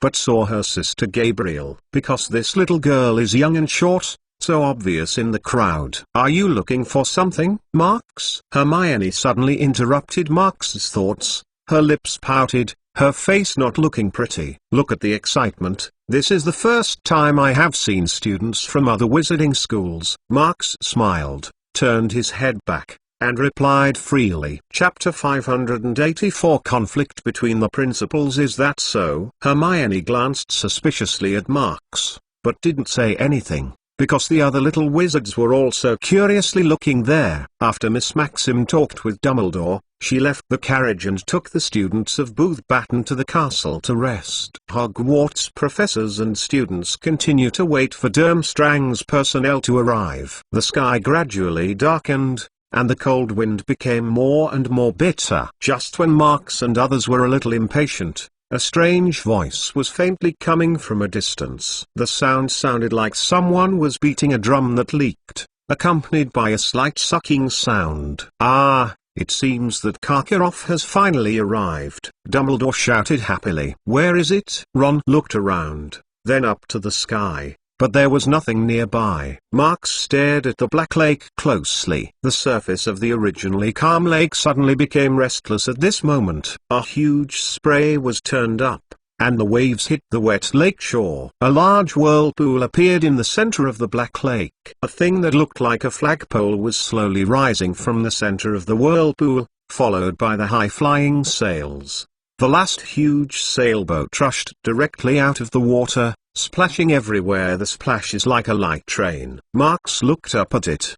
The exterior of the ship looked very old, even a bit dilapidated, like the remains of a sunken ship that had just been salvaged. On the portholes, you can see the misty dim light, shining in the dark. If there are a few more skeleton pirates on the deck, it will be almost like the ghost ship in the Mull story. As we sailed all the way, within a few minutes, the big boat slowly stopped on the shore of the lake. With a muffled noise, a solid wooden board stretched out from the boat and landed on the shore of the lake. A group of tall and mighty wizards walked down from the ship along the wooden planks. They were uniformly dressed in thick fur cloaks, covering their bodies, and they took off their hoods one after another until they got closer. Headed by a tall and thin old wizard, he has short white hair, a thin chin with a small curly goatee, and a pair of cold and sharp eyes. But when he is near Dumbledore they showed exceptional enthusiasm. "Meet again, my dear old buddy. How are you doing?" "How are you?" The old wizard laughed and stretched out his hand. His voice was round and sweet. "I'm fine, thank you, Professor Karkaroff." Dumbledore reached out and shook his hand. Karkaroff shook his hand for a few seconds before releasing it, turning his head to look at the towering Hogwarts castle, and said with emotion, "Ah, Hogwarts. It's great here. I regret not coming sooner." "It's not too late, isn't it? You have to stay here for several months, so you can go shopping," Dumbledore said with a smile. "Yes, this year's Triwizard Tournament is going to be going on for a long time." Karkaroff nodded, and then he slapped his head and turned to look at the students behind him. "Oh, having said that, I almost forgot. Victor, come here, get warm. Don't be cold." A 17 or 18-year-old boy came out of Dimstrang's students. He looked very sturdy, with the coat of arms of the Bulgarian team painted on his cloak. "Don't you mind, Dumbledore? Victor has a bit of a cold recently. I can't let him stay outside in such a cold place for too long." Karkaroff's words were full of apologetics, but his face was full of apologies. "It is showing a little complacency." Before Dumbledore could reply, the little wizards at Hogwarts began to commotion. Many people recognized the boy, the legendary Seeker Crumb of the Bulgarian team, a world-class Quidditch star. "God, Harry, Marks, Hermione. It's Crumb. He's at Hogwarts. Am I right?" Seeing the idol just standing in front of him, Ron was so excited that he tried hard. He shook Harry's arm beside him in a terrible way, and the words were a bit incoherent. "I didn't expect Crumb to be a student. His skills are so good." Ron murmured added, "I know it's Crumb." Harry reluctantly pushed Ron's hand away.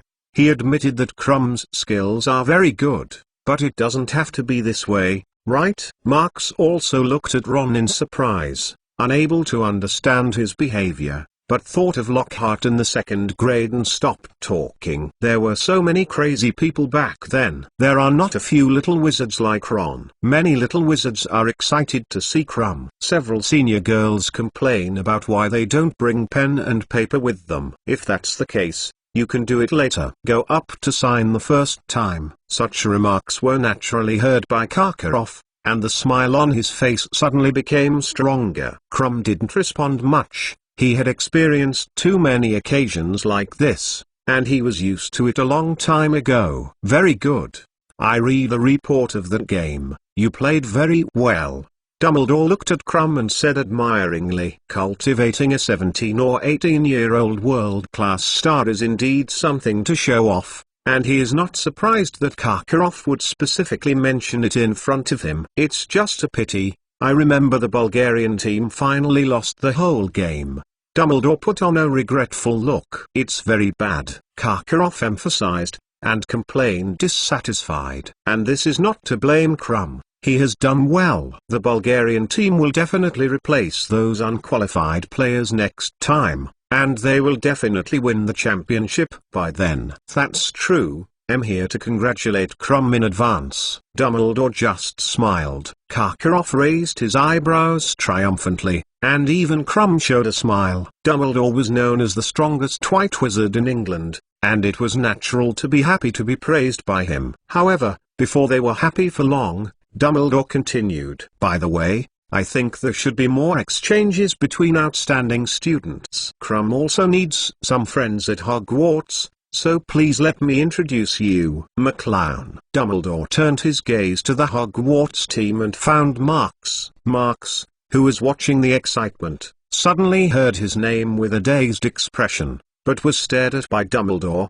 He quickly reacted. Chiron walked out of the queue, looked at Karkaroff, and spoke politely, said, "Hello, Principal Karkaroff." Seeing Marks who came by, Karkaroff's eyes narrowed and his face became a little unsightly, but he still pulled out a smile, patted Marks on the shoulder, and spoke. "Ah, I know you, Mr. McClown. I can hear your name in Durmstrang." Crumb next to him is also looking at Marks. The happy expression on his face has been put away, and it has turned very dignified. He knew very well that his task was arduous. He needed to represent Durmstrang, overwhelming Hogwarts and Booth Baton, winning the Triwizard Tournament and establishing Durmstrang's reputation. But Crumb has also read the Nordic Times report and knows that Marks is the Merlin Medal winner, and the gold content of this heavy identity is higher than that of his well-known Quidditch player. Although all the thoughts in his mind drifted away, Crumb looked personable on the surface. He took the initiative to step forward and said, "Hello." "Hello, McClown, it's nice to meet you. I saw a report about you in a column, and it said you got a second-level Merlin medal, right?" Hearing this, Marks's face became a little embarrassed. "Sorry, Crumb, Principal Karkaroff, I think your information may be wrong," Marks said hesitantly. "Is it a report error?" Crumb was stunned and asked subconsciously, and he was even more relieved. Karkaroff's expression also eased a lot. He smiled and said comfortingly, "Ha ha.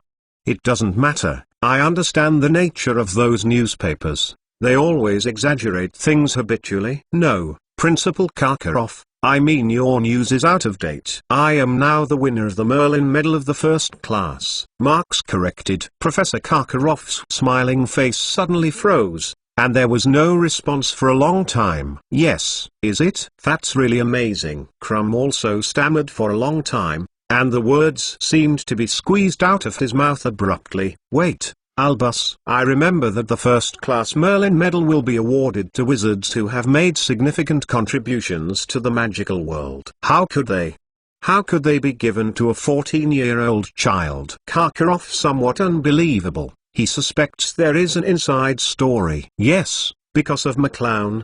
The Merlin Knights made a rare exception," Dumbledore said with emotion, and after a pause, he continued, "because he not only researched out the wolf's poison potion that can keep the werewolves sober, but also solved a big problem in the magic world. MTLnovel.com. He also caught a Death Eater who had been hidden for many years at the end of the school year." By the way, I corrected a major mistake made by the Ministry of Magic. When talking about Death Eaters, Dumbledore deliberately increased his tone. Karkaroff's face changed. Marks's thoughts moved, and then he remembered that Karkaroff was also a Death Eater, or that kind of traitor who betrayed Voldemort in the Great Trial more than 10 years ago, and provided a large list of Death Eaters. Thinking of this, Marks mumbled to himself that Dumbledore was not an ordinary bad, digging into other people's pain points. On the bright side, Marks was polite. He sighed and said very modestly, "Actually,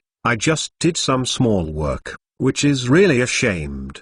The corners of Karkaroff's mouth twitched, and Dumbledore looked at him playfully, waiting for Karkaroff's response. Karkaroff opened his mouth, trying to say something, but in the end he closed it again, and it took a long time to say a word from his mouth. "The wind is a bit strong today. Let's get in the house quickly." Chapter 585. Fanatical Flock. "Of course, this is my negligence." Dumbledore laughed, and didn't mean to embarrass Karkaroff, so he called the students around to line up and return to the castle together. Marks realized that his tool was useless, so he returned to the Hogwarts queue and followed everyone to the auditorium. Along the way, Ron was like a chicken blood, talking endlessly about Crumb's great achievements, and looked at Marks with envy, and asked, "Marks, how did I feel when I saw you talking to Crumb?" "Well, how do you say? It's kind of polite." Yifan raised his eyebrows and replied perfunctorily. In the previous confrontation, Crumb was speechless but not irritated into anger by him, indicating that the restraint is okay. at least without the bad habits that are used to it. Really? You think so too? Ron was pleasantly surprised, as if he had found a common topic, and said incessantly, "There are not many celebrities as approachable as Crumb. If only I could chat with him, he might be willing to send me a signed photo." Hermione on the side really couldn't stand it, and could not help but argued. "You are wrong, Ron. There are a lot of approachable celebrities. There are two in front of you, and you are still friends with them." Naturally Hermione was talking about Marks and Harry. One of them is the youngest first-class Merlin medal winner, and the other is the savior of the British magical world. I don't know where it is higher than that Quidditch star. That's different. Ron's face flushed red, and he was hesitant for a long time, but he couldn't tell the difference. He had to deflect the words bluntly and brag, "I bet that wizards all over the world know Crumb. He is so famous." Marks didn't bother to pay attention to Ron at all. It was undoubtedly foolish to reason with a fanatical person, and he would not degenerate to compare with Crumb. However, Marks soon discovered that there are not a few little wizards as fanatical as Ron. For example, Lee Jordan, who has been a Quidditch interpreter for many years, saw Crumb jump up and down excitedly, and he said nothing. "I don't know," thought he had just gotten lost. The few young witches next to him looked at Crumb's eyes with glare, wishing that the whole person would stick to Crumb's body. Such a scene made Marks feel a little curious, and logically he was a celebrity. Why did he never meet his admirer in school? Is it because the distance is too close and there is no way to reinforce the deification? Still lack that sense of mystery. Of course, Marks thinks this is also a good thing, without those unnecessary troubles. Just as he was thinking about it, a system prompt sounded in his mind. Ding! A new mission has been generated. Hearing this familiar voice, a bad foreboding arose in Marks's heart. He hurriedly opened the taskbar and looked at it. As expected, there was one more unfinished task on it. Task: Fanatic Families. Mission Objective: have more than 100 followers in Hogwarts. Task Progress. Task Reward: Legendary Value 2. Task Description: after initially controlling Knockoff Alley, you turn your gaze to this 1,000-year-old castle. The boring study life cannot satisfy your growing ambitions. You urgently need to gather enough believers in this castle to declare your evil ideas. Note: you clearly realize that controlling 100 little wizards is equivalent to controlling 100 wizard families. Marks took a few glances and tried to calm his emotions. After understanding the general content of the task, he closed the system panel. He wanted to pretend that he had never seen this mission, but after all he couldn't help but complain. Am I that evil? Thinking about the system tasks he had triggered over the years, Marks couldn't help but fell into deep thought, and finally felt that there must be something wrong with this system, so that he misunderstood his own character. In addition, the 4 clusters displayed on the task progress also made Marks somewhat curious. He had never noticed the existence of these clusters before. Who can that be? Marks turned his head and saw Ron next to him, and eliminated him first, because Ron could only be a crowd of Crumb. Then, Marks looked at Harry and Hermione again. After thinking about it, I thought they were unlikely. After all,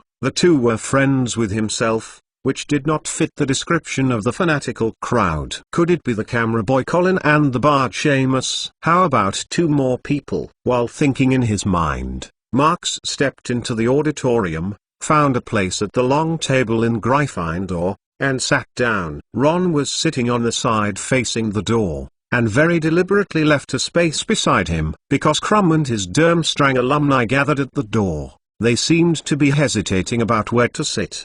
They also looked over here, to be precise, looked at Marks and Hermione, but Ron stubbornly thought that Crumb was looking at himself. However, it turns out that Ron was just whimsical, and Crumb finally went to the Slytherin seat after discussing it with others. Malfoy and his 2 followers looked very happy and welcomed Crumb's arrival. Crumb didn't refuse their kindness, so they sat beside them and talked with them. After seeing this scene, Ron was furious. He felt that Malfoy must have fooled Crumb to make the other party change his attention. I dare say that it won't be long before Crumb can see what Malfoy is, And now he must be arguing, Ron said harshly, then turned his head to look at Harry. Discussed with him where these new students will live. Reading www.uukanzu.com. If there are not enough beds, we can add a bed to Crumb in our dormitory, Harry. I can even let him sleep in my bed, or I can sleep together. I mean,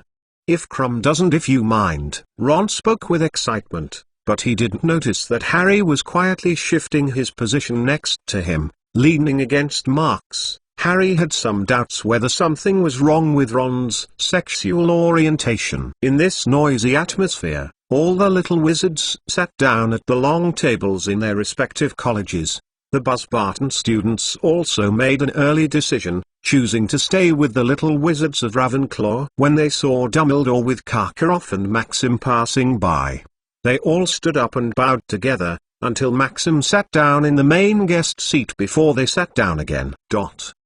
After everyone was seated, Dumbledore strode to the front of the stage, where he stood, looking around. Under the cover of unspeakable pressure, the noisy auditorium quickly quieted down. Chapter 586. So, this is a heartbeat feeling. A group of little wizards stared at Dumbledore on the stage, and Marks was no exception. In particular, he knew that Dumbledore had been involved in the Horcrux conspiracy, and now it was highly probable that he was hanging by a potion, so he expressed concern about the physical condition of the old professor. But I don't know if it was an illusion. Marks found that Dumbledore's breath was not weakened at all, it even became stronger than before. The magical power emitted by accident was enough to shock everyone in the auditorium. Is it back to light? Marks thought silently in his mind. On the stage, Dumbledore's eyes swept across the auditorium, and then he said with a smile, "Good evening, ladies and gentlemen, ghosts. And of course your guests. I welcome you to Hogwarts with great joy." Following Dumbledore's opening, the pressure spreading in the auditorium disappeared without a trace, and Marks and others breathed a sigh of relief. The faces of Booth Barton and Durmstrang's students were not very good looking, and they all agreed that Dumbledore deliberately gave them a slap in the face. A girl from Booth Barton let out a sneered sneer. Dumbledore continued to give his congratulatory speech only as if he hadn't heard it. After a few minutes, he entered the topic. The selection of the warriors for the Triwizard Tournament will officially begin at the end of the banquet. As for now, I think what you need more is to roast and eat, Dumbledore said multilaterally, waving his wand in the air. Lightly in, the blazing flames in the fireplace rose up, and the billowing heat wave dissipated the severe cold of the night. The students who had waited for several hours in the cold wind before felt shocked. Then, on the long table of the four colleges, discs appeared out of thin air, filled with all kinds of rich delicacies. Different from the past, Marks was surprised to find that there were a lot of unseen delicacies on the table, probably French and Nordic dishes, probably to satisfy the students of Booth Barton and Durmstrang. Marks tried to eat too, and it felt pretty good. The house elves had nothing to say about their cooking skills. The warm indoor environment, coupled with the food on the table, succeeded in releasing the tension and alertness of the foreign students who have just arrived. Durmstrang's students took off the fur cloaks outside one after another, revealing their sturdy physique and the blood-red school robe. The Bushbarton girls also unwrapped the scarves that covered their hair, hoods or part of their faces, and began to enjoy their dinner. But this caused some minor disturbances, because after one of the girls took off her scarf, the students in Ravenclaw next to her were startled, and many boys stared at her fascinatingly. Some people were even so fascinated that they accidentally knocked down a goblet full of drinks. The drink was directly spilled on the bodies of several students nearby, and several screams suddenly sounded from the seats in Ravenclaw. The Booth Barton girl couldn't help covering her mouth and laughed when she saw this scene. Under the gaze of everyone, she talked with a few girls freely, and seemed to enjoy this much-anticipated feeling. The sudden scream also caused more people to turn their eyes, and Marks naturally did the same. Although he had never seen him before, but after a glance towards that side, Marks found the mixed blood Miss Vava in the crowd. Fleur de la Cour. Marks looked at each other curiously. In terms of appearance, Furong can only be regarded as a good-looking girl, but the magic is that she has a special temperament, like a magnet, which makes people unable to move. Open your eyes. Ron on the side was even more staring at Fleur in a daze, without even hearing Harry calling his name. I don't know what we're talking about. Fleur, who is at the long table in Ravenclaw, suddenly looked over here, staring at Marks for a while, and the azure blue eyes were very bright. When he found that Marks was looking at him at the moment, Furong couldn't help but smiled, revealing a mouthful of white and neat teeth. Oh my god,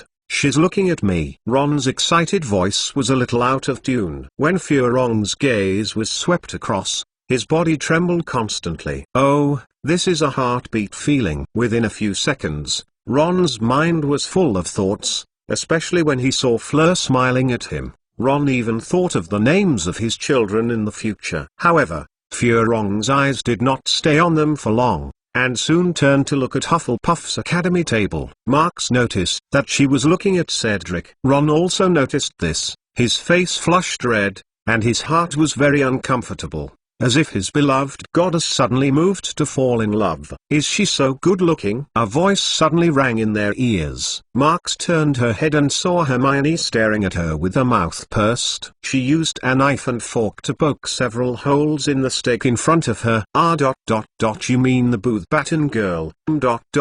Just so. Marks coughed slightly and said with a calm expression. Hermione's face looked better now, but before she could speak, the average Ron couldn't help but exclaimed, "No, Marks, you actually think she looks pretty? I've never seen such a beautiful girl. There is no such girl in Hogwarts." Marks rolled his eyes, disagreeing with Ron's words. However, Ver's temperament bonus was really powerful, and even him was slightly affected just now. Marks looked around and found that most of the little wizards in the auditorium were affected. He stared at Furong. Only a few dozen wizards were not affected too much. Novel.com, for example, Cedric of Hufflepuff, after looking at each other with Fleur, just raised the goblet and gestured to the other party. Another example is Harry. Although he is also staring at Ravenclaw's long table, he is obviously looking at Cho Chang. She smiled at me just now. Ron still immersed himself in Furong's charm. Recalling that smile, he thought he could remember it for a lifetime. Don't be silly, Ron. She's not looking at you. Hermione interrupted Ron's fantasies directly. She looked back at Fleur and saw that the other party looked away from Cedric as she expected. Opened, looked at some of Durmstrang's students, and added, "She just wants to know who her opponent will be." Marks also nodded. As Buzz Barton's almost scheduled contestant, it is normal for Fleur to ask the students of Ravenclaw for information. The most famous little wizard in Hogwarts is himself, which is probably the reason why the other party looks at him, but because of his age, Fleur probably thinks he is unlikely to be selected, so he will look at Cedric. Chapter 587 Goblet of Fire. Hermione's remarks did not break Ron's beautiful illusions. He still stubbornly thought that Fleur might have some kind of affection for him. Halfway through the banquet, the door of the auditorium was opened again, and two wizards in suits walked in from outside. They walked all the way to the high platform, shook hands with Dumbledore, and then sat on the teacher's bench, without attracting too many people's attention. But Marks was obviously the exception, staring at them when the two came in. Mr. Bagman and Mr. Crouch, what are they doing here? Harry also glanced strangely there. Which of them is Crouch? Marks asked. He remembered that in the original Time and Space, Barty Crouch was controlled by the Imperious Curse released by Voldemort himself. In the current situation of all wireless cables, Crouch may be a good breakthrough. The tall, thin man with grey hair is Crouch, and the other is Ludo Bagman. It was not Harry that explained to Marks, but Ron. He finally moved his gaze away from Furong. Probably because Furong hadn't responded to his affectionate gaze for so long. Marks nodded and looked at the faculty seat again. At this time, Crouch was sitting beside Dumbledore and chatting with the old professor very happily, almost nothing strange on the surface. However, Marks knew that the Imperious Curse could control a wizard almost perfectly, so that his words and deeds were the same as usual. There are only two flaws in this magic. First, it will be noticed by the clever Master Panthera, as long as you search the other's memory, you can find something wrong. The second is that wizards with strong willpower may break free of the spell on their own. For example, Barty Crouch and his son in the original time and space have successfully achieved this. The reason why I can understand it so comprehensively is because Marx had studied the Imperious Curse for a period of time in order to control Not when he was in Nocturne Alley. The first flaw, in Marx's opinion, cannot be solved at all. Fortunately, the number of psychic wizards is scarce, as long as he controls Not's house to reduce going out. It's easy to get rid of it by yourself. In order to prevent Not from getting out of trouble, Marx arranged for two werewolf wizards to stare at him at all times and regularly strengthen Not's Imperious Curse. Thinking about this, Marx quickly got into trouble again. Although he suspected that Crouch was an undercover under Voldemort's control, he did not have enough evidence to prove him. Knowing that Crouch is the head of the International Magic Exchange and Cooperation Department, with a high position and a reputation for being upright, Dumbledore has a high degree of trust in him. And with his own butterfly, the real Moody has appeared in the school. Whether Crouch is controlled by Voldemort like the original time and space is unknown. If you make a mistake, it is no joke. The power of Imperius is that Voldemort may control anyone in this school. The only solution is for Dumbledore in the auditorium to read everyone's memory with the idea of dementia, and to distinguish who are normal people and which are controlled undercover agents. It's just that according to the old professor's character, it is obviously impossible to do so without a last resort. Marx kind of wanted to distinguish by himself, but his panic was far from reaching such a level. He estimated that at least he would have to raise his mind to level 6 in order to explore the minds of most people without knowing it. Just as Marx was thinking about it, Dumbledore, who had had a few conversations with Crouch, stood up and walked to the front of the stage again. "Everyone, I think you have eaten and drank enough, right?" Dumbledore's loud voice echoed in the auditorium. The little wizards present put down their knives and forks one after another. Although some foodies wanted to continue to enjoy the food, they looked forward to what Dumbledore said next. "It looks like it's time." Dumbledore saw the expressions of everyone, and he waved his wand again, and the messy long table returned to its original neat appearance. Dumbledore continued. "Next I will talk about the arrangement of the Triwizard Tournament." Listening to the old professor mentioning the Triwizard Tournament, everyone was sitting in full jeopardy, and a feeling of excitement and tension gradually spread in the auditorium. Dumbledore turned his voice, pointed to Crouch on his right, and introduced. "Please allow me to introduce two new guests to you first. There may be people who do not know them. This is Mr. Barty Crouch, Director of the Department of International Cooperation at the Ministry of Magic." Crouch nodded at the crowd, and there was sparse applause in the auditorium. Dumbledore then introduced Luda Bagman on the left to everyone, and thanked the two for their hard work in reopening the Triwizard Tournament over the past few months. "They will join me, Professor Karkaroff and Miss Maxim, to form a 5-member jury to judge the performance of the warriors." Dumbledore spoke, clapped his hands again, and asked Filch to take the box up. "What box?" Harry lowered his voice and asked curiously. Marx knew the inside story, but he still looked towards Filch. Perhaps to participate in this important occasion, Filch, who is usually undressed, tidied it up, and at least put on a new robe. He was holding a large wooden box inlaid with jewels in both hands, with a solemn expression, as if he was holding it like a noble holy thing. The little wizards craned their necks curiously. .mtlnovel.com want to see more clearly. Dumbledore continued. "Each item in this year's Triwizard Tournament has been carefully reviewed by us. It is divided into 3 items. We will examine the abilities of the warriors from various aspects, such as their magical abilities, whether they have extraordinary courage and meticulous reasoning ability. After each event is over, The referees will give corresponding scores based on their performance. The points obtained in the 3 competitions are added together, and the warrior with the highest score will win the top 3 cup. As for the selection process of the warriors, while Dumbledore was speaking, Filch had already walked to the high platform and carefully placed the box on the table in front of him. Dumbledore drew out his wand and tapped it 3 times on the lid of the box. The box opened slowly, and a wooden goblet that had been cut very rough appeared in front of everyone. Dumbledore pointed at it with his magic wand, looked at everyone present, and spoke word by word. The selection process of the warriors will be carried out by the most impartial selection. It is the Goblet of Fire. Following Dumbledore's words, a large amount of blue and white flames gushed out from the mouth of the cup. Chapter 588 Selection of Warriors and Age Limit. The flames suddenly rising from the mouth of the cup shocked the little wizards in the front row. Dumbledore continued to speak, and continued to speak.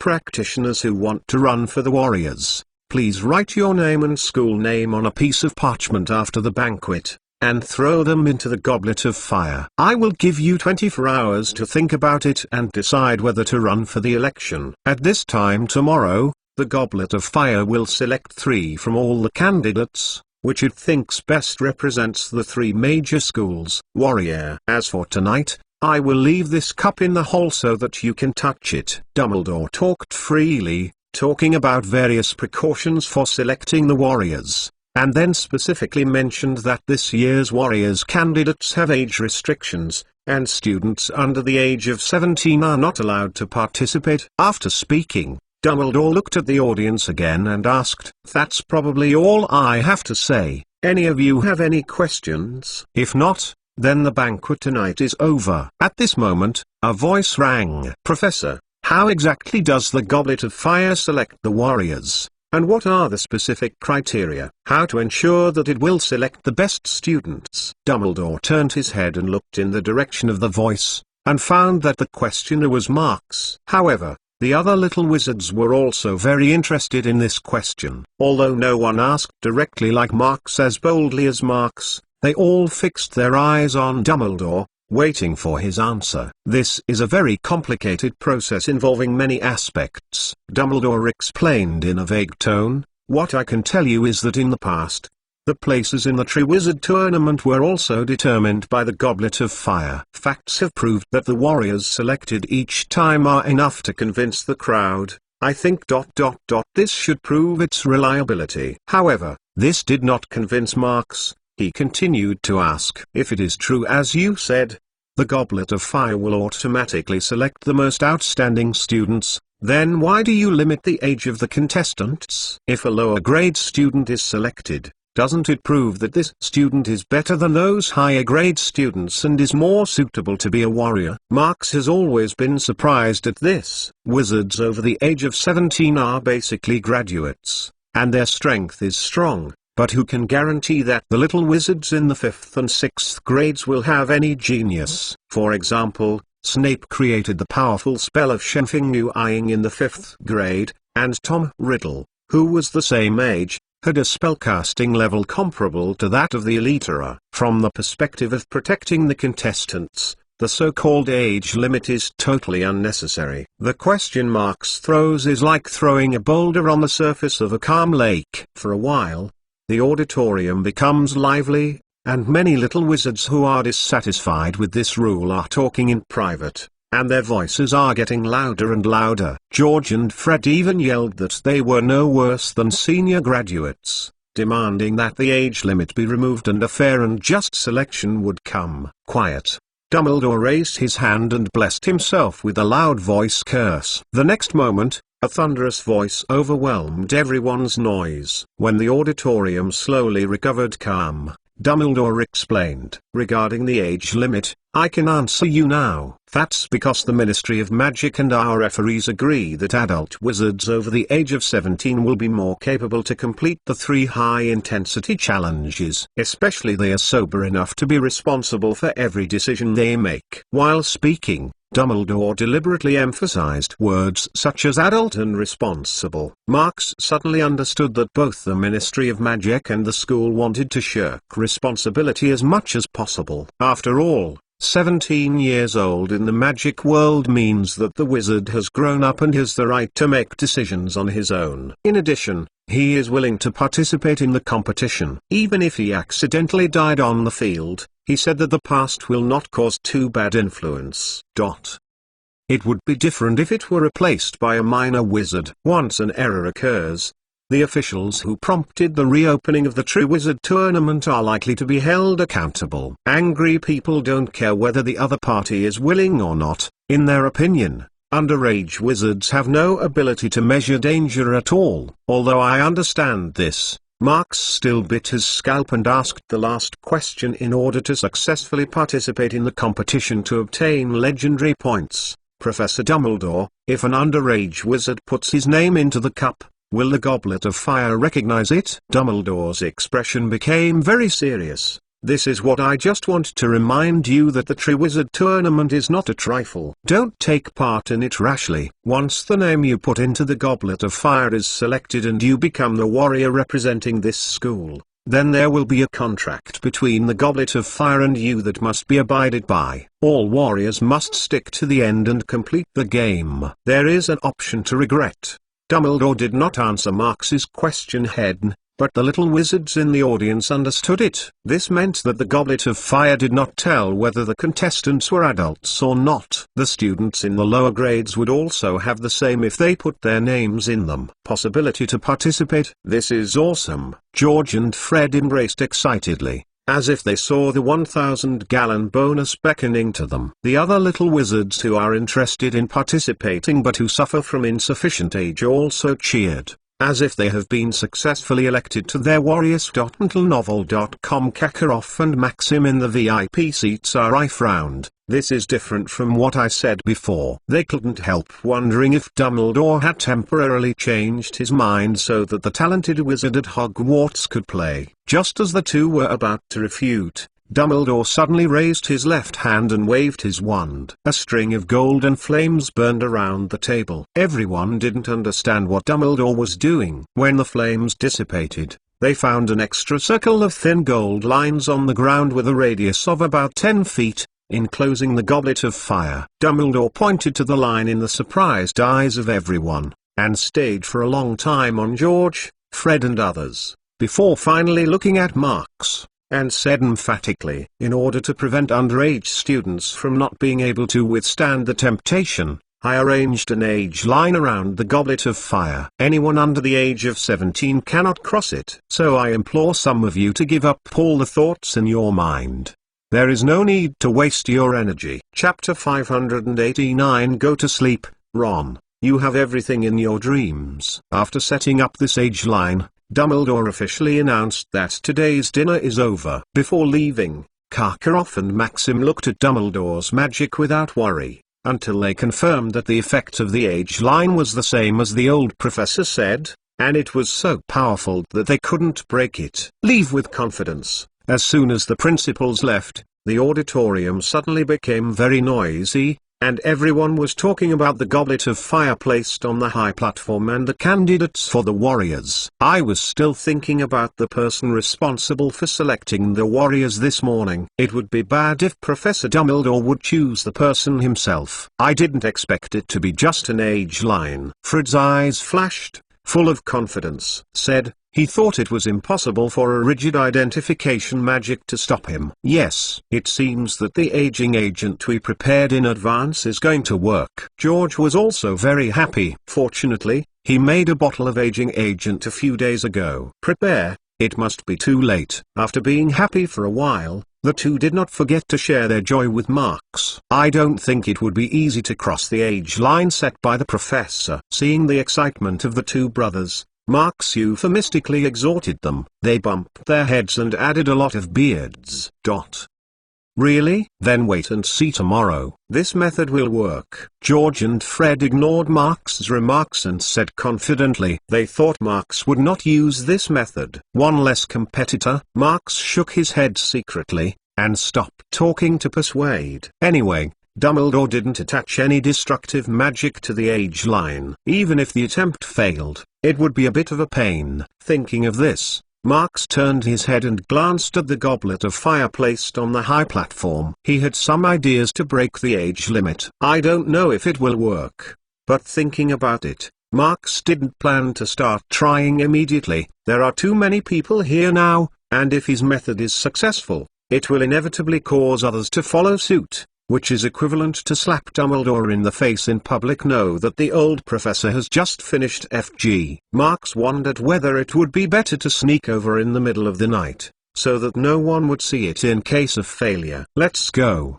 Don't look, let's go back to the lounge. Based on this, Marks pulled Hermione up, along with Harry and Ron, who were obsessed with the Goblet of Fire, left the auditorium and walked towards the Gryffindor lounge. Along the way, Harry and Ron were discussing how to break through the age line set by Dumbledore. They thought that if George's method was useful, they could try it themselves at that time. When approaching the entrance of the lounge, Ron still curiously asked if Marks had any good ideas.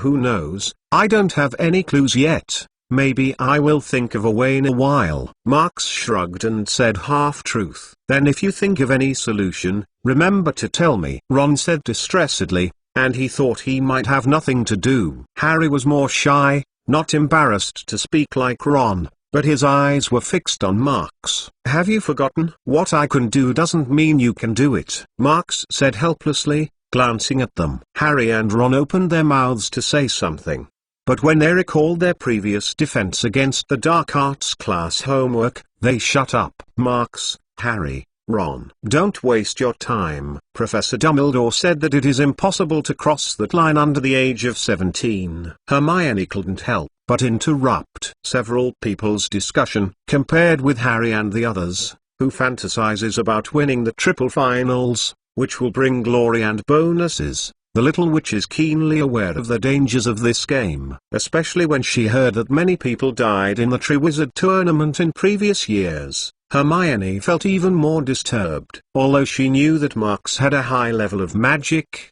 she was still a little worried. Now that Marks is so keen to be a warrior, Hermione naturally wants to stop it. It was so noisy and arguing for a long time, and when they returned to their respective dormitories, they stopped a bit. By the way, Ron, don't you like Crumb and Fleur? Then you plan to compete? When I was about to go to bed, Marks suddenly thought of something, looked at Ron curiously, and asked, Furong? Who is that? Ron didn't answer for a moment, but asked strangely. Hermione wasn't there, and Marks didn't bother to pretend not to understand Phil's appearance, and said casually, Of course it is the girl from Boothbatten. I asked someone to find out. It seems that she should be a mixed blood I knew it. No wonder she was so pretty. Ron muttered to himself. However, after a brief stupefaction, Ron quickly recovered. He looked at Marks and said hesitantly, Even if I like food ... what does liking Crumb have to do with me being a warrior? I think they should be the best students of Boothbatten and Durmstrang,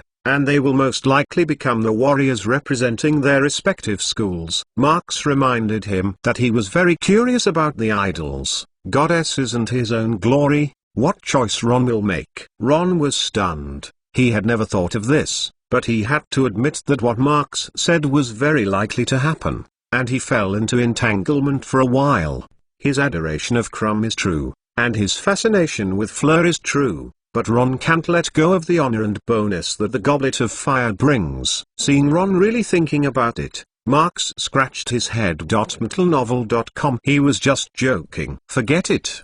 You think slowly, I'll go to bed first. Marks yawned tiredly, ignored Ron, and lay on the bed with the quilt and was ready to go to sleep. He has to get up in the middle of the night to do things, so he has to rest early today. Just as Marks was sleeping in a daze, he suddenly felt that someone was shaking himself. He opened his eyes encouragingly, only to realize that it was Ron. At this time Ron already had a determined expression, as if he had just made a difficult trade-off. His voice became a little hoarse. I have already thought about it, Marks. For the sake of Hogwarts honor, even if Crumb and Fleur become warriors, I will never let them. After several hours of deliberation, Ron believes that concession is the performance of the cowardly. Only by beating the opponent openly and winning the Goblet of Fire can he win the respect of the idol, the goodwill of the goddess, and the 1000 Jinjialong bonus. Marx looked at Ron with a weird expression,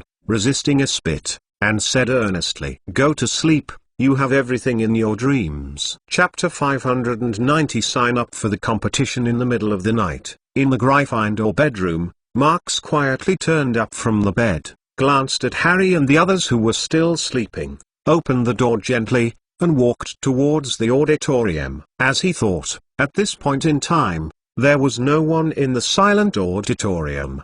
The door was open, and all the little wizards who tried to get up in the middle of the night to throw papers like their own thoughts had already come. Inside the entrance of Marx May, the surroundings looked a little dark, and the only light source was the large goblet placed on the high platform, and blue and white flames were constantly spitting out from the mouth of the cup. Try the easiest first. Walking straight to the edge of the age line, Marx thought to himself, took out a piece of parchment with his name written in advance from his pocket, and then crumpled the paper into a ball, aimed at the mouth of the cup. The distance of 3 meters is not too far, and Marx is still very confident of his quasi-head, so he directly threw the paper ball in his hand. The ball of paper was spinning in the air away from the hand, and it crossed the age line very smoothly and fell into the blue-white flame. Just when Marx thought he was going to succeed, the flame suddenly rose, lifted the ball of paper,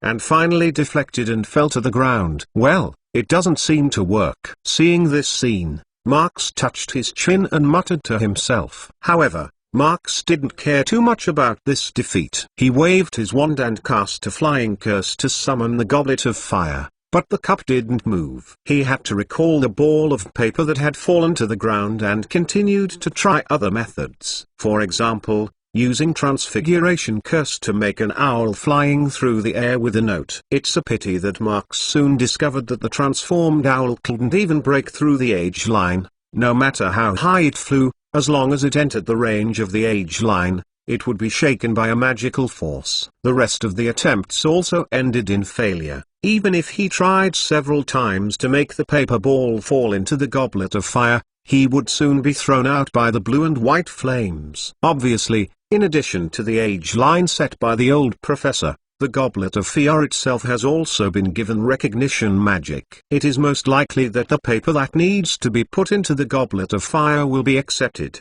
and other creatures will not work. Marx even suspected that he had to put his name in by himself.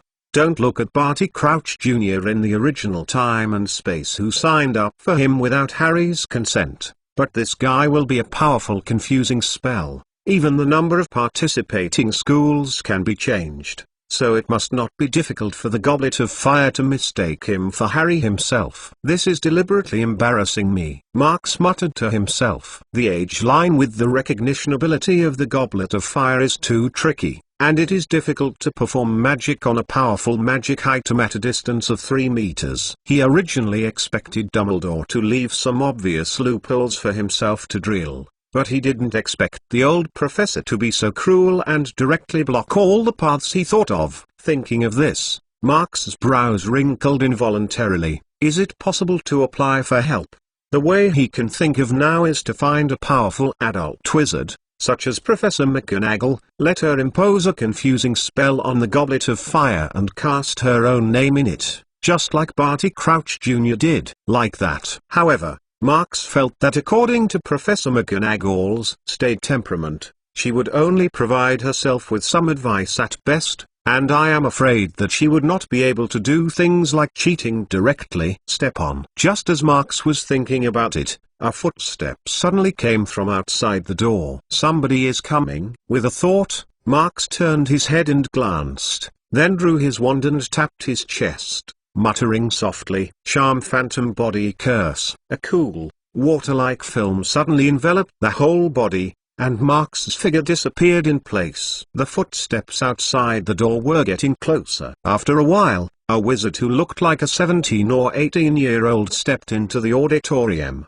He wore a nightgown and looked around carefully. and saw that there was no one in the dim auditorium. He breathed a sigh of relief and hesitated towards the flames. "Go for the cup." Marx, who was in a state of invisibility, held the magic wand and stared at each other's every move. There are usually only two possibilities to come here at this time. The first is that he wants to participate in the top 3 but is not confident in his own ability and is worried about being laughed at, so he only dared to secretly put his name into the goblet of fire in the middle of the night. The second is to make things happen, controlled by Voldemort, and want to do something on the goblet of fire, or a Death Eater sneaked in disguise. Marx quickly ruled out the second option, because the young wizard didn't have any extra actions. After standing in front of the goblet of fire for a long time, he hesitated and took out a piece of parchment with the name written on it. Into the goblet of fire. The blue and white flame immediately engulfed the parchment,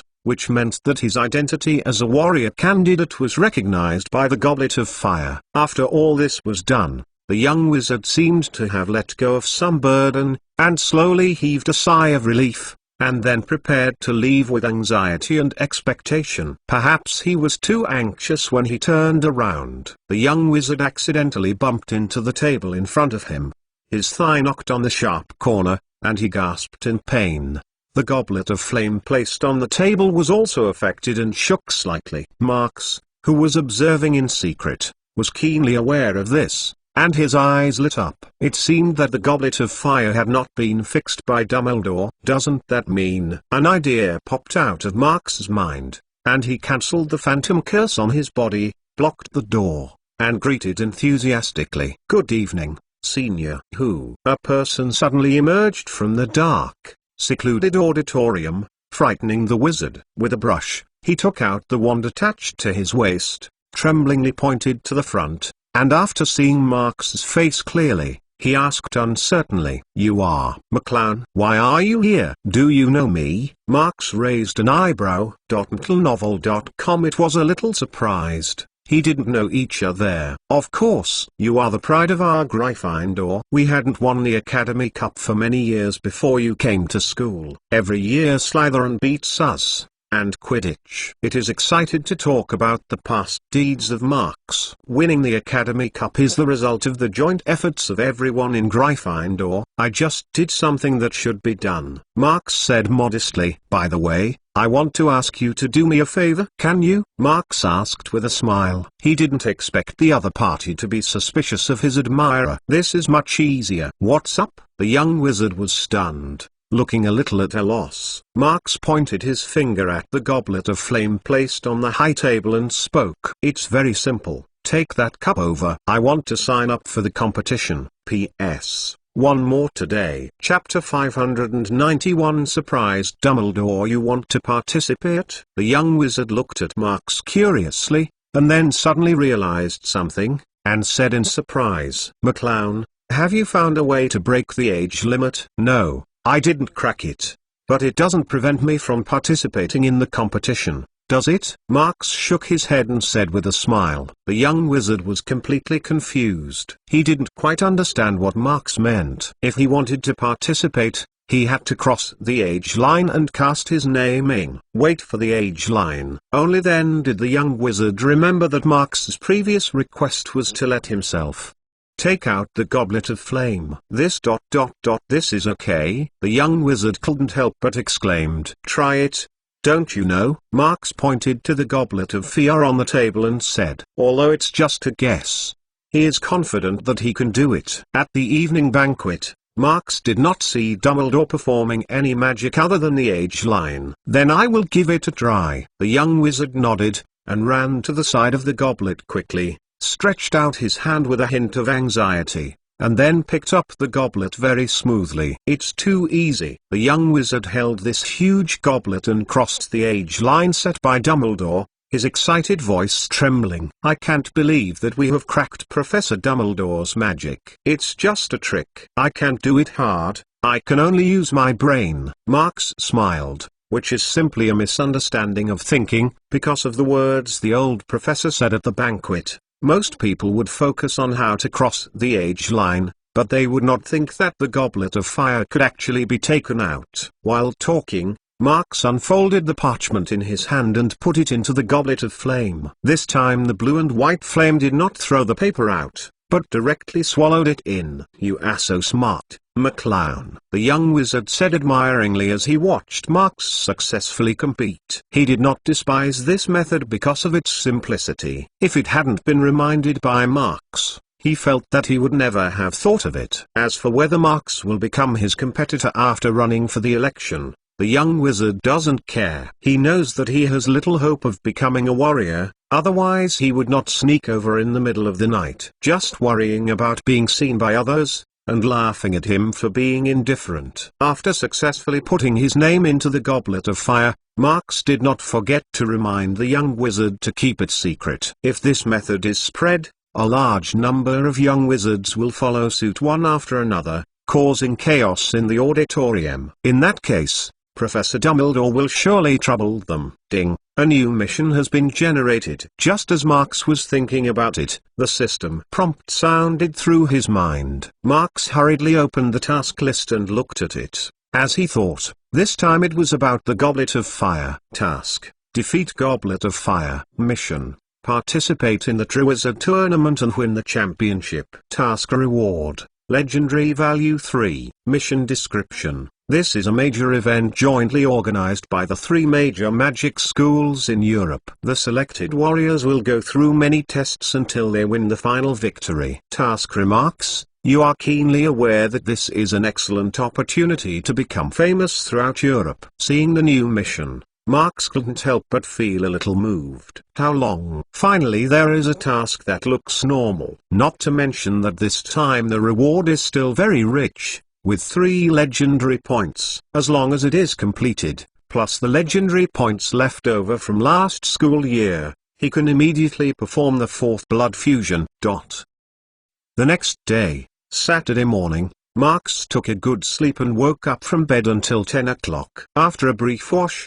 he walked slowly towards the auditorium. Before stepping into the hall, Marx heard a loud noise coming from inside, and then 2 familiar figures flew from the front and fell heavily on the floor in front of him. The dull sound of landing made it hurt even when I heard it. George, Fred, good morning. The way you say hello today is really special. Marx looked at the Weasley brothers who were lying on the ground and moaning in pain. He immediately understood what was going on and laughed. Jokingly said, "Hi, Marx, good morning." George got up from the ground with difficulty, touched his still aching shoulder, and grinned in response. Fred on the other side was also ready to speak, but before he could speak, a burst of green smoke appeared from his chin, and a large thick white beard suddenly grew. "My God, Fred, you have a beard." George witnessed this magical scene with his own eyes, and curiously stretched out his hand and grabbed it, and then discovered that this should be a real beard, not a blindfold. "Hey, can't you be lighter? You are the same." Fred patted George's hand angrily, and saw that George had grown a beard just like himself, so he immediately reached out and grabbed it, wanting to get back. The two quickly became a group. "I should have reminded you, Gentleman Weasley." At this moment, a deep, amused voice came from behind them. Marx turned his head and looked over. Dumbledore was walking out of the auditorium. George and Fred, who were arguing, stopped quickly, appearing a little guilty. Dumbledore didn't mean to punish them. He looked at the new look of the two with interest, his eyes gleaming. "I suggest you both go to Miss Pomfrey. She is already taking care of Miss Fawcett in Ravenclaw and Mr. Summers in Hufflepuff. They are as determined as you. My own age has increased a little bit, but I must say that their beards are far less beautiful than yours," Dumbledore said jokingly. www.mentalnovel.com and then looked at Marx again. At the banquet in the auditorium last night, he saw that Marx intends to become a warrior of Hogwarts and participate in this year's triple finals. For this, Dumbledore did not object. As a principal, he naturally hopes that the warrior representing Hogwarts can beat the other 2 magic schools in the game and win honor for Hogwarts. Therefore, when laying out the age line, he deliberately left a flaw that was difficult to find. He planned to wait for Marx to think and meditate to no avail, and when he asked McGonagall for help, he would relay it to the other party through McGonagall and let Marks crack it in public. This not only convinced the crowd, made the little wizards who are not enough age speechless, but also blocked the mouths of Maxim and Karkaroff. But now that the plan hasn't been implemented, Dumbledore is surprised to find that Marks's face is not half of the confusion and distress he had imagined, but rather a relaxed and confident look. P.S. Generally, 2 shifts are sent before 8 o'clock, and 1 shift is sent after 10 o'clock. Chapter 592 You Are Late, Professor McGonagall. This surprised Dumbledore. When he was in the auditorium, he saw the age line on the ground, and there was no sign of being cracked, so he was very curious about how Marks successfully signed up for the competition. But doubts turned to doubts. Dumbledore did not have the idea of public inquiry. After urging George and Fred to go to the school hospital for treatment as soon as possible, he left the hall directly. The 2 Weasley brothers, who were warned, did not dare to be negligent, and with a bitter face, they helped each other to the infirmary. Marks comforted them a few words, then crossed the threshold and entered the auditorium. Harry, Ron, and Hermione were already sitting at the long table in Gryffindor, enjoying today's breakfast while chatting about the Triwizard Tournament. When they saw Marks coming in from the door, several people hurriedly waved and greeted Marks. Here, Marks, who had been hungry for a long time, stepped forward and sat down in the space specially reserved for her beside Hermione. He picked up a piece of pastry and stuffed it in his mouth, and asked about the registration status of the participants in the morning. The students from Durmstrand and Booth Barton have already been here, and I just saw Cedric from Hufflepuff cast his name in, Harry said. Ron on the side also added, our Gryffindor only had Angelina signed up all morning. George and Fred wanted to fool around with aging agents,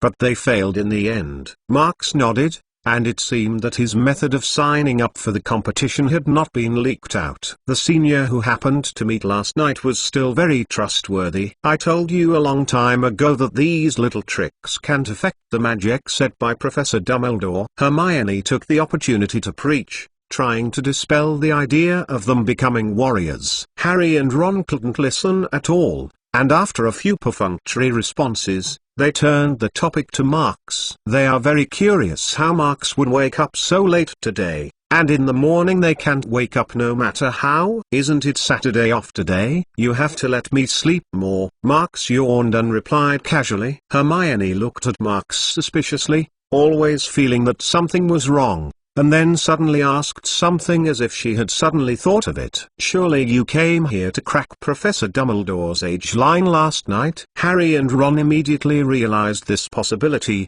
and stared at Marks together. Marks hesitated for a moment. He wanted to find a reason to fool it, but when he thought of waiting for the banquet, he would definitely read his name. He couldn't hide it, so he said vaguely, you can say the same too. God. You didn't call us for such an important thing. Ron leaned forward excitedly, and then asked excitedly, what happened in the end? Did it succeed? Marks didn't know if he should answer. Although Harry and the others would not have any impact on him when they signed up for the competition, there were many little wizards who were watching the Goblet of Fire during the day, and it was almost impossible to avoid the sight of others. Telling Ron and Harry is equivalent to the whole school knowing. When Marks was having a headache, Professor McGonagall walked in from the other side of the hall and waved at him. McClown. Come with me. I'm sorry, Ron, I have to go first. Professor McGonagall find me. I'll tell you when I come back. Marks ran away as if he had seen a savior, eating 2 desserts indiscriminately. Harry and Ron, who remained behind, looked at each other and felt that Marks had found a way to break the age limit. Hermione gave them a blank look. It's impossible. Professor Dumbledore said that no one can cross that age line. At the same time, McGonagall took Marks away from the lively auditorium and walked towards the deserted tower. Along the way, McGonagall explained the release principle of restricted magic to Marks from time to time. The age line set by Albus is also a kind of restricted magic. It is difficult to crack it hidden with your current level of magic, but it is not without tricks. As long as you find the magic node and destroy it, You can make it temporarily invalid. McGonagall talked freely and gave Marks an analysis. This magic node was naturally reserved by Dumbledore, in order to facilitate Marks's cracking. But McGonagall didn't tell the specific location of the node, but planned to use it as a test for Marks to find it on his own. Having said this, McGonagall took out a pocket watch from the pocket of the wizard's robe and opened it to take a look. It's 10:30 in the morning, and you have almost 8 hours to find it before the dinner begins. McClown, I have already told you the way to cross the age line. Whether it can be done depends on your own efforts, McGonagall said with a smile. Professor, you should have told me earlier. Marks's expression was strange. I don't think it's too late, right? McGonagall thought Marks was worried about running out of time, so he comforted. You have to have confidence in yourself, McClown. With your ability, 8 hours are enough to find the magic node. No, Professor. I mean, I put my name in the goblet of fire last night. Marks spread his hands. His face was full of innocence, but the words clearly revealed a meaning. You are late, Professor. What? You signed up for the competition last night? Professor McGonagall stopped walking and looked at Marks in astonishment. Marks didn't intend to conceal it, so he directly stated the method he used. After listening to McGonagall www.mentalnovel.com, the corners of her mouth twitched. She did not expect that Marks would use such a special means to bypass the age line set by Dumbledore. Thinking of her own words just now, McGonagall was even more embarrassed. After a while, she shook her head with a wry smile and said with emotion, "It looks like him worrying about it for nothing, McClown." Professor, this method was unexpectedly thought of by me, otherwise I would have to ask you for help. Marks would not feel complacent because he had put his name in the goblet of fire in advance. He knew that McGonagall said so much just to help himself. Even though I said it a little late and didn't make much difference, Marks still understood it. After explaining this little misunderstanding clearly, Marks had no plans to return to the auditorium. He didn't want to be asked questions by Ron and others after going back. So he and Professor McGonagall used transfiguration curses to decorate the castle to welcome Halloween in the evening banquet. Only in the evening, thinking that the banquet was about to begin, did Marks slowly walk towards the auditorium. Chapter 593 Warriors Candidates in order to welcome Halloween.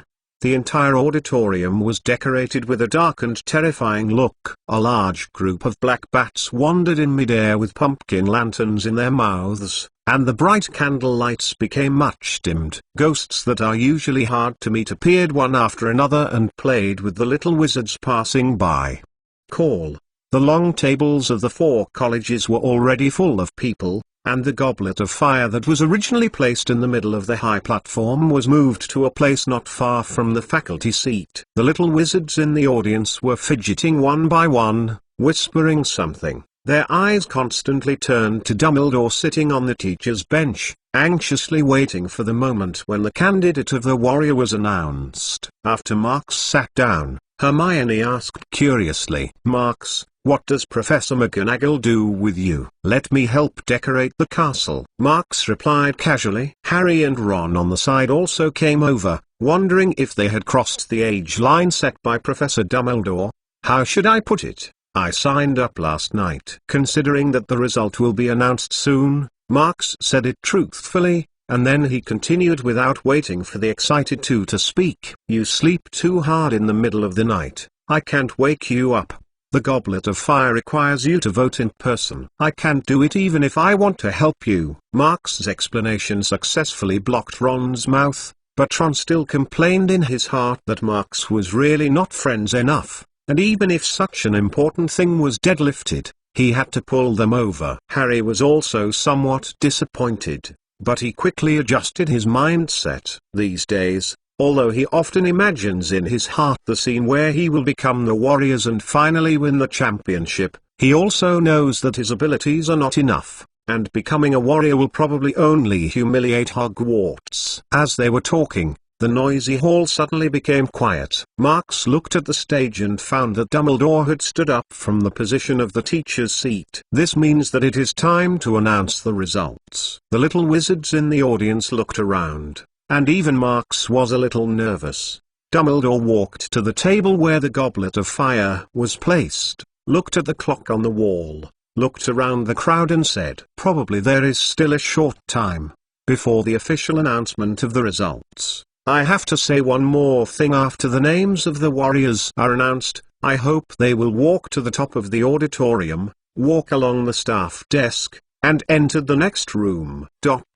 They will get initial guidance there." Dumbledore pointed to the door behind the instructor's desk, motioned for a moment, and nodded with satisfaction, seeing that everyone was listening, and took his wand out of his arms and waved it widely. In an instant, the surroundings became dark. Except for the candles in the pumpkin lanterns, the rest of the candles went out one after another, and the auditorium suddenly fell into a half-bright and half-dark state. Correspondingly, the flames of the goblet of fire quickly strung together, turning into a dazzling crimson color, and crackling sparks splashed out, spewing out a piece of scorched parchment. Dumbledore stretched out his hand to take it, took a look, and pronounced the above forcefully. "Warrior of Durmstrand Victor Crumb." Slytherin's seat rang out with a particularly warm cheers, and many people on the long tables of other academies also clapped. They are all loyal Crumb fans. For example,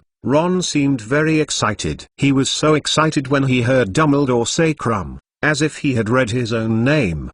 Dumbledore raised his palm and pressed it down. When the applause and conversation subsided, another piece of parchment flew out under the thrust of the flame and fell into Dumbledore's hand. "Warrior of Booth Barton Fleur Delacour," Dumbledore shouted. With a smile on her face, Furong gracefully stood up from the long table at Ravenclaw, and the boys in the auditorium warmly applauded and congratulated. After a few seconds, the goblet of fire fireworks turned red again, and sparks burst out. The little wizards in the audience looked at the goblet nervously and excitedly. They all knew that it was the warrior of Hogwarts next.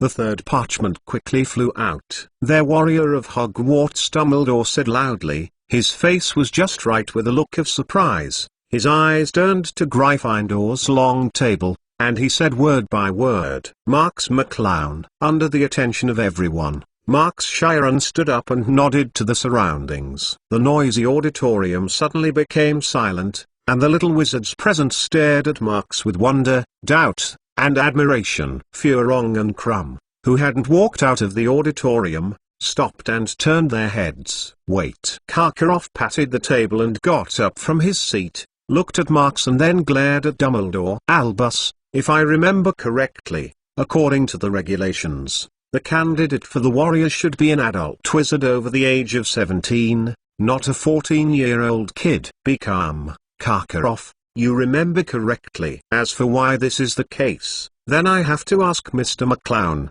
Dumbledore said with interest. Although he knew that McGonagall had already approached Marks and should know how Marks crossed the age line, Dumbledore had no intention of asking. The unknown is sometimes a pleasure. Marks couldn't see the slightest panic on his face. He replied with an expression of ease. "That's because I wrote my name and the school I represented on a piece of parchment, and put it into the goblet of fire within the specified time. Obviously, the goblet of fire recognized me as the best student among all the candidates, and I deserve to be a warrior of Hogwarts." Marks's words are undoubtedly a bit arrogant. MTLnovel.com made many senior students glared at them, but they couldn't refute them, and they were aggrieved for a while. "We're not asking about this, Mr. McClown. You haven't answered how you crossed that age line." Karkaroff frowned and asked reluctantly. He suspected that Dumbledore secretly gave it. Marks opened the back door. The little wizards in the auditorium were equally curious, all staring at Marks, waiting for his answer. "No, you are misunderstood. I can't crack Professor Dumbledore's magic." Marks shook his head and replied truthfully. There was an uproar on the court. This time not only Karkaroff, but also Maxim stood up and questioned Marks's cheating to obtain the place of the warriors. Many of the little wizards who failed the election were afraid to cancel it. The identity of Van's warrior. Facing everyone's doubts, Marks remained calm and composed, and he pointed to the goblet of fire on the high platform and said, "Who said that you must crack the age line to put the name in? Just ask a student who meets the conditions to take out the goblet of fire." Chapter 594. Harry, who is hard to argue with. Professor, you told us that those who want to participate must write their name and school on a piece of parchment and put them in the goblet of fire. I have done it. Marks looked at Dumbledore, and finally added, "At the banquet last night, you didn't say that you can't take out the goblet of fire.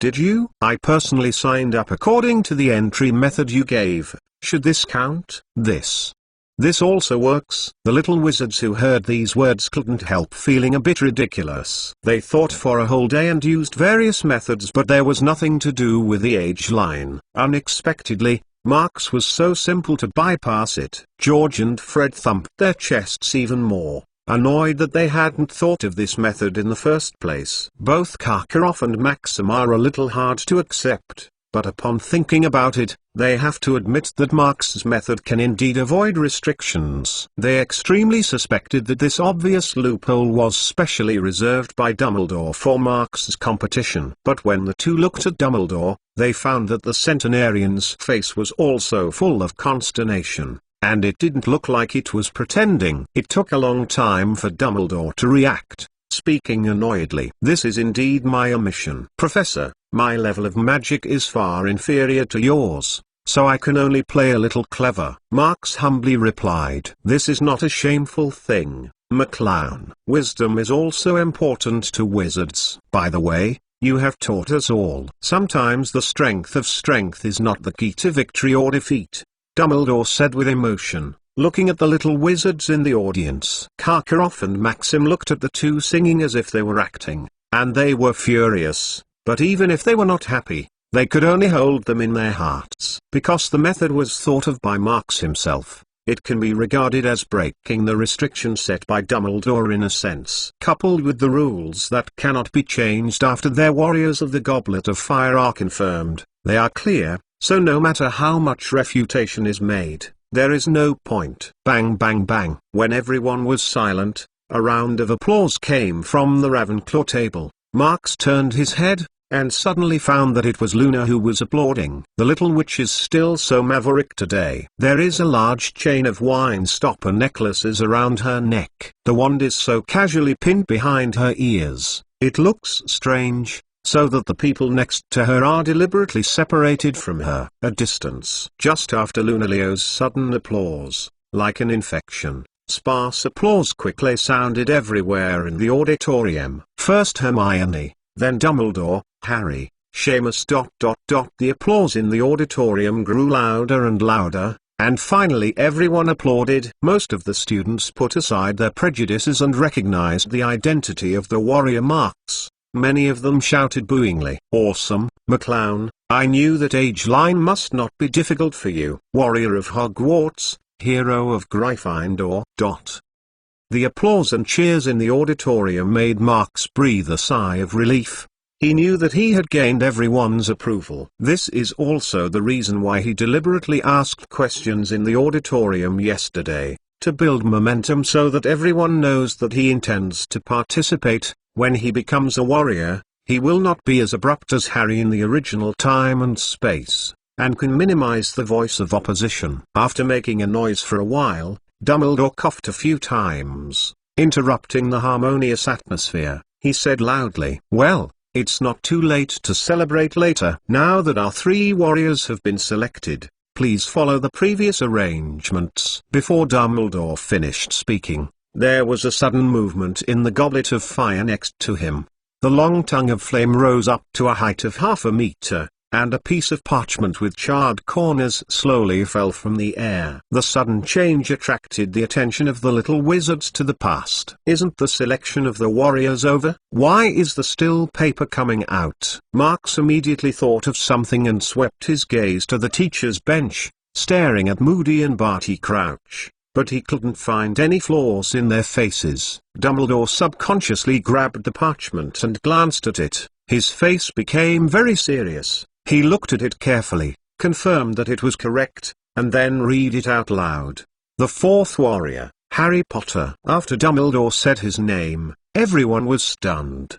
The auditorium was quieter than when Marks was elected just now, and everyone didn't understand why a fourth warrior appeared. As the person involved, Harry was even more stunned. His brain was blank. He wondered if he had misheard, or was simply dreaming. This is not fair. This is cheating. Only one contestant is allowed in a school. Karkaroff was completely angry. He hit the table in front of him with a punch, and the violent voice recalled in the auditorium, "I need an explanation, Dumbledore," Maxim said angrily with a grimace. If Marks is not old enough to forcefully participate in the Triwizard Tournament and is still within their tolerance, then the appearance of two warriors at Hogwarts is unacceptable to them. Dumbledore ignored the questioning of the two, but calmly looked at Harry and asked, "Did you put your name in the Goblet of Fire, Harry?" "No, Professor, I didn't put my name in, and I don't know why this happened." Harry shook his head quickly, explaining anxiously. But Harry's explanation was too pale, and almost no one wanted to believe it, and all kinds of questioning eyes made him very uncomfortable. He turned his head in a panic and asked his friends for help.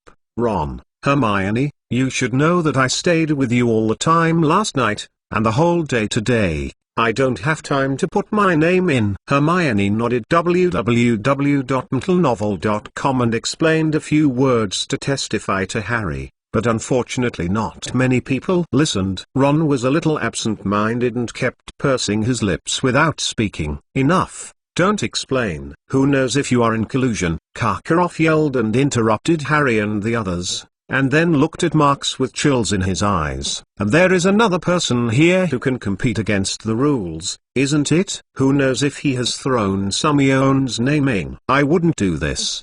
The previous Triwizard tournaments are very dangerous. I can't let friends who are not strong enough take the risk," Marks retorted. Afterwards, Marks looked at Karkaroff sarcastically, without any mercy. "In addition, please use your mind to think about it. There are many students who have put their names in the Goblet of Fire, but the candidates for the Warriors are fixed. It doesn't make sense to choose 4 warriors. It should be someone who has moved something to this thing. Hands and feet.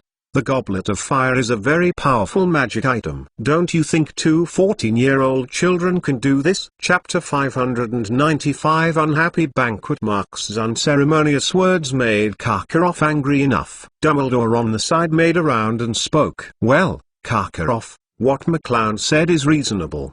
The Goblet of Fire cannot elect 4 warriors for no reason, and we should not blame these on the 2 children. Who should be to blame?" "Are you to blame, Dumbledore?" Karkaroff demanded. He even suspected that Dumbledore had moved something on the Goblet of Fire that caused this result. After all, the current situation is beneficial to Hogwarts. The participation of the 2 warriors can greatly increase Hogwarts' winning rate and become famous in the 3 finals. Dumbledore also has this ability to cast a spell on the Goblet of Fire. If you insist on thinking so, it is indeed my negligence and I didn't take good care of it. But please believe that this result is also not what I want to see," Dumbledore said calmly, not being annoyed by Karkaroff's questioning. He paused, then continued. "We are all aware of the dangers of the 3 Finals Cup. I have no reason to put my mind and effort into getting a child who is not strong enough to participate in the competition. If I want to choose a second warrior, Hogwarts has more and more suitable candidates. Who knows what you think? I only know that there are 2 people participating in Hogwarts now. This is a serious violation," Karkaroff said patiently. "Mr. Crouch... Mr. Bagman." Maxim also turned his head angrily to look at the 2 Ministry of Magic officials who were frowning, and said, "You are the organizers and fair referees of this game. What should you do now? Should you re-register or ban a warrior from Hogwarts from participating?" Objectively speaking, it is not up to the specifications for a school to select 2 warriors. But the problem is that now the contract has been established. According to the regulations, each of them must participate. Bagman wiped his handkerchief. His round baby face was full of embarrassment. Bagman is right. In addition, this matter has not yet been fully understood. We can't hold someone accountable without evidence. Maybe this is just an accident. Crouch began to persuade. "You made me treat this incident as an accident. Don't even think about it. Karkaroff's face was very ugly. In his opinion, Bagman and Crouch were favoring Hogwarts and bullying them. These foreigners. Maxim also echoed. Since there are 2 warriors at Hogwarts, to be fair, we have to redisplay the Goblet of Fire and increase the number of places until each school has 2 warriors. No, I'm afraid this won't happen, Miss Maxim. The Goblet of Fire has just been extinguished, and it will not reignite until the next tournament as usual. Bagman shook his head and said helplessly, there is no next year. Durmstrang will never participate in such an unfair competition again, and I will take my students to leave tonight. Karkaroff was angrily crowned and pulled up angrily. Crumb left. The rest of Durmstrang's students also got up from their seats angrily, and followed Karkaroff out of the auditorium. The same was true for Maxim, taking Booth Batten's students out of the scene midway in protest. Harry stood there watching the 2 leaving figures, looking a little at a loss. He felt that this year's triple finals must be over before it even started. Don't worry, Harry, they didn't have the guts to go. When that Crumb and Fleur put their names into the Goblet of Fire, the magic contract was already established. If they didn't compete in the end, the backlash would be very serious. Moody limped down from the platform, his face heavy, but he still spoke to comfort Harry. Marks looked at Moody and suddenly asked, Professor, why didn't Mr. Bagman suggest cancelling a person's score? Even if it is necessary to participate,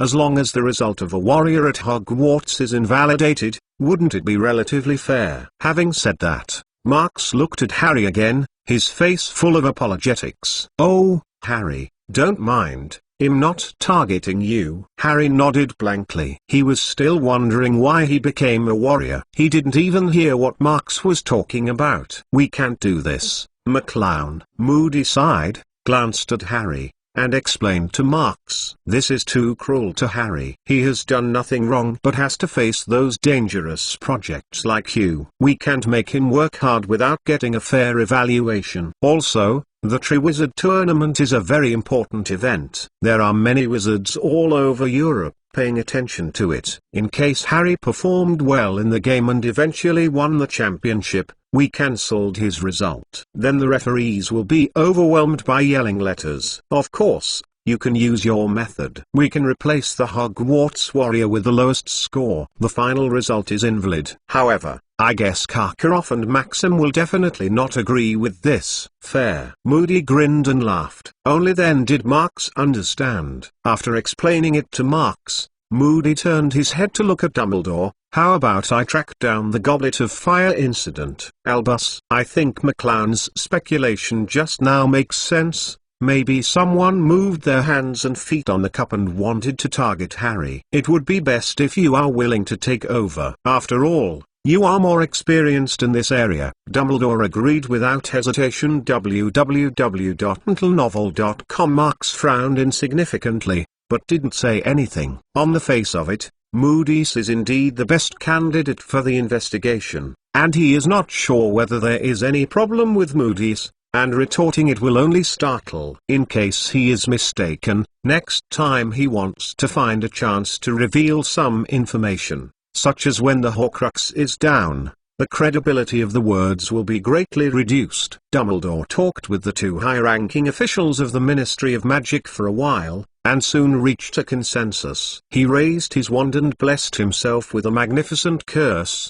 and then spoke to the noisy little wizards below. Well, it's not too early now. I think you need a good rest. This is the end of today's dinner. As for the guidance and advice to the warriors, we will arrange it until tomorrow. I will inform Mr. Karkaroff and Miss Maxim. After Dumbledore finished speaking, he left the auditorium with the professors and Crouch of the Ministry of Magic and others. The other little wizards returned to their respective lounges unwillingly under the prefect's scolding. Chapter 596. Pot King Snape. Let's go. Don't think so much, Harry. Marks patted Harry, who was still frozen, and said. Harry nodded, his expression tangled. Along the way, he opened his mouth several times to say something, but each time he was held back in the end. Just say what you want. Marks glanced at him and said casually, Marks, you will believe me, right? I didn't put my name into the Goblet of Fire at all,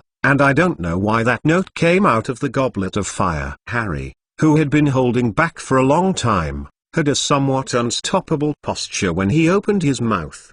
He talked about it for a long time, and made his two-day itinerary clear, so that Marks knew that he had no chance to touch the Goblet of Fire. "Of course I believe you, Harry." Marks interrupted Harry's words comfortingly, and then added, "It's not easy to fool the Goblet of Fire. Only a powerful wizard can do this. Based on this, you have no suspicion." Seeing Marks's willingness to believe in his own words, Harry's depressed mood eased a lot. But he really didn't think anyone would specifically want to make himself a warrior. The two of them went back to the lounge all the way while chatting. When they read the order and opened the entrance passage, the noise from inside almost deafened Marks's ears. More than a dozen hands stretched out from inside and dragged the two in together, almost making Marks think he was attacked. Gryffindor's lounge was obviously decorated. The surrounding walls were hung with brilliant colored lights, and crimson lion flags were floating in the air. A little wizard even took out his torn sheets and wrote the names of the two warriors on it with a large pen. "Marks,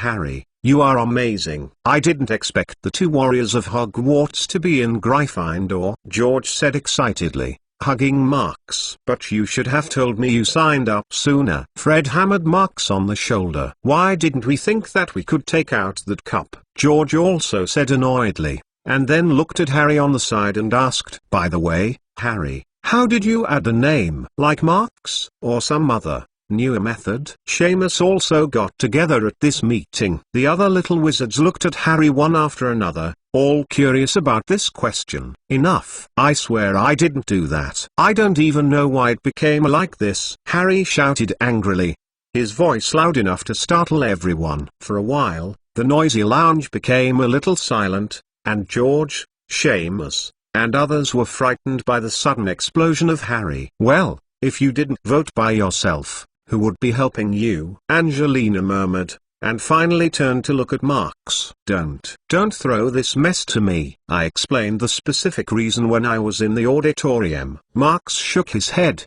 but he didn't carry the pot. "Come on. We all know how good you are. What is the difficulty for you to fool a broken cup?" George said with a grin. "Now we are all our own people, we are just curious." "Absolutely not," someone said it. Marks rolled his eyes and didn't believe a word. Doesn't he know what kind of temper these people are? All of them didn't keep the door open. If he talks nonsense tonight, it will be spread throughout the school tomorrow. Not to mention that this matter has nothing to do with him in the first place. Since there are no outsiders here, why did I lie to you? And there are two warriors at Hogwarts participating. Even if we win, we will definitely be gossiped. I won't take that effort. Marks explained with all his heart, but seeing the expressions of everyone, he understood that not many people wanted to believe it. Simply, Marks didn't bother to explain. He is used to some misunderstandings. Compared with the group of brains in Knockdown Alley, this can only be regarded as a trivial. Alas. Excellent people are like this, and they always cause unnecessary misunderstandings. Marks thought distressed, and perfunctorily celebrated with everyone about becoming a warrior. Harry looked absent-minded all the time. After the short celebration, Hermione pulled the two directly to the corner. Unlike the others, Hermione didn't ask how Harry actually competed, but looked worried. "Remember your dream, Harry?" Hermione asked solemnly. "Of course, remember." "What's the matter?" Harry replied hesitantly. "Don't you understand? It must be the mysterious man who wants to take the opportunity to get rid of you, or is preparing some plan in secret. Even if he didn't do it himself, it is possible that he secretly instructed someone to do it." Hermione quizzed. While talking, his expression was very serious. Marks looked at Hermione unexpectedly, but didn't expect the little witch to deduce the cause and effect so quickly. Harry also felt that Hermione's guess was very possible, and after thinking hard for a while, he said suddenly, "I thought of who it might be." "Who?" Marks asked hurriedly. He almost forgot that Harry was also a good breakthrough. If Barty Crouch Jr. got in, he would probably try to contact Harry and gain his trust. It must be Snape. Harry shouted loudly. Except for Snape. He couldn't think of anyone else. Only Snape and Malfoy had treated him badly this semester. If anyone wants him to die, Harry thinks it must be one of the two. Marks almost didn't draw it up in one breath. He looked at Harry with a weird look. Can you not stare at someone every time and wonder if Snape has carried enough pots these years? Just thinking that Snape always likes to stare at harryallen.novel.com. In a sense, the two sides are even. Although Marks disagreed with Harry's words, Hermione agreed very much, and even suggested that Harry could tell Moody to let him stare at Snape, or write to Sirius to ask his opinion. If it doesn't work, go to Dumbledore. Hermione said a lot, and Marks couldn't help but mention a few words to make Harry be more careful. If someone is suddenly good or bad to him, it means that there is probably something wrong with this person. The support of the two best friends made Harry forget the questioning words, and he realized that someone still wanted to believe and cared about himself. Wait, Ron? Where did he go? Harry looked around, but didn't see his other friend. Ron said he was a little tired and went back to the dormitory to rest. More specifically, you should ask him yourself. Hermione hesitated for a moment, and didn't say what Ron had complained in private. She felt that everyone was friends, and Ron might just be unable to think about it for a while. Chapter 597 The Crack of Friendship. Where is Ron uncomfortable? When I was in the auditorium, I saw that his face was a bit wrong. Harry asked worriedly. Hermione didn't answer, just told them to go back to the dormitory to rest soon. It's better to ignore Ron for now. He will figure it out. After a night's sleep, Harry was at a loss, wondering what was going on. Marks had noticed something from Hermione's attitude, but he didn't care. He had too many things to consider recently, and he didn't have the time to pay attention to Ron. After bidding farewell to Hermione, the two went back to the bedroom. Pushing the door open, Harry saw at a glance that Ron was lying on the bed in his shirt, with his back facing them and covering his head with a pillow. Ron was the only person in the entire dormitory, and Neville and the others did not come back in the lounge. Ron, are you okay? Harry felt a little strange, so he stepped forward and shook him. I'm fine, Harry. It's just a little uncomfortable, so I don't have time to celebrate for you. Ron removed the pillow from his head and pulled out a smile, looking reluctantly. Celebrate? What to celebrate? Harry frowned, feeling that something was wrong with Ron. Of course it's to celebrate that you have all become warriors. Ron sat up, his tone a little heavy. He looked at Marks and then at Harry, and asked. Marks was selected after taking out the goblet of fire and putting his name in. So what about you, Harry? How did you do it? Using the invisibility cloak. Ron, do you think I put my name in that goblet just like them? Harry laughed angrily, and he gasped and explained in annoyance. I said very clearly when I was in the auditorium, I didn't do that. And I stayed with you for these 2 days. You know I didn't have that opportunity. Ron didn't pay attention to Harry's explanation, but guessed for himself. Not during the day. What about when I go to bed at night? Marks went in the second half of the night. Maybe you did it in the first half of the night? Or did you go together? You all have a way to become a warrior, only I was a little bit close. I can't think of a way. I don't blame you, really. But you should at least tell me, so I can prepare to celebrate for you in advance. At this point, Ron's expression became a little depressed, his voice getting lower and lower, and finally so small that he couldn't hear him at all. Don't be silly, Ron. Why do you think that? Didn't Hermione tell you? This Triwizard Tournament is likely to be Voldemort's conspiracy. He must have wanted me to die in that game. Remember that, Dreamland? I told you. Harry was furious. He thought that Ron, as one of his best friends, would support and believe in himself like Marks and Hermione, but he didn't expect Ron to doubt himself. Mysterious. Ron looked a little shaken, but under the control of his jealousy, he still insisted on his own ideas, and quickly found the loopholes in Harry's words. The questioning sound was like a cannon. General. But why did he do this? The mysterious man is not in school. How can he guarantee that you will be selected? And Professor Dumbledore was there during the game, No one dared to take you like. Or say the mysterious man just wants to watch you win the championship. Are you crazy? Now someone is going to kill me. You are still wondering if there is something or not. Will you wait until Voldemort kills me before you believe it? Harry thought Ron was unreasonable. Yes, I'm crazy. I thought we were best friends. The result. Each of you has a way to break through that line, but you keep hiding it from me and throw me aside. You know that I want to become a warrior. Ron shouted loudly, jealousy eroding his reason. Ron couldn't help but think of the words Marks asked him last night, and he became more certain of his thoughts. He thought that it must be Marks who needed a qualified helper in order to ensure the victory of the Triwizard Tournament, so he first approached himself and asked his own opinion on the side. After learning that he insisted on playing fair with everyone, Marks thought it would threaten him to win the championship, so he chose Harry in the end.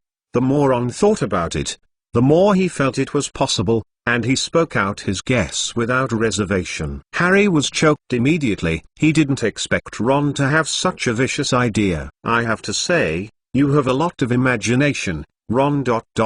You should write a storybook. Marks was also very speechless. But I guessed it right? Ron asked nonchalantly. I say something you don't like, Ron. I have never regarded Crumb and Fleur as a threat. From the moment I competed, there was no suspense about the victory of the top 3 cups. Marks was endlessly questioned by Ron. Getting bored, after a pause, he continued to speak. His words were not merciful. And you think you are too high. Your magic level can't help me at all. I told you that last night because of curiosity. Ron's face flushed red, his fists under the quilt clenched and loosened. What he disliked most was Mark's self-esteem and indifferent appearance. Whether it was the honor he wanted to get, or the people he admired and liked, Marks dismissed it, as if they were all things at his fingertips. The more he came into contact with Marks, the more awkward Ron was, and he felt as small as dust in the ground, without any sense of existence. Even if he brags about his adventures with others on weekdays, he will be considered lucky to follow Marks and Harry. Yeah.novel.com. You are the hero of our Gryffindor. It's amazing. You don't need Anon's help. Ron became more and more angry, said annoyedly, and suddenly pulled the curtain over, covering his 4-poster bed.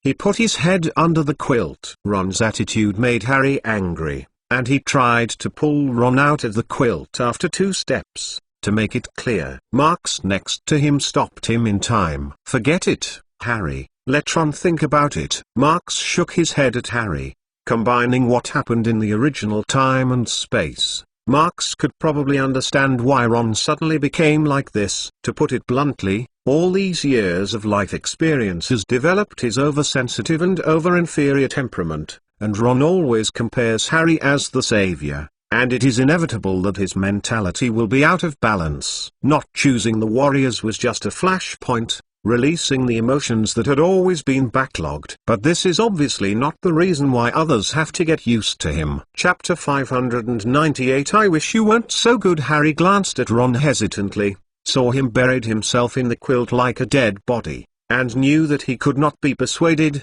so he ignored him. Due to the Cold War in the Triple Room, the dormitory no longer had the cheerful atmosphere at night, so that when Neville came back, he almost thought whether he had entered the wrong dormitory and hesitated at the door for a long time before daring to come in. Marks had been busy all day, and lay on the bed early after washing, but he kept tossing about and couldn't sleep. Harry became a warrior to prove that Voldemort was still secretly working on his resurrection plan, but he had no clue now, and he couldn't even tell who was suspected. This passive feeling made Marks very uncomfortable. He tilted his head and looked at the squirrel cage placed on the table. Several white mice were lying in the cage. Marks believes that this knot can only be solved by grasping the mind of Sanctuary as soon as possible. It's a pity that the mouse's thinking is too simple after all. Since his invigorating mind has been upgraded to level 3. The growth of his experience has come to a near stagnation. He needs a new experimental subject. Thinking of this, Marks turned his head and glanced at Harry's bed, but soon dispelled the idea of Harry helping him. After all, this goal was too big. Dumbledore, moody, and Voldemort's potential subordinates all stared at Harry all the time, and if he was accidentally talked about by someone, then the things that he would be seduced by would be exposed. The most taboo of this kind of memory-reading magic is to be deliberately guarded against, especially if his spellcasting level is not high. If the opponent practices occlumency, he may get completely wrong information. Relatively speaking, Hermione would be a better choice than Harry. The little witch is clever enough and knows how to keep secrets, but I don't know if she wants to. Marks kept thinking in his mind, not knowing how long it took before he fell asleep. On Sunday's breakfast, Marks woke up from the bed with a yawn and fed the mice in the cage that had lost their usefulness to Macca, as today's breakfast. After a while, Harry also woke up. The first thing he did after getting out of bed was to look at Ron's bed. After finding that there was no one on it, he looked at Marks curiously and asked, "Where is Ron?" "I don't know. I probably wanted to avoid us, so I went out." "Why? Are you still going to explain to him?" Marks put the empty mouse cage away and replied casually. Harry hesitated and nodded. He thought about it for half the night last night. With a very good reason, he was ready to go to the line with Ron again. He felt that this time he would be able to convince Ron to believe him. "Go if you want, but it's better not to have any hope." Marks shrugged, thinking that no matter how Harry explained Ron, he wouldn't listen. Only when the Triwizard Battle for Hegemony begins and Ron realizes the danger of the game can this matter make sense. In the original time and space,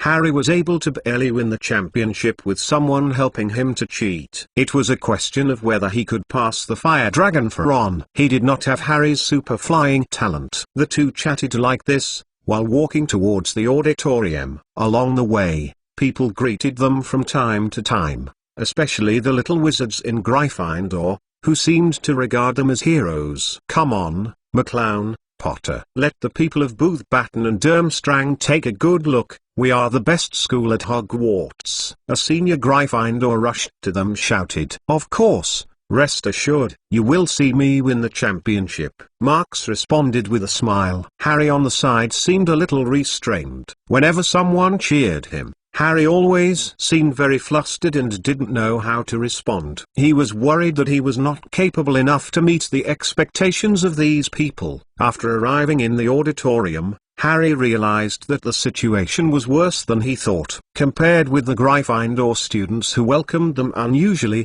the little wizards of the other three academies gave them mixed praises and criticisms. Marks is okay, although there is a suspicion of trickery in the registration method. After all, he cracked the age line with wisdom, and expounded the specific method openly. Even if someone is dissatisfied, he will not say anything. Harry was different. He heard someone talking about himself as soon as he reached the threshold. When passing by the Slytherin long table, he even heard a student guess that he forcibly asked Marks to cheat for him and became a warrior. These sounds made Harry feel very uncomfortable.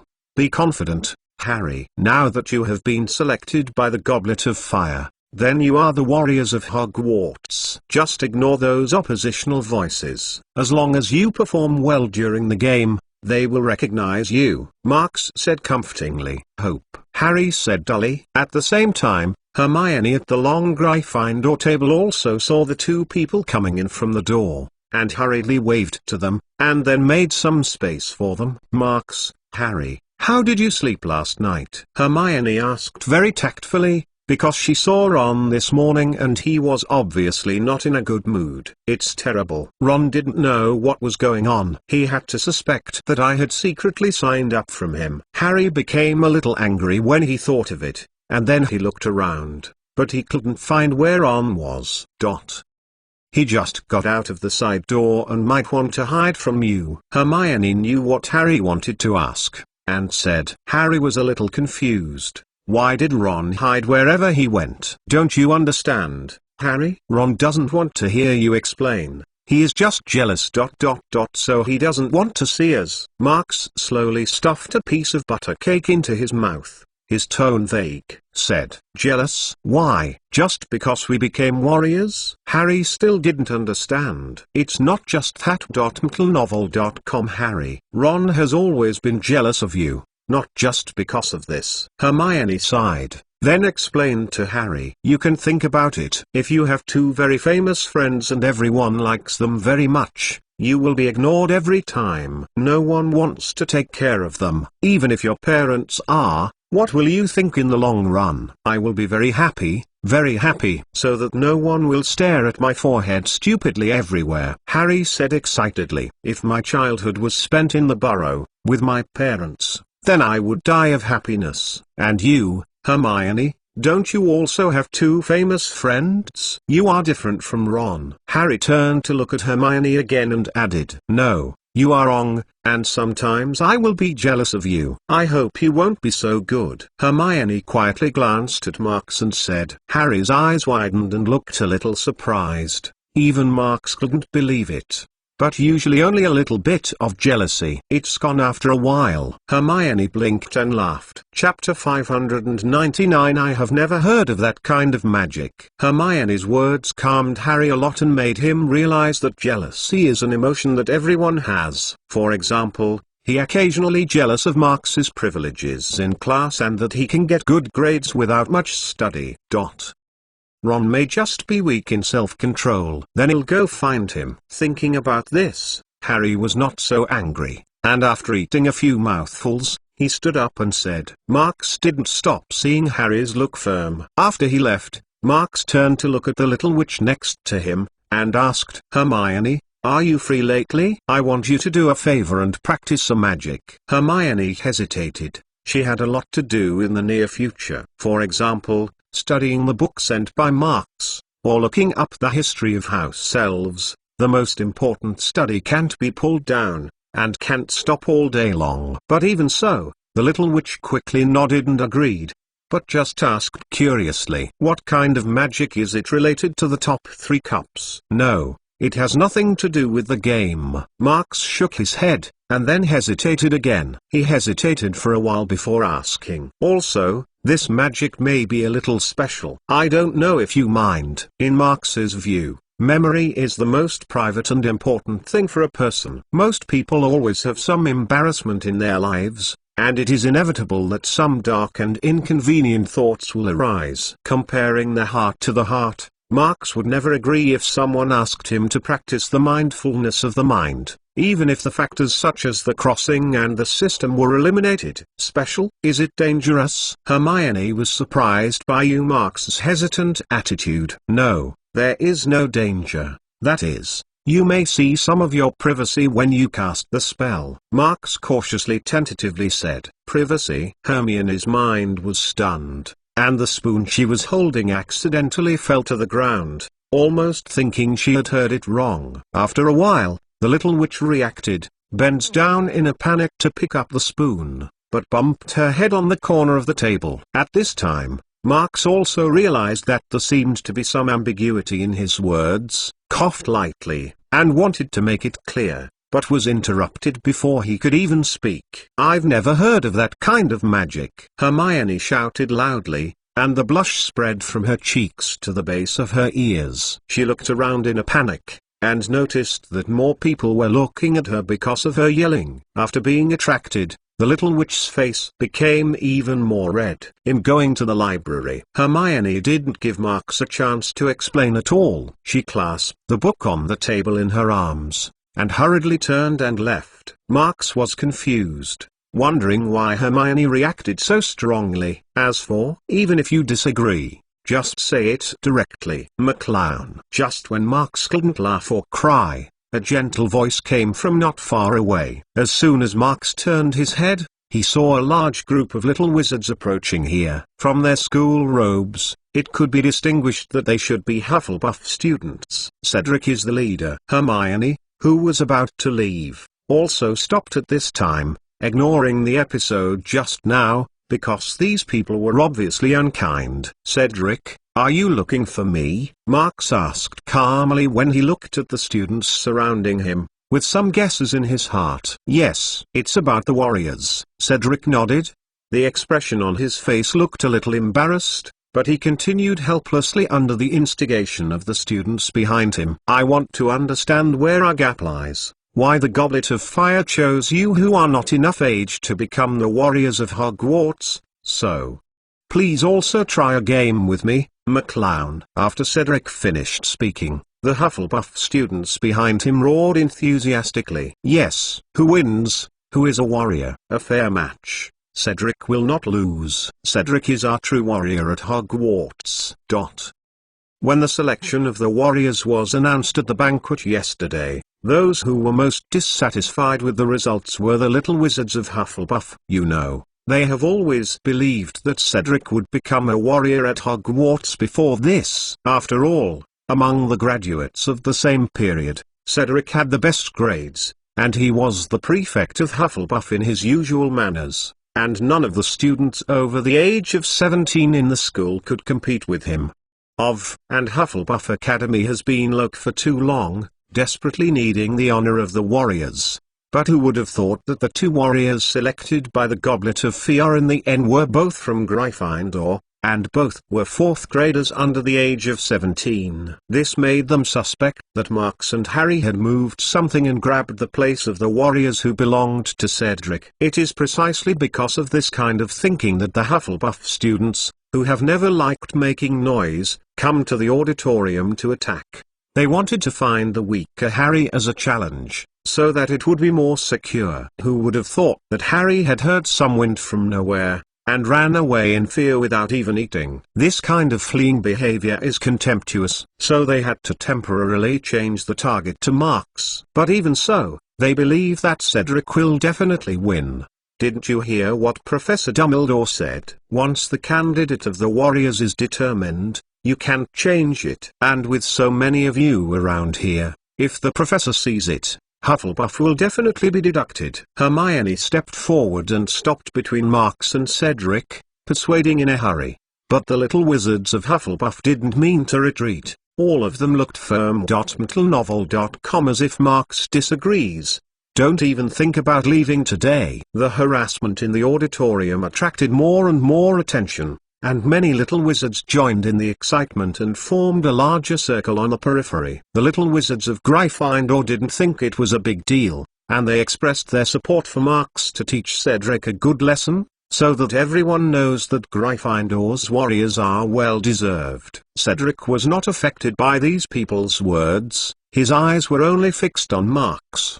"How about it, okay, McClown?" "Okay, no problem." Marks didn't hesitate much, so he directly agreed, and then asked intimately, "Do you need to go to a place where no one is, and do it alone?" Public duels are glorious for winners, but losers can be ashamed. Of course, Marks is not worried that he will lose, but takes care of Cedric's face. "No, right here." Cedric shook his head and rejected Marks's proposal. P.S. One more today. Chapter 600. A duel that ended in a flash. "Excuse me, please spread out." Cedric turned his head and said to the little wizard gathered nearby. Everyone retreated very wisely, and no one wanted to be affected by the battle between the two. But none of them left, and they were all curious about who could win this duel. "Hermione, you will be the referee," Marks said. The little witch looked a little worried. The professors would deduct points for a duel in the auditorium, but at Marks's request, Hermione walked to the side and started to command the two to bow according to the duel process, and then read it out loud. Countdown. 3.2.1. Start. Hermione waved her right arm. Cedric on the field immediately took a few steps back at the fastest speed, and at the same time tapped his chest with his magic wand, and said, "Protego's armor bodyguard." An invisible magic shield surrounded his body, protecting Cedric. This is the iron armor curse that he mastered after hard practice last year. It allows people to take advantage of the duel in a duel. It was just different from what Cedric had imagined. Marks didn't launch an attack immediately. He just stood still and looked at him, holding the wand lightly in his right hand without any movement. Shocked. This was the first reaction that came out of Cedric's mind. But he quickly forsook this thought. He had heard a lot of rumors about Marks in school, and the other party would never be so embarrassed. In addition to this, it is only possible to despise it. Maybe the opponent didn't put himself in the eyes at all.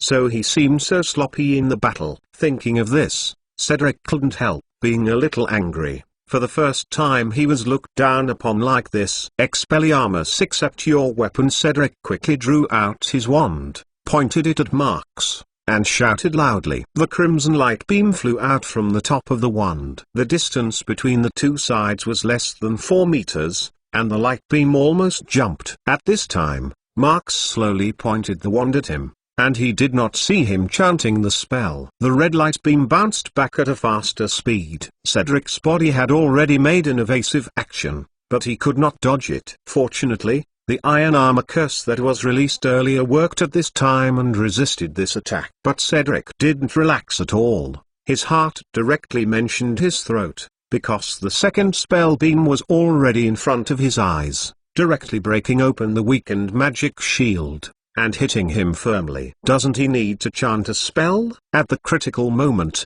Cedric's face suddenly changed, and he was very puzzled. He didn't hear Marx's curse from the beginning to the end, only vaguely saw Marx wave his wand twice. The thoughts in his mind flashed by, and the next moment Cedric felt his body fly out, embarrassedly bumped into the long table of Hufflepuff College in the rear, and swept the empty plates and candlesticks on the table. Ground. At the same time, the magic wand in Cedric's hand also slipped out, swirling in the air, and finally fell into Marx's hands. The students onlookers were shocked and watched this scene in disbelief. They might have thought that Cedric would eventually be defeated by losing to Marx, but they didn't expect the battle to end so quickly, and Cedric was knocked out immediately after the official engagement. In the crowd, Crumb and Fleur also looked at Cedric, who fell on the long table in amazement. Compared with most unseen little wizards, they saw too much from this short battle. In particular,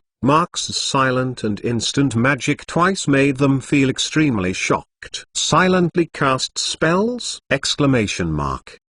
Furong thought so. She could do it by chanting the spell silently in her heart and releasing the magic, but she usually needs to maintain a very focused state, and the preparation time is longer than the spelling. However, it was obviously not the case when Marx cast the spell just now. It was very easy and freehand, and after releasing the protective spell, he silently cast the disarming spell again for a while, which was not in line with the characteristics of silent casting that required preparation in advance, unless the opponent uses a more high-end non-spell casting technique. But how is this possible? If he hadn't seen it with his own eyes, Furong would never believe that this is what a 4th grade little wizard can do. Cedric, are you okay? Hufflepuff's little wizards stepped forward anxiously to help Cedric up after a brief stupefaction. Several people still stood in front of Marx, seemingly to prevent Marx from doing anything to Cedric. Marx scratched his head, feeling that he was too heavy to start, but he really had to keep his hand, and gave Cedric a chance to shoot first, so that the other party would not be too embarrassed. At this moment, Cedric stood up with the support of everyone, but his face looked very pale, and his eyes towards Marx were full of complex colors. He didn't expect that he would lose so thoroughly. He couldn't even make a little resistance. More excited than Cedric are the little wizards of Hufflepuff. They came to surround Marx with enthusiasm just to prove that Cedric is the real warrior candidate. Now that their pride in Hufflepuff is so easily defeated, most people find it difficult to accept this result. Some people even thought that Marx was playing tricks, or Cedric didn't play well. They clamored to compare it again. Listening to these people's words, Marx frowned, then looked at Cedric. Why, do you plan to compete with me again? No, no need to compare, I lost. I don't think there will be any change in the result even if you try it a few more times. Cedric rubbed his still aching chest and shook his head with a wry smile. By the way, I didn't hear you chanting a curse just now. Untilnovel.com. Are you able to cast spells without a curse? Cedric asked with a solemn expression. He was as afraid as Fleur and Crumb. I believe that a 4th grade little wizard can have such high-end skills. So, you didn't come at the right time. I just practiced this time. Marx nodded. Since learning about the mystery of magic from Nico Lim, He has been trying the technique of spellless casting during this period of time. Now those frequently used magic, Marx has been able to smoothly release without cursing. That is, the power of magic will be weakened a lot. At most it will be used to abuse vegetables, or beat opponents unexpectedly in formal battles. Amazing. After getting Marx's confirmation, Cedric was completely convinced, sighed and praised, then turned around and looked at the students gathered around. It's all gone. You should see that I am inferior to others. Marx McClown is indeed more suitable than me to be a warrior at Hogwarts. P.S. I recommend a book Hogwarts in Other Worlds here. The setting is very novel. It is a Harry Potter of another timeline. Grindelwald defeated Dumbledore and became the principal. Interested? You can take a look.